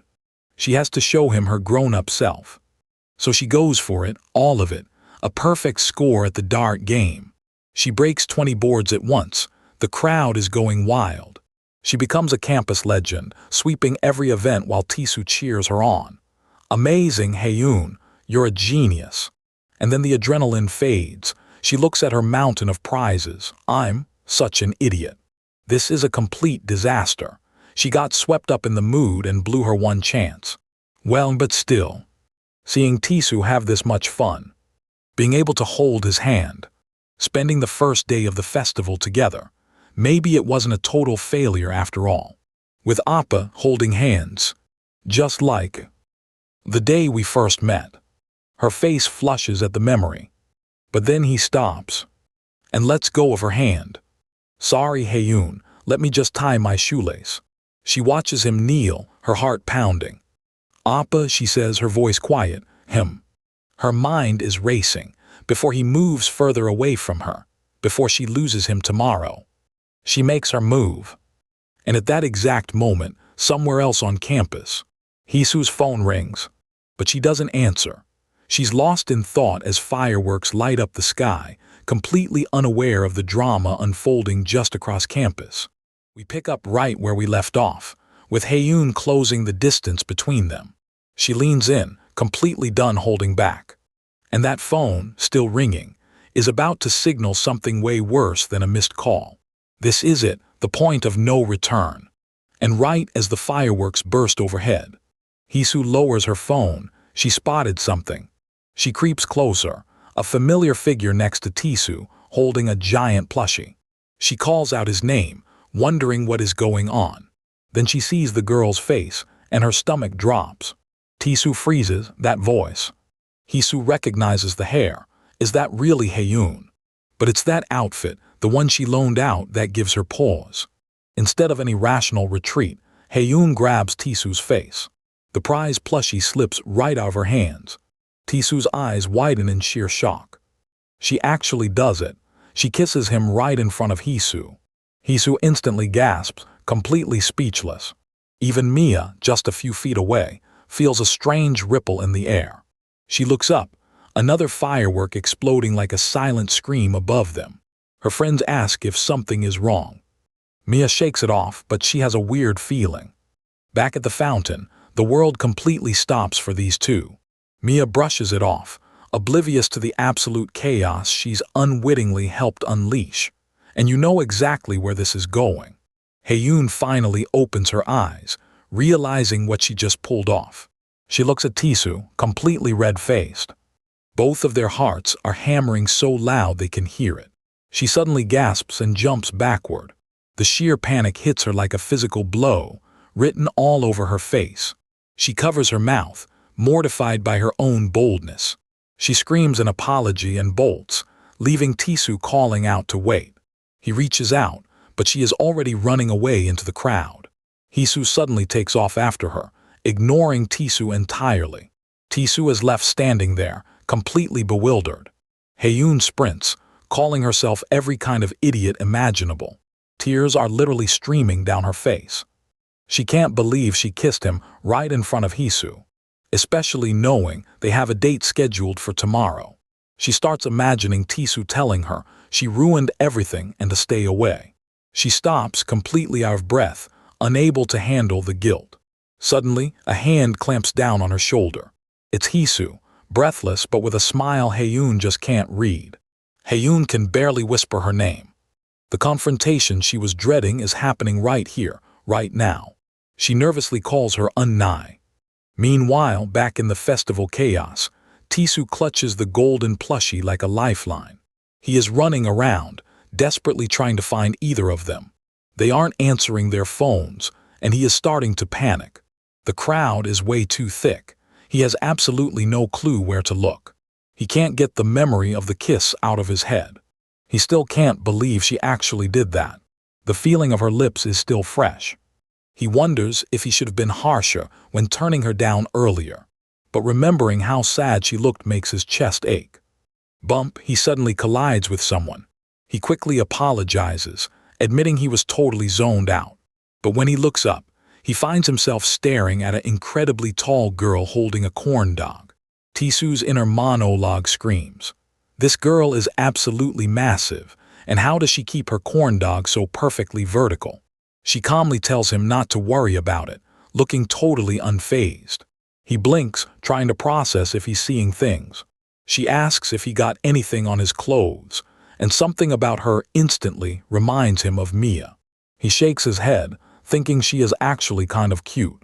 She points at his plushie, asking if it has a name, like one gives a name to a giant gold nugget, and he sheepishly says it doesn't. Suddenly, another girl calls out to her, calling her Seojin. Seojin bids him goodbye and heads off to find some tanghulu with her friend. Tisu watches her walk away, still amazed by her sheer height. He notices her piercings and style, noting how eerily similar she is to his ex. Could they be related? He quickly dismisses it because Mia is an only child, right? You know for a fact, right? He overhears some nearby students chatting about weird food stalls. He snaps himself out of it. This is absolutely not the time to be distracted. Meanwhile, on the quiet campus walking trail, Haeyoon is crying, bowing repeatedly and begging Hisu for forgiveness. Hisu just looks at her, completely calm, asking why she is even apologizing. Haeyoon sniffles, confessing she knew about their upcoming date. She desperately explains that the kiss was just a giant mistake. She insists Tisu did nothing wrong, but Hisu gently cuts her off, telling her it is totally okay. Hisu says she already knows how much Haeyoon likes Tisu. She smiles warmly, saying she actually has a completely different question to ask. She looks down at the outfit Haeyoon is wearing. She asks if those clothes belong to her, and Haeyoon nervously admits they are Mia's. Hisu's smile falters slightly as she prepares to ask the real question. The truth is about to come out. She looks right at her and asks, is the person Tisu has been searching for all this time actually Mia? To truly understand how Hisu knew, we need to go back. Months ago, under a quiet crescent moon. Just another typical city night, the hum of traffic a familiar lullaby. Inside her luxury car, the driver asked about her next move as always. But Hisu wasn't listening. Her schedule was clear, but her mind was tangled, her gaze fixed on something outside. The driver offered to take her home, but then something outside snapped her attention. Wait, that familiar energy, she knew that presence. It was Tisu, and he was with a girl who looked uncannily like Mia. Panic flared, pull over, she practically yelled now. Scarf discarded, she sprinted from the car, desperate to catch him before he vanished. She skidded to a halt, heart hammering against her ribs, as she finally spotted him in the thinning crowd. Her instincts were right, it was Tisu. From a distance, she wondered if he was just heading home after work. A mischievous idea sparked, sneak up, surprise him. She reached out, ready to call his name, but the words, they died in her throat. Tisu looked utterly destroyed. He was trembling, his face a masked silhouette in the shadows. Then he slammed his fist against the wall, a raw, unadulterated burst of frustration.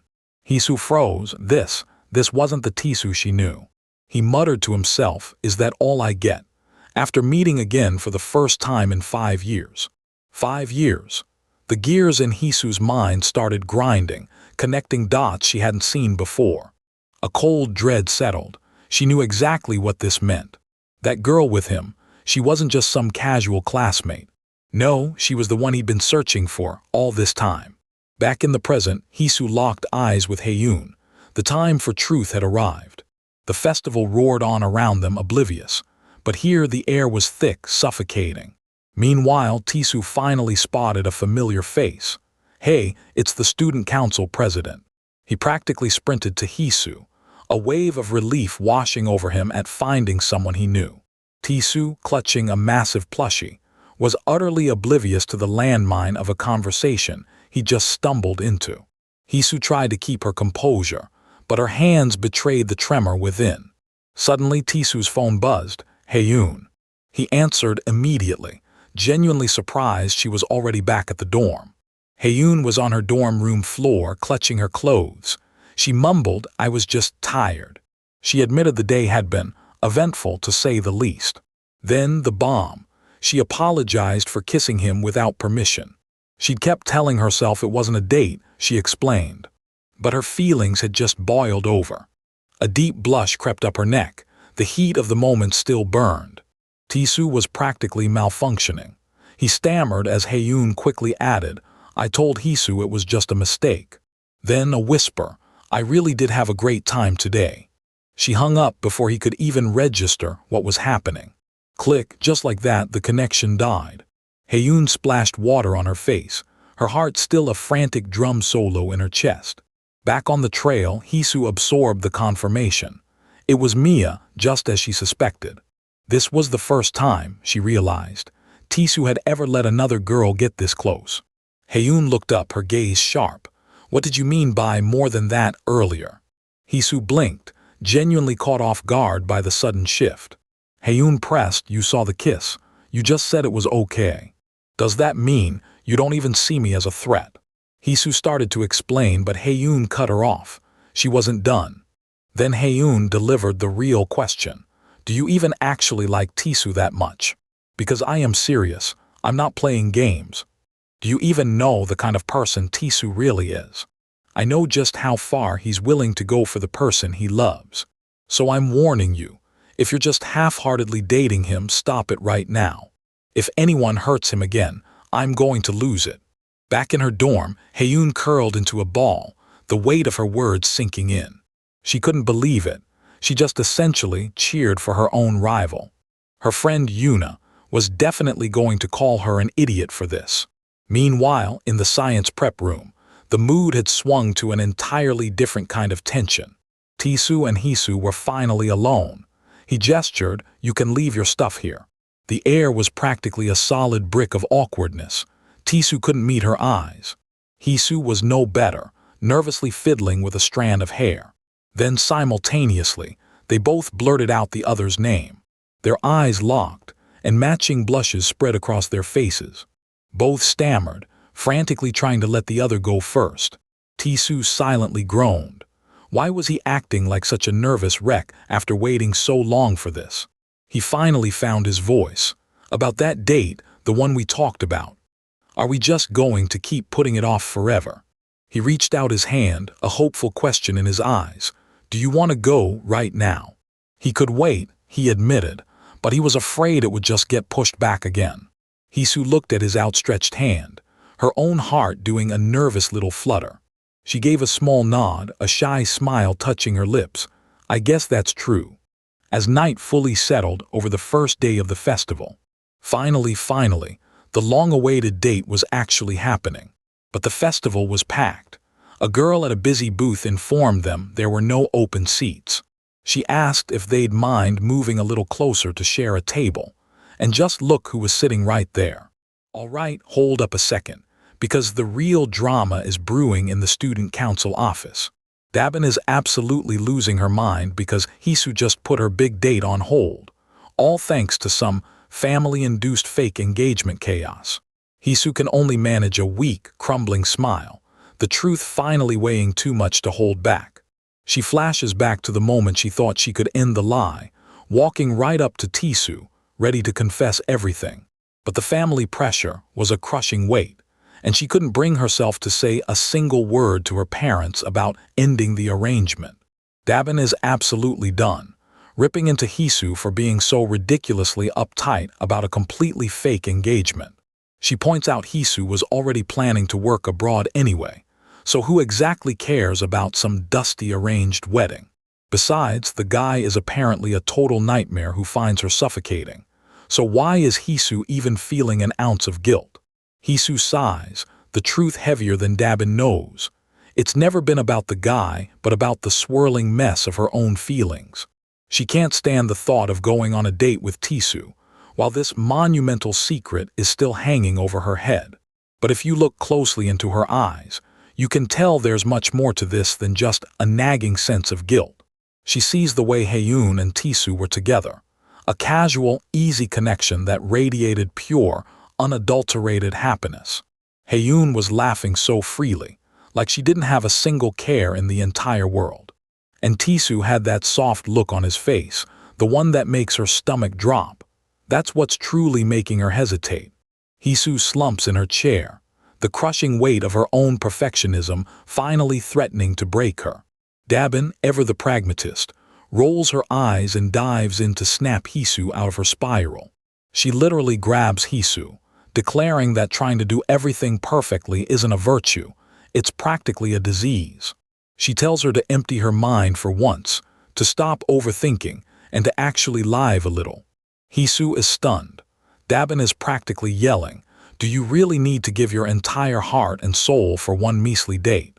Just think of it as a meal, one simple meal, and that's all it has to be." Dabin, of course, flexes her status as the self-proclaimed, undisputed matchmaker of the student council. Hisu actually looks genuinely inspired for a second. Dabin sounds, dare she say it, reliable, which is definitely a first. And then, of course, comes the inevitable sales pitch.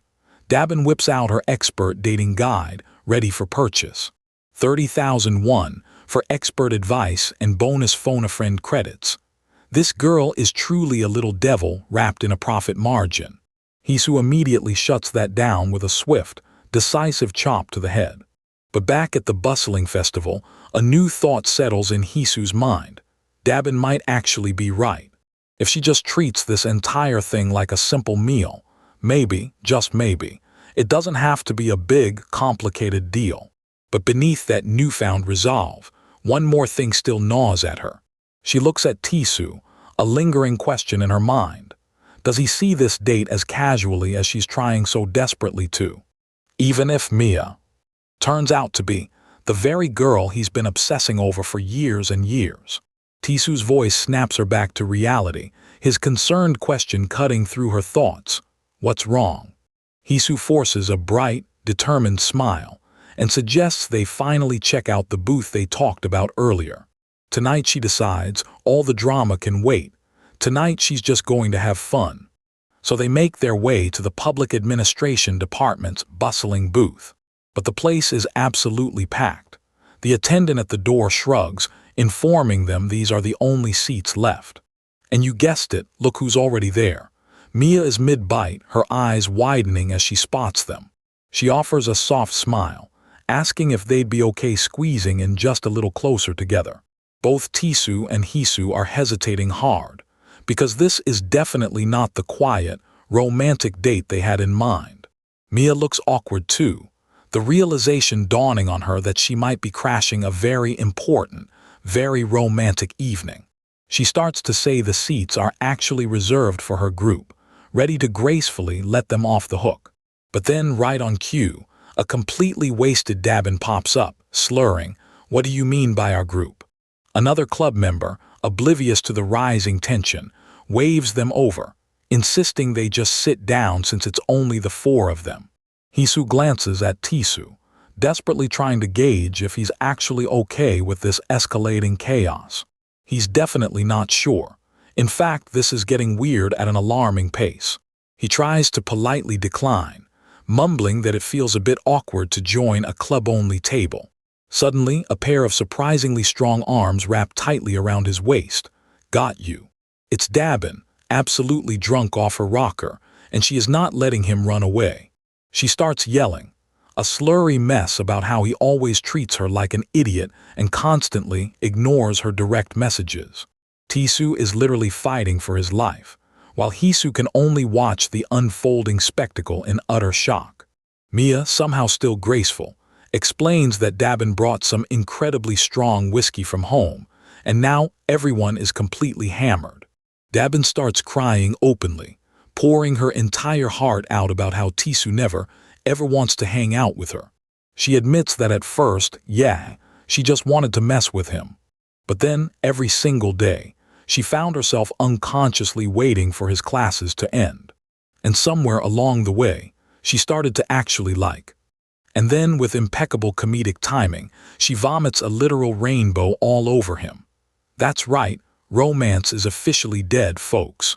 All right, technical difficulties. We are experiencing a major vibe shift in progress. Mia, somehow still graceful, is in the bathroom helping Dabin let it all out. What a genuinely good friend. Tisu is furiously scrubbing his clothes at the sink, silently wondering why his life has suddenly become a disaster movie. Back at the table, the other club member has, unsurprisingly, already passed out completely, leaving Mia and Hisu alone at the table for the very first time. And oh, the tension is absolutely palpable.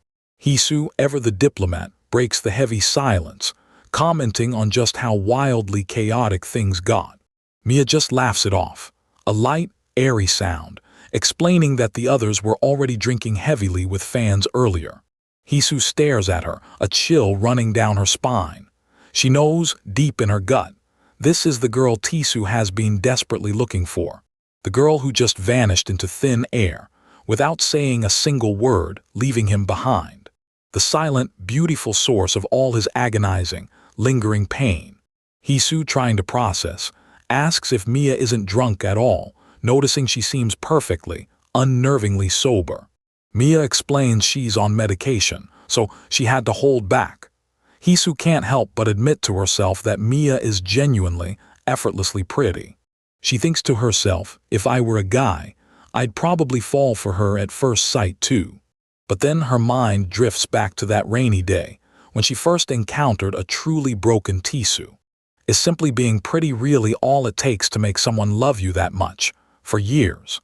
She looks closer, her gaze dissecting, searching for the elusive something that makes Mia so incredibly special. Does she possess something Hisu simply doesn't, something that holds Tisu's heart? Just then, Tisu returns, having changed into a rather ill-fitting spare department shirt. Mia expresses surprise that he's back so soon, but he just grimaces, saying he had to get out of those gross, vomit-covered clothes. Hisu watches their easy interaction, a pang of realization hitting her. They still get along so effortlessly, even after everything.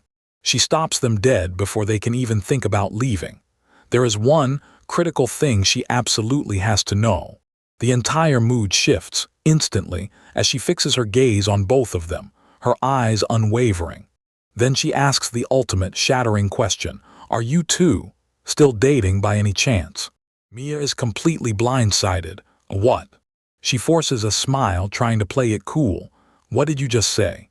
Then she deflects, gesturing to the noisy festival. It's so loud here I couldn't hear you well. But the question's echo is already destroying Hisu. She's trembling. Tisu just looks on, baffled. Hisu's mind is racing. Just now what did I?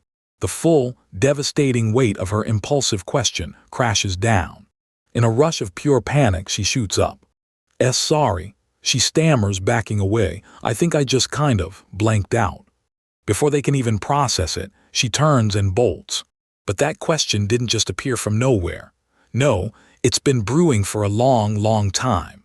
It all started with a single shoe in Tisu's closet, a relic of his lost love.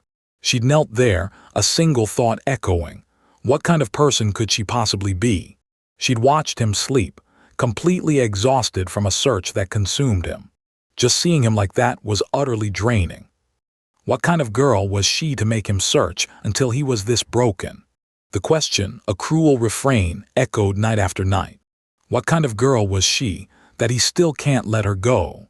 Her gaze filled with a desperate, all-consuming need to understand. And one night on his desk lay a notebook. Tucked inside it was the photo, the girl who made him leave everything behind. She hesitated, knowing this was a line she shouldn't cross. But she couldn't stop. She had to see her face. A single tear of resignation escapes, and it is Mia. She grips the photo, knuckles stark white, comparing Mia's simple sneakers to her own expensive heels. And finally she admitted it. It's seriously making me jealous. Back in the present she flees, a whirlwind through the festival grounds. Her mind is screaming a relentless barrage, idiot, idiot. She can't believe she actually uttered that question out loud. Her face burns with all-consuming shame.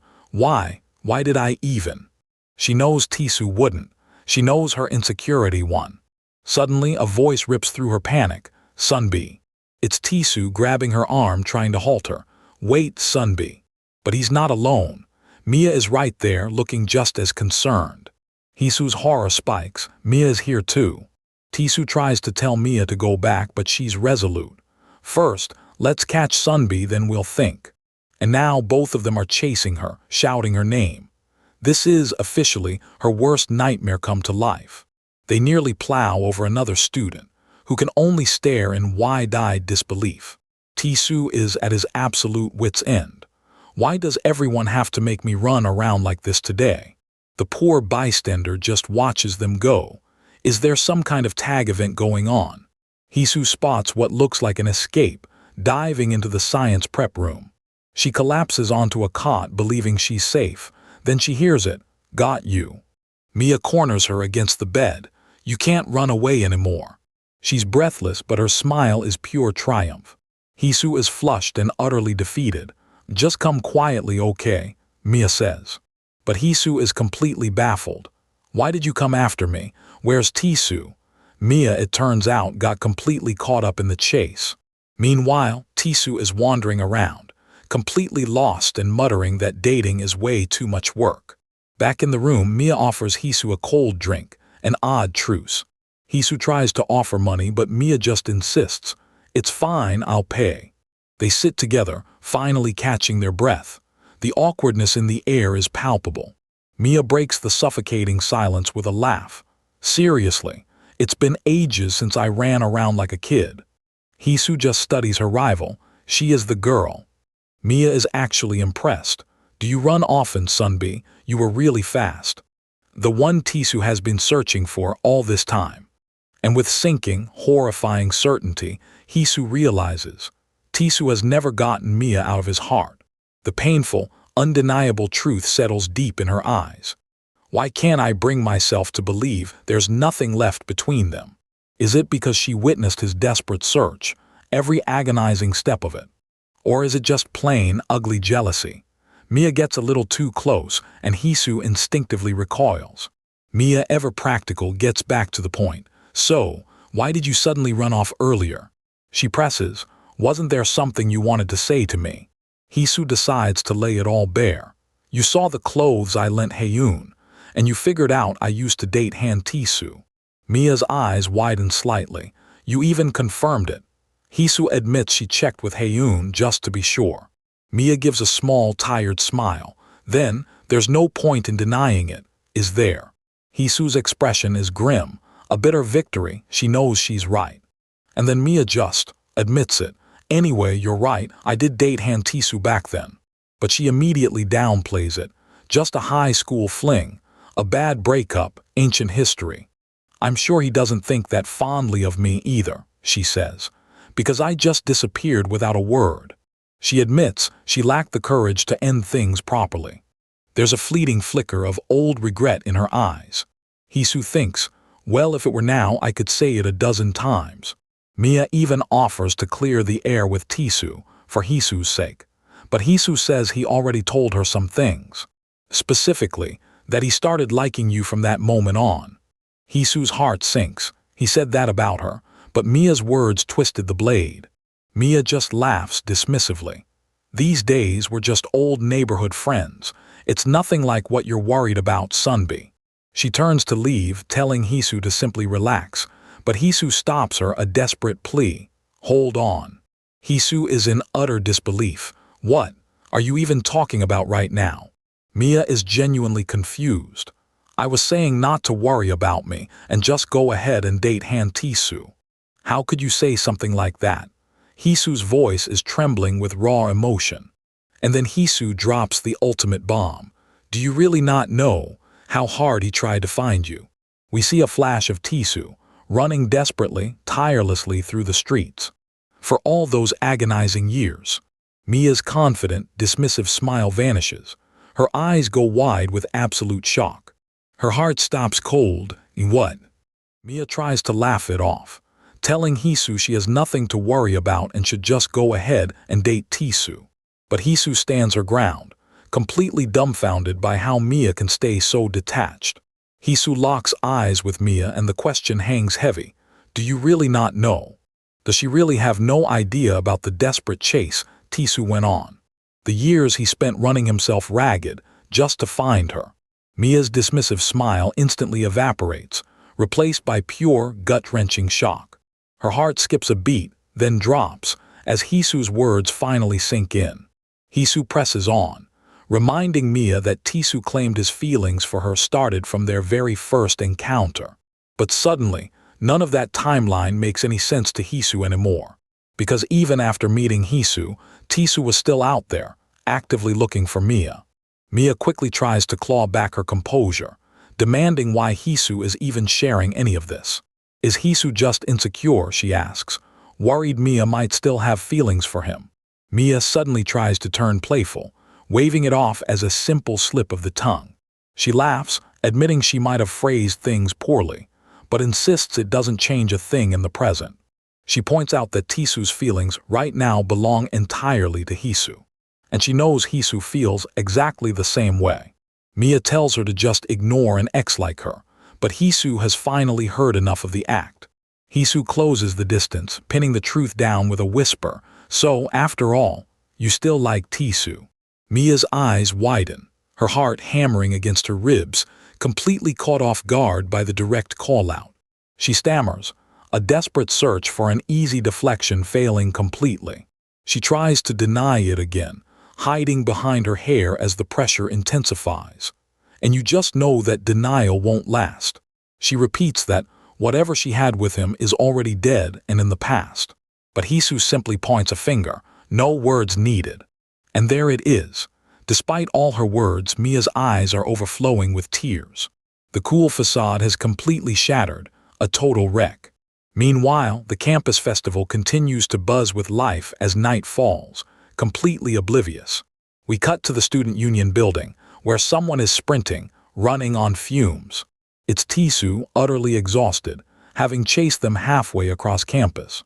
A couple of students point him inside, and he inwardly kicks himself for not checking the student center first.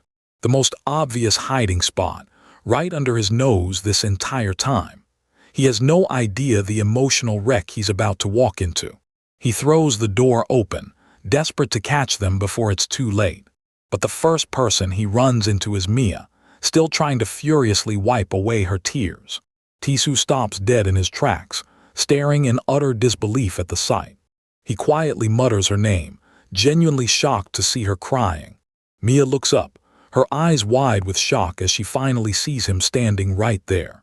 But instead of addressing her tears, Tisu immediately asks, "Where's Hisu?" He assumes they were together, completely, blissfully missing the emotional wreck right in front of him.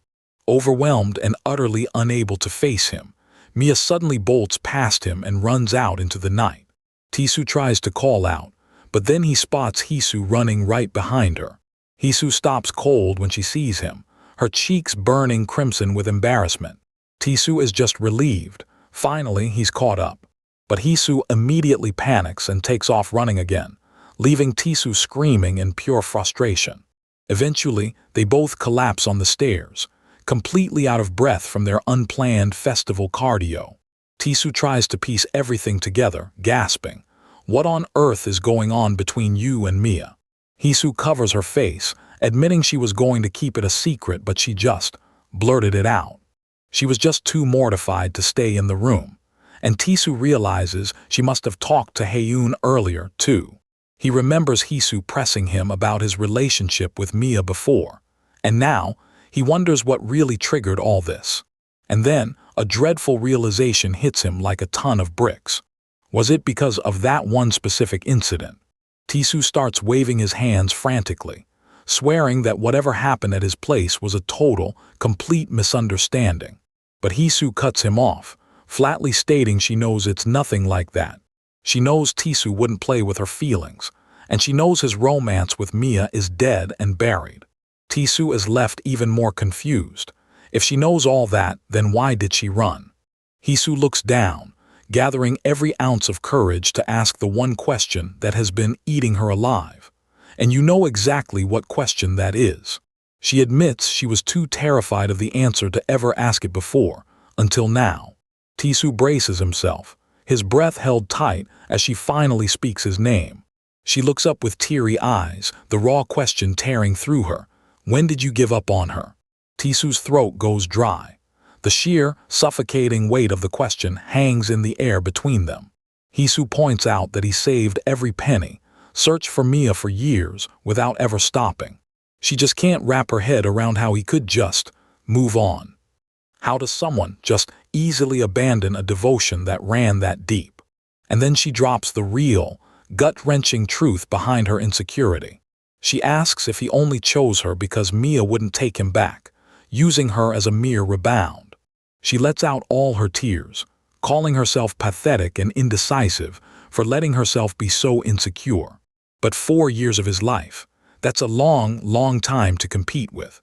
Even after they started dating, she felt like she could never truly reach him, not completely. She clutches her chest, feeling the heavy, suffocating ache of standing in another girl's shadow. She felt like she couldn't push Mia out of his heart, not even for a single second. She's willing to admit it's just her own inferiority complex at play, making her spiral. But suddenly hearing him say he gave up on Mia and liked her instead, it was just too hard to accept. That is why she was trying to run away from everything. Tisu listens quietly, the truth finally dawning on him. It's time to be completely honest. He internally admits that he probably gave up on searching for Mia around last year. Or rather, he just got utterly, completely worn out. No matter how hard he tried to hold on, she always slipped through his fingers like sand. He had to ask himself, did he only confess to Hisu to forget his ex? But he knows deep down that is not true. His feelings for Hisu are genuine, real, not some cheap replacement. He tells her it's true he liked Mia back then, but things have absolutely changed. Hisu listens, her crying slowly subsiding as the sheer sincerity of his words washes over her. She looks up at him, the heavy, suffocating insecurity finally starting to lift. She steps closer to him, her gaze locking onto his, a silent question passing between them. She hesitates for just a fraction of a second. And then she makes a bold, clear demand to prove his love. Can you kiss me right now? As Mia flees into the night, one thought burns in her mind. Is that really true? But back on the staircase, Hisu isn't backing down. She needs to know if he's truly over his past. She needs proof. Can you kiss me right now? Tisu is completely stunned. What right now? His hesitation is all the answer she needs. Just as I thought, you can't, can you?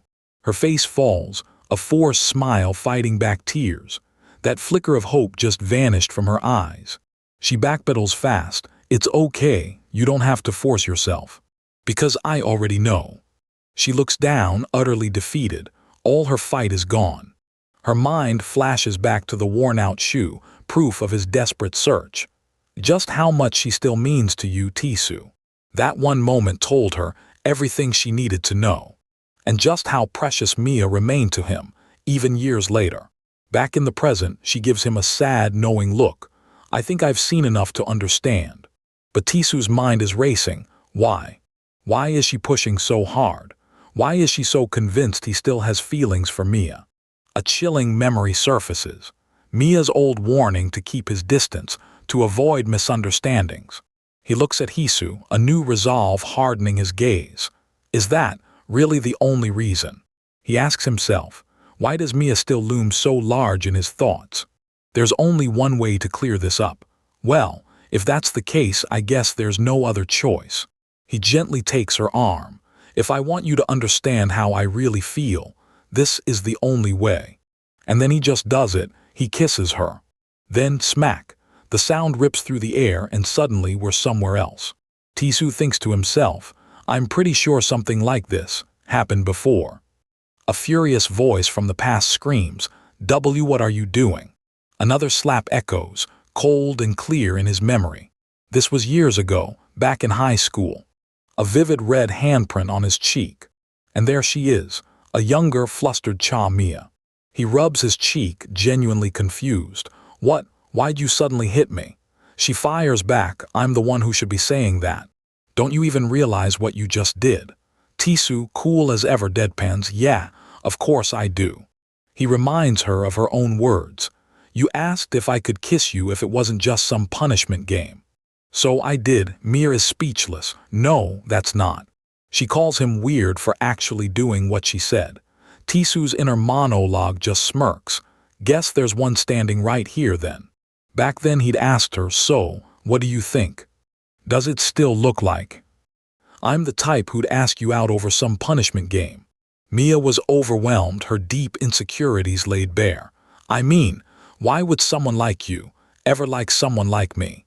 And he told her plainly, I told you, I want to make sure because I don't know. He laid it all out. Why his heart raced, why she was the only thing on his mind.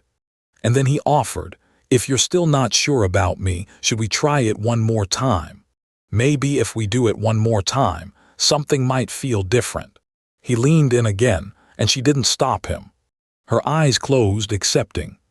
Her glasses fell to the floor, forgotten. And Tisu's memory confirms it. When I first kissed her back then, it felt exactly like this. We snap back to the present, he's touching his cheek. Oh. Hisu is now in a prep room with him, dabbing his face. Are you okay? She asks if it hurts, and he admits his cheek got scratched. From her nails, probably. She apologizes, saying her hand just moved on its own, but he just smiles. It's fine. Honestly, I kind of expected this. He tells her if he didn't make a move, she would have just kept up her fake confidence. She's shocked he saw right through her. He starts teasing her. For someone who's never even held a guy's hand, asking for a kiss out of nowhere is a pretty big tell. He calls her out. All her dating knowledge comes from books and movies, doesn't it? She can't even argue. He brings up all her embarrassing moments, and she tries to shut him up before someone hears. The tables have completely turned. And as he teases her, Tisu's mind drifts to when his feelings truly started. He remembers her as the perfect, untouchable student council president.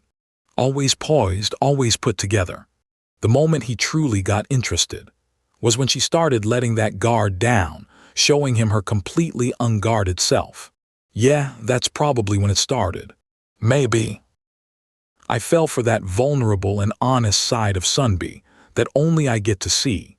Back in the present, she puts a bandage on his cheek. He decides it's time to be honest too. Well, if I'm being honest, it's a bit awkward for me too. I never imagined we'd meet again here just like that. He tells her the whole story. Even the detective agency he hired told him to give up. Maybe Mia just didn't want to be found. So, honestly, I was starting to give up myself. And besides, he'd already heard it from her directly. A flashback. On a lonely bench, she told him she didn't want anything to do with him anymore. That she wanted them to live like strangers. He tells Hisu that, in that moment, it felt like his heart finally settled. It was time to stop chasing dreams and face reality. He admits it would be a lie to say he's completely forgotten her. But that doesn't make his feelings for Hisu a lie. He says he's already satisfied. Just knowing that the girl he thought might be dead or alive turned out to be healthy, well, and living a normal life. That's more than enough for him. He looks her right in the eye, sincere. So please don't say things like that. That I'm using you to forget about her. Hisu is stunned into silence. He steps closer, closing the distance. If you still don't believe me, should we finish what we couldn't do earlier? He backs her against the lockers, his voice a low rumble. What else? The kiss, what else could I mean? He leans in, his heart pounding in his chest. And he gives her an out. If you don't want to, then like you did earlier, you can push me away. She doesn't. She just whispers his name as he closes the distance. And as they kiss, Fireworks from the festival erupt in the night sky. This time it's not a test, not a demand. It's a promise. And with a few fireworks, the madness of the festival is over. Day 1 was a disaster, and Day 2 was just plain weird. But somehow, life on campus continues unfazed. Tisoo remembers walking into the clubroom to witness, well, this. The girls were absolutely captivated by their own creation. They were prepping their department's sacrificial lamb for the cross-dressing contest, and he looked utterly resigned. But they all had to admit, even if it pained them, this guy, Yongha, was their only hope. They turned to Mia for her opinion, but her mind was clearly somewhere else entirely. They tried to pull her back to reality, asking what she thought about Tisoo, but she was just gone. She just stammered out that, yeah, it was more or less fine, not exactly a ringing endorsement for anything. And then she just bolted, sorry, not feeling well today, leaving everyone staring at a suddenly empty doorway. Her friends wondered what was wrong, but Tisoo, he felt a cold dread creep in. He still couldn't shake Hisoo's words from the night before. Her question was a constant echo, what would you do if she still has feelings for you? Would you still choose me? Watching Mia, flustered and running away, he couldn't help but ask himself that same terrifying question. If Mia still harbored feelings for him. 3 days later, the festival finally, mercifully, wrapped up. The student council offered their boilerplate thanks for everyone's cooperation. And just like that, it was over. Time to return to the glorious normalcy of campus life. Tisoo looked back at the so-called war between his department and Hisoo's. It was hyped as an epic showdown, but thanks to one athletic small giant from Medicom, they were absolutely, decisively crushed. His department even lost the cross-dressing contest by default, because someone forgot to send in the application. Some war. Anyway, about that contest, Tisoo still couldn't quite process it. Is this for real? A stunningly pretty girl appeared on stage, a vision in feminine charm. Turns out it was their friend Yongha who had to step in because Tisoo was too built for the dress, and he looked disturbingly good. Like uncomfortably, seriously good. He almost won the whole thing. The crowd was absolutely losing their minds for him. Right up until the host, with perfect timing, asked for an introduction. And because of that disastrous mouth of his, he let out a sound that shattered the illusion into a million pieces. And then he said something so utterly, spectacularly awful, it had to be bleeped out. Let's just say he did not win at all. Walking on campus after the festival, Tisoo reflected on the other strange changes taking root. He ran into Shin Dabin, who seemed acutely uncomfortable. The memory of her puking all over him hit her with the force of a freight train.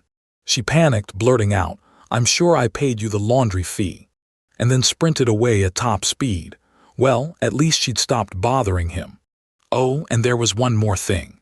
The festival rivalry, it turned out, had very real consequences. Hisoo ran into the president of Tisoo's department, and she wasn't about to let him forget their bet. She leaned in with a smile that was all sugar and daggers. Didn't we promise the losing side would bow at a 90-degree angle? You're not thinking of backing out, are you? The poor guy had no choice but to completely, humiliatingly fold. And now all over campus, people saw him give Hisoo a full, formal, 90-degree bow whenever their paths crossed. Later, Tisoo spotted her in the bustling crowd. She was just walking with her friends, seemingly oblivious. But then her eyes flickered over, finding him. And she gave him this knowing, utterly captivating smile that just melted him on the spot. Which brings us to the biggest, most earth-shattering change of all, his love life. It all came back to last night, playing over and over in his head. Right after that kiss, under the explosive beauty of the fireworks. The moment that was supposed to fix everything, to make it all clear. They pulled apart, the air charged with unspoken things. Tisoo was completely dazed, and Hisoo softly asked how it was, her voice a delicate whisper. But she saw it, the war in his eyes. Even after this, you still can't believe me. Tisoo thought they were finally on solid, undeniable ground. But then Hisoo brought up something from a long, long time ago. She reminded him how she once claimed she could always tell when he was having a hard time. He remembered it was a sweet, tender moment between them. And then she dropped the bomb. Actually, that was just something I made up. She confessed it was just an excuse to talk to him because she was bad with words, desperate to connect. But now, she looked him dead in the eye, her gaze unwavering, cutting through him. I think I really can tell for sure. I can tell just how flustered you are right now, Tisu. He was absolutely floored, exposed by her sudden, piercing insight. She quickly reassured him. She knew his feelings for her weren't a lie, not anymore. But she could still see something else, a shadow clinging to him. So then why? Why are you making that face? Her eyes widened with a sudden, devastating realization, a truth that had been hiding in plain sight. Is it maybe because you two never properly broke up? She saw it, the one uncomfortable truth he hadn't even dared admit to himself. That they both still had a loose end, a tie that was never cleanly severed. And in that moment, Tisu had absolutely nothing to say. A complete, deafening silence. Back in the present, he was still reeling. He tried to make an excuse, but of course it didn't work. He knew she was too smart, too perceptive for simple lies. He couldn't beat her that easily. Even after he froze, exposed and silent, she just told him, knowing you started liking me is enough. He's kicking himself now. Why did he have to be such an idiot and blank out at a pivotal moment like that? But more than that, could she be right? Could Mia still harbor feelings for him after all this time? He thinks back to how it ended. She told him they were nothing to each other anymore, harsh words from a past life. But they never actually said the words. They never truly, officially broke up.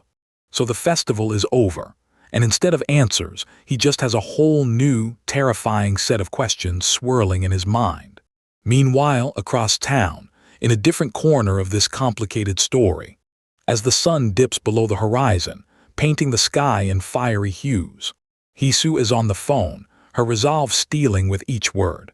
She's calling to postpone her plans to study abroad, a future path now diverting. Her packed suitcase sits, a silent sentinel in the corner, a life put deliberately on hold. She tells her teacher it's because she finally met the one person she's always wanted to beat. A small, fierce, determined smile plays on her lips. And now, for once, I really want to win. She hangs up, the click echoing with finality. The battle lines are officially drawn. Later, Tisu gets back to his apartment building, completely lost in the churning chaos of his own head, until a voice, unexpected and sharp, stops him cold in his tracks. A woman he's never seen before stands in the hallway. She looks him up and down, a professional assessment, and asks, "Are you the neighbor?" The question still hangs in the air. Are you the neighbor? And Tisu's mind just blanks. He snaps out of it, turning to face this unexpected, sharp voice. And there she is, his new neighbor. She's assessing him like an insect under a microscope. That same question hangs again, are you the neighbor? And Tisu's brain just totally short-circuits. Then a flash. His brain finally clicks. He's seen her before at the festival. She's connecting the dots too. Your face looks familiar, she muses, then it all slams into place. She blurts it out. You were the one who touched my chest with that plushie. And Tisu immediately goes into full-on panic mode. Just when it couldn't get worse, another voice cuts through the tension. Huh, Han Tisu. Oh, you know exactly who that is. She stares at him, her question dying on her lips. What are you doing, he? The neighbor just watches the drama unfold, a smug little smile playing on her lips. Mia looks like she's just witnessed two ghosts materialize simultaneously. But the neighbor's focus shifts, laser-sharp, to Mia. You finally showed up. This was never a random encounter. Mia's immediate primal reaction. Run. I have something urgent to do, so I'll be going. But the neighbor is faster. Where do you think you're running off to, you little brat? She says, grabbing her. You thought turning your phone off would work. Tisu, bless his heart, tries to referee this sudden hallway brawl. He asks the obvious question, are you two perhaps related? And looking at them now, one holding the other in a headlock. Yeah, you can kinda see it. The neighbor deadpans, mother and daughter. And Tisu, the poor guy, completely falls for it. What? Mia, meanwhile, is losing her mind. What kind of nonsense is that? Say it properly. She's just my sister, Mia yells, my older sister, and now Tisu sees it, the intense, terrifying resemblance. The sister pauses, a new, dangerous thought dawning on her. She puts two and two together. If you live next door to Mia, then you must be Han Tisu. A dangerous glint enters her eye. Hold on. Go stand there. There was something I really wanted to give this guy when I met him. She walks toward him, slow and deliberate. Let's just say this isn't the kind of gift you wrap. She gets right in his face. Brace your stomach. And there's the wind-up. A solid punch, right to the gut. No, he did not brace his stomach. Tisu doubles over, winded, as Mia screams, "Why?" The sister explains with zero remorse. That punch was filled with the resentment of all the players hurt by your toxic play. Han Young Dong Han Tisu. And then it all comes flooding back. The forgotten threats from some random player in an online game. The horrible realization dawns on him. This woman is Fallen Power Angel, the top-ranked player on his server, the legendary guild master. A whale of a player, famous for spending insane amounts of money just to dominate the game. And get this, she's the entire reason he and Mia ended up at the police station together in the first place. He'd always assumed Mia was Fallen Power Angel. You lent her the account. Mia quickly clarifies. Well, she had another fight before that caused her account to get suspended, so she made a game ID under my name and was using it, which also got her sister into trouble. But here's the kicker. Tisu went to the police station for that player. Totally clueless Mia was on the other side of the screen. Mia quickly jumps in, trying to de-escalate before Tisu calls his lawyer again. I already apologized for her, so don't sue. The sisters turn to leave, but Tisu's mind is still spinning with questions. Mia slips into her apartment, looking like she wants this entire day to be over. He watches her disappear. He always thought Mia was an only child. What other secrets is she holding? Inside, the interrogation continues. The sister confronts Mia. You didn't keep your promise. Mia just stares, utterly clueless. The door lock password, her sister says, already rummaging through Mia's stuff.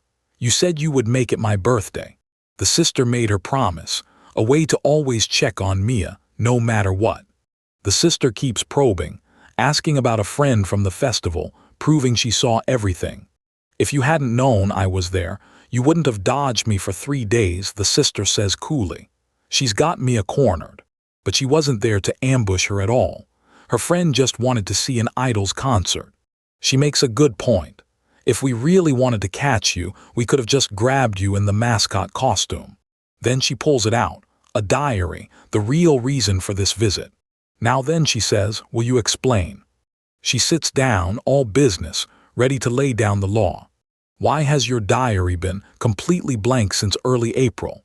The question hangs heavy, and Mia starts to sweat. She's got nothing. The silence stretches, thick and suffocating. Then, just like that, we're not in the apartment anymore. We flash back to a younger Mia, working a restaurant job, struggling to remember even a simple order. The customer is patient, but Mia is clearly lost at sea. I'm sorry, I'll bring them right away, she says, as the customer wonders why a young girl is so forgetful. This became a pattern, a persistent fog slowly consuming her memories. It all started around the time she was forced into a tiny, cheap room, a gashiwan. She started keeping a diary to fight the forgetfulness. Her first entry, June 13th, I finally moved to a new gashiwan. I'm happy that I have my own bathroom, a small victory in a very tough life. This was her new reality, a brutal world away from the campus life Tisu ever knew. Just after her 19th birthday, her father, buried in debt, simply vanished, leaving her utterly alone. Her landlord kicks her out with barely enough money to survive. Clear out by tomorrow. Lying in her new, tiny room, she wonders if her father is even still alive. Then an even darker thought. Honestly, it would have been better if he disappeared sooner. Then she wouldn't have had to hear his awful, cutting words. She looks at her own hand. She remembers Tisu, and wonders if she should have been the one to abandon him first. Overwhelmed by the crushing weight of these memories, she covers her face. It felt like everyone in her life just discarded people so easily. And then something snaps. Her eye widens, a strange, unnatural pattern swirling deep within her iris. She bolts upright, breathless and utterly disoriented. What was that just now? The air still hummed with the aftershocks of Mia's sudden outburst. But outside his own apartment, Tisu was wrestling with a different kind of shock. Something far more disorienting than anything he'd just witnessed. Mia, an only child, he thought, but she just introduced him to her sister. And what a sister. For years, she swore she was an only child. This was absolutely brand new information. He squinted, trying to reassemble his understanding of her. A woman that striking, living this close, he'd have noticed her. You simply don't miss someone like that. So the biggest question remained. Why lie about something so fundamental? Then Hisu's words echoed in his mind. It's still bothering you, isn't it? Because you liked her so much. The thought twisted his gut. Just then shouting erupted from next door. Mia's sister, warning Mia that Han Tisu might be listening. And well, she was right. He tried to shut it out. This was not his business. Eavesdropping felt wrong. He had Hisu now, he needed to clear his head for her. But even with Hisu's image, another voice sliced through his thoughts. Back inside, the sister was cornering Mia. Are you checking whether Mia is inside? Tisu felt his own stammered denial well up inside. Mia snaps, rushing to the door. Hey, Han Tisu, why are you standing in front of someone else's door? She throws the door open. But the hallway was empty. He was already gone. The sister watched, cold and utterly unimpressed. So I was right, wasn't I? She points to her own head. You didn't tell him about this, did you? Did you really? Mia couldn't meet her gaze, sweat beading at her temple. Is it because you're scared? The sister twisted the knife, bringing up that festival incident. The raw humiliation of being seen at her absolute lowest. You're afraid he'll look at you like some poor, pitiful girl again, and that hits a nerve, hard. And just like that, we're plunged into Mia's deepest past. A story she titled Mia Has Returned. It opens in an office with a furious slam. What the hell is this? A woman was accusing her boss of planting a hidden camera. He played dumb, but she wasn't buying it for a second. She holds up the evidence. This is a hidden camera. Did you think I wouldn't know? Save that talk for the police station. She screams, getting right in his face. She promised he'd rot in jail, then stormed out, leaving him utterly ruined. And watching this entire meltdown unfold was a younger, much more innocent Mia. She just stood there, tea set in hand, utterly stunned. She calls this the second hardest time in my life, the spring she turned 20. Because after that incident at DO Industries, the job she'd barely scraped together was just gone. Her bank account, practically zero. Her last paycheck never materialized. Now rent, 2 months overdue with no idea how she'd ever pay. The company had simply vanished. Closed for personal reasons, the sign read. Her mistake, trusting them blindly with no backup whatsoever. So she had to face her landlord. She begged for 1 more month, promising anything to pay. But he just gave her this utterly disgusting, slimy smile. And then he says it. The payment doesn't necessarily have to be money. This was the first brutal lesson after her family abandoned her. Alone in a world teeming with predators. If you look weak, you get eaten. Everywhere she turned, kindness hit a sharp shadow. There's no such thing as a free lunch. And these helpful guys, they weren't helpful at all. Especially for someone like her, utterly broke and completely alone. Her current self would probably commit some light arson. Now she'd teach them a lesson, no hesitation. But then, just a kid with about $30 to her name. How long could she even survive on that? Threats from debt collectors kept piling up. All she could do was run and hide. She tried official help, but her father was still legal guardian. They did nothing. She begged for any work, only to be turned down again and again. The owner whispers that she looks shabby, almost like a homeless person. No background, no references. She was an outcast, too risky to hire. With nowhere to go and no one to lean on. She finally broke, too proud to ask, too desperate to survive alone. Literally down to her last few coins. Sitting alone on a bench, completely lost. 10 days without a job. Her stomach was screaming. At this rate, she's not going to make it. In her absolute darkest moment, a memory flickered. It's Tisu. She shook her head, trying to banish him. Why was he in her thoughts now? She's at rock bottom. What am I supposed to do now? Do I just cry and beg him to help me? But then she remembers, with what right? She remembered taking money from Tisu's mother. The deal, keep an eye on him, a betrayal. She knew she had no right, not after that. She was the one who ran, who cut all ties so easily. The full weight of her choices came crashing down. Just tears of utter despair. Why am I still thinking about such selfish things? A fleeting memory, a better time, a gentle moment between them. Is she just assuming he'd forgive her for everything? Because even though he was selfish and self-centered, in her memory he was also gentle. Was he the only one who ever truly accepted her? She remembered the graffiti on her desk, the relentless bullying, when everyone else denied her, and broke her, literally and figuratively.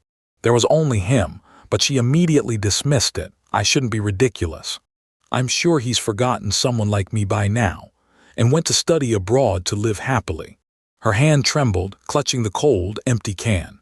But then something shifted, a glint of fierce resolve in her eye. She spots a payphone.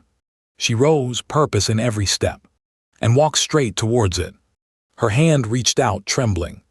She hesitates for just a second. Then she grabs the receiver and makes the call, the one that will change everything. She's lost, reeling from that traumatic memory, her mind spiraling backwards in time. It all comes back to a payphone, to a single fateful call. Why did I listen to that day? She thinks. I still don't really know. It takes her back to him, Tisu, and a shared can of coffee so long ago. She thought his number might have changed by then, that he might not even remember her. But she had to try. She just wanted to hear his voice one more time, like in the good old days. The phone just keeps ringing and ringing, and she's just about to lose her nerve and hang up. But then a voice stops her cold. Hello. It's him, it's actually him. Her hand trembles. That voice, unheard in years, leaves her completely speechless.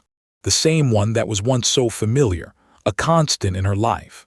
And now, it feels like it's from another world entirely. He asks why she isn't saying anything, but her mind is completely blank. She just called without thinking, never expecting he'd actually pick up. What does she even say?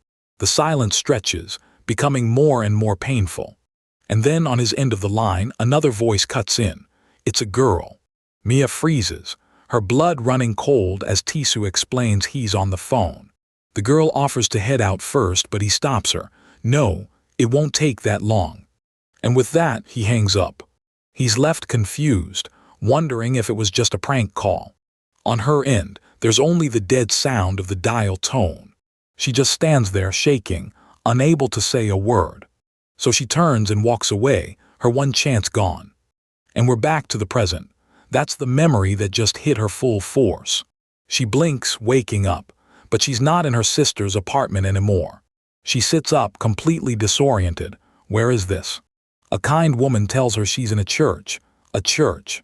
Mia looks totally drained. The woman asks gently, "You don't remember what happened?"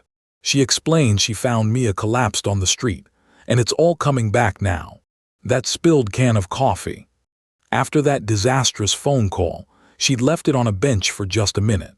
Her stomach was rumbling, she was starving. But when she got back to it, someone had used it as an ashtray. And at that moment, seeing her last bit of food ruined, something inside her just snapped. Just an honest mistake, but it was the final straw.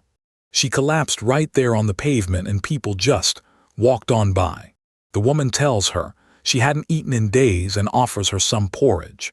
The person who helped her was the pastor's wife of a small church. Seeing her situation, she offers her a place to stay in the church's storage room.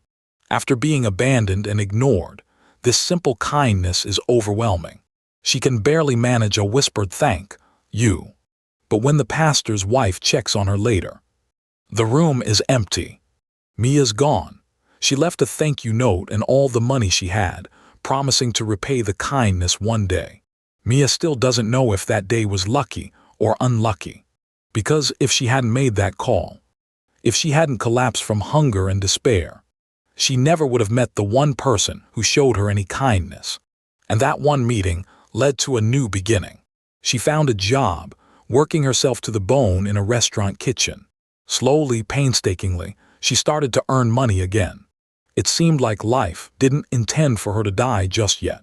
She was finally able to stand on her own 2 feet and start earning money again, which meant it was time to face the music. She meets with one of her father's loan sharks to make another payment on the debt he left behind. He smugly says he thought she'd run away, and Mia just explodes. How could I run away? If I run away too, who knows what you people will do to my mom? Her mother had already suffered her whole life. She died knowing nothing but pain. How much more do you expect her to suffer? The loan shark just shrugs it off. And then he has the nerve to call her stubborn, suggesting there are easier ways for a girl like her to make money. You have nothing to your name, but your pride sure is high. Pride, is that what this is? So she keeps working, taking any manual labor job she can find. The other construction workers gossip about her. She's young, pretty, and always alone. They wonder why she keeps to herself, but she just eats her small meal in silence. Is it stubbornness, or is it just a lingering attachment to a past she can't let go of? A past where things were simple. A time when she was just a normal high school girl in love. She knows she can never go back to that time anymore. She knows the choices she made, the way she ran away, the way she left him without a word. There's no undoing it. So is this just stubbornness, refusing to take the loan shark's easy way out? Would things really get easier if she just did what they told her to do? And there's that strange pattern in her eye again, the same one we saw right before she snapped. Even though she knows it's wrong, she imagines Tisu has probably already forgotten someone like her and is living happily. And look at this, you already know she's not totally wrong, is wanting an ordinary life, a luxury for a girl like me. She's no one special, just Mia. Since leaving home at 18, she's done nothing but work. While other girls her age were going shopping, she was chained down by the shackles of money. She was never even able to properly finish school like everyone else. She became an adult before she even realized it. But still, she tells herself it's fine. She's allowed to have a dream at least, right? Even if she's poor and has nothing. She just keeps working, never complaining. She remembers her late mother. And the last thing she ever said to her, a person only truly dies when they lose their dream. It was just a line from a novel her mom loved, but it stuck with her. So even if the present is painful and difficult, she has to hold on to a dream, for the sake of a day when it won't be anymore. Those were her mother's last words, a final wish. But is someone like her, who has nothing, even allowed to have something like that? Is she allowed to have a dream? A dream. What even is her dream anymore? Lost in thought, she suddenly stumbles. Her hard hat tumbles over the edge of the scaffolding, and she goes right over with it. Wait, what? As Mia falls, her life doesn't flash before her eyes. Her dream does. She remembers being a little girl in class, proudly declaring her dream was to become a wonderful teacher. But reality had already had other plans. On her career form, her first and second choices were just employment. Even in middle school, she knew the score. When her teacher asked why, she admitted she couldn't afford high school tuition. All those bright posters about finding your path meant nothing, not when you were just trying to survive. She even had to hand in a dropout application form, shattering her teacher's hopes for her. Alone in that empty classroom, one word echoed: dream. What was her dream, really? It was the simple things: a birthday cake with her family, to live normally, to laugh and play without a care in the world, just like everyone else. And it was him, Tisu, reaching out to her with that gentle smile. To love normally. It was her one simple wish.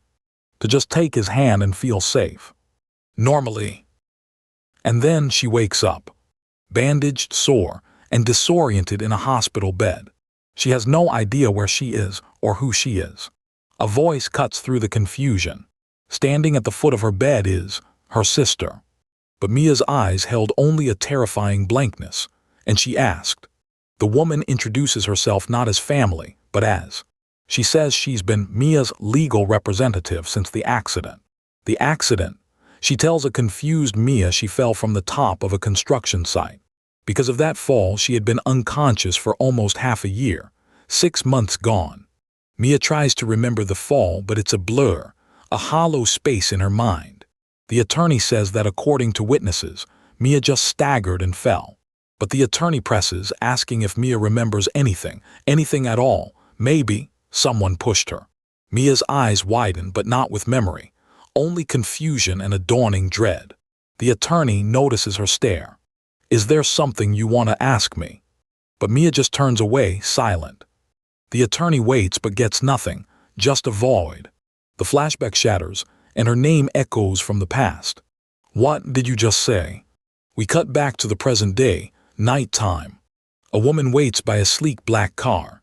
She cheerfully greets Mia's sister as she exits the apartment building. The assistant asks how the reunion with her sister went. The sister's response is blunt. Her assistant just smiles. With things not going her way, the sister considers her next move. The assistant jokes about using a communication tool, like a hammer. Yes, a hammer. She correctly guesses the real reason for the bad mood. But then the mood shifts, the assistant's voice dropping. The sister confirms. Mia never used to miss a day in her diary no matter what, not since that day. And the assistant worries, could that, her condition, be progressing faster than they ever imagined? So fast that Mia can't even keep records of her own life anymore. The sister tries to brush it off, but then has an idea. Can we stop by somewhere first? Meanwhile, back at the apartment building, Hisu is knocking on a door, and Mia is the one who answers. And just like that, the two rivals were face to face. Mia immediately assumes the worst. She points down the hall, but Hisu just looks confused. I know that too, Hisu says. She's not here for him. Suddenly it clicks for Mia, who gets flustered and embarrassed. Hisu isn't visiting. She lives here. She moved in across the hall right before the festival. The festival? Yeah, Mia remembers the festival. She remembers seeing Tisu and Hisu together there. The memory of their kiss hits her all over again, a fresh wound. The air between them was so thick, you could almost hear it crackle. Mia tries to make a quick exit, to escape the suffocating moment. But Hisu stops her. She takes a breath, getting right to the point. Can I ask what you guys meant by broken? Mia freezes. The air crackles with unspoken accusation. She can't believe what she just heard. She'd been caught, plain and simple. Hisu apologizes, saying she overheard by accident, but her eyes don't waver. But she doesn't back down. Is there something wrong? Mia can't even breathe, her heart pounding. With your head, maybe. Elsewhere, Tisu is just trying to get through his shift at the gas station. And then of course she shows up. You know exactly who, Mia's sister. Tisu is completely lost. He has no idea what she's talking about, his mind racing. She cuts him off, her voice sharp.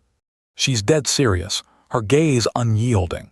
She grabs him by the collar, pulling him closer. Sell yourself to me.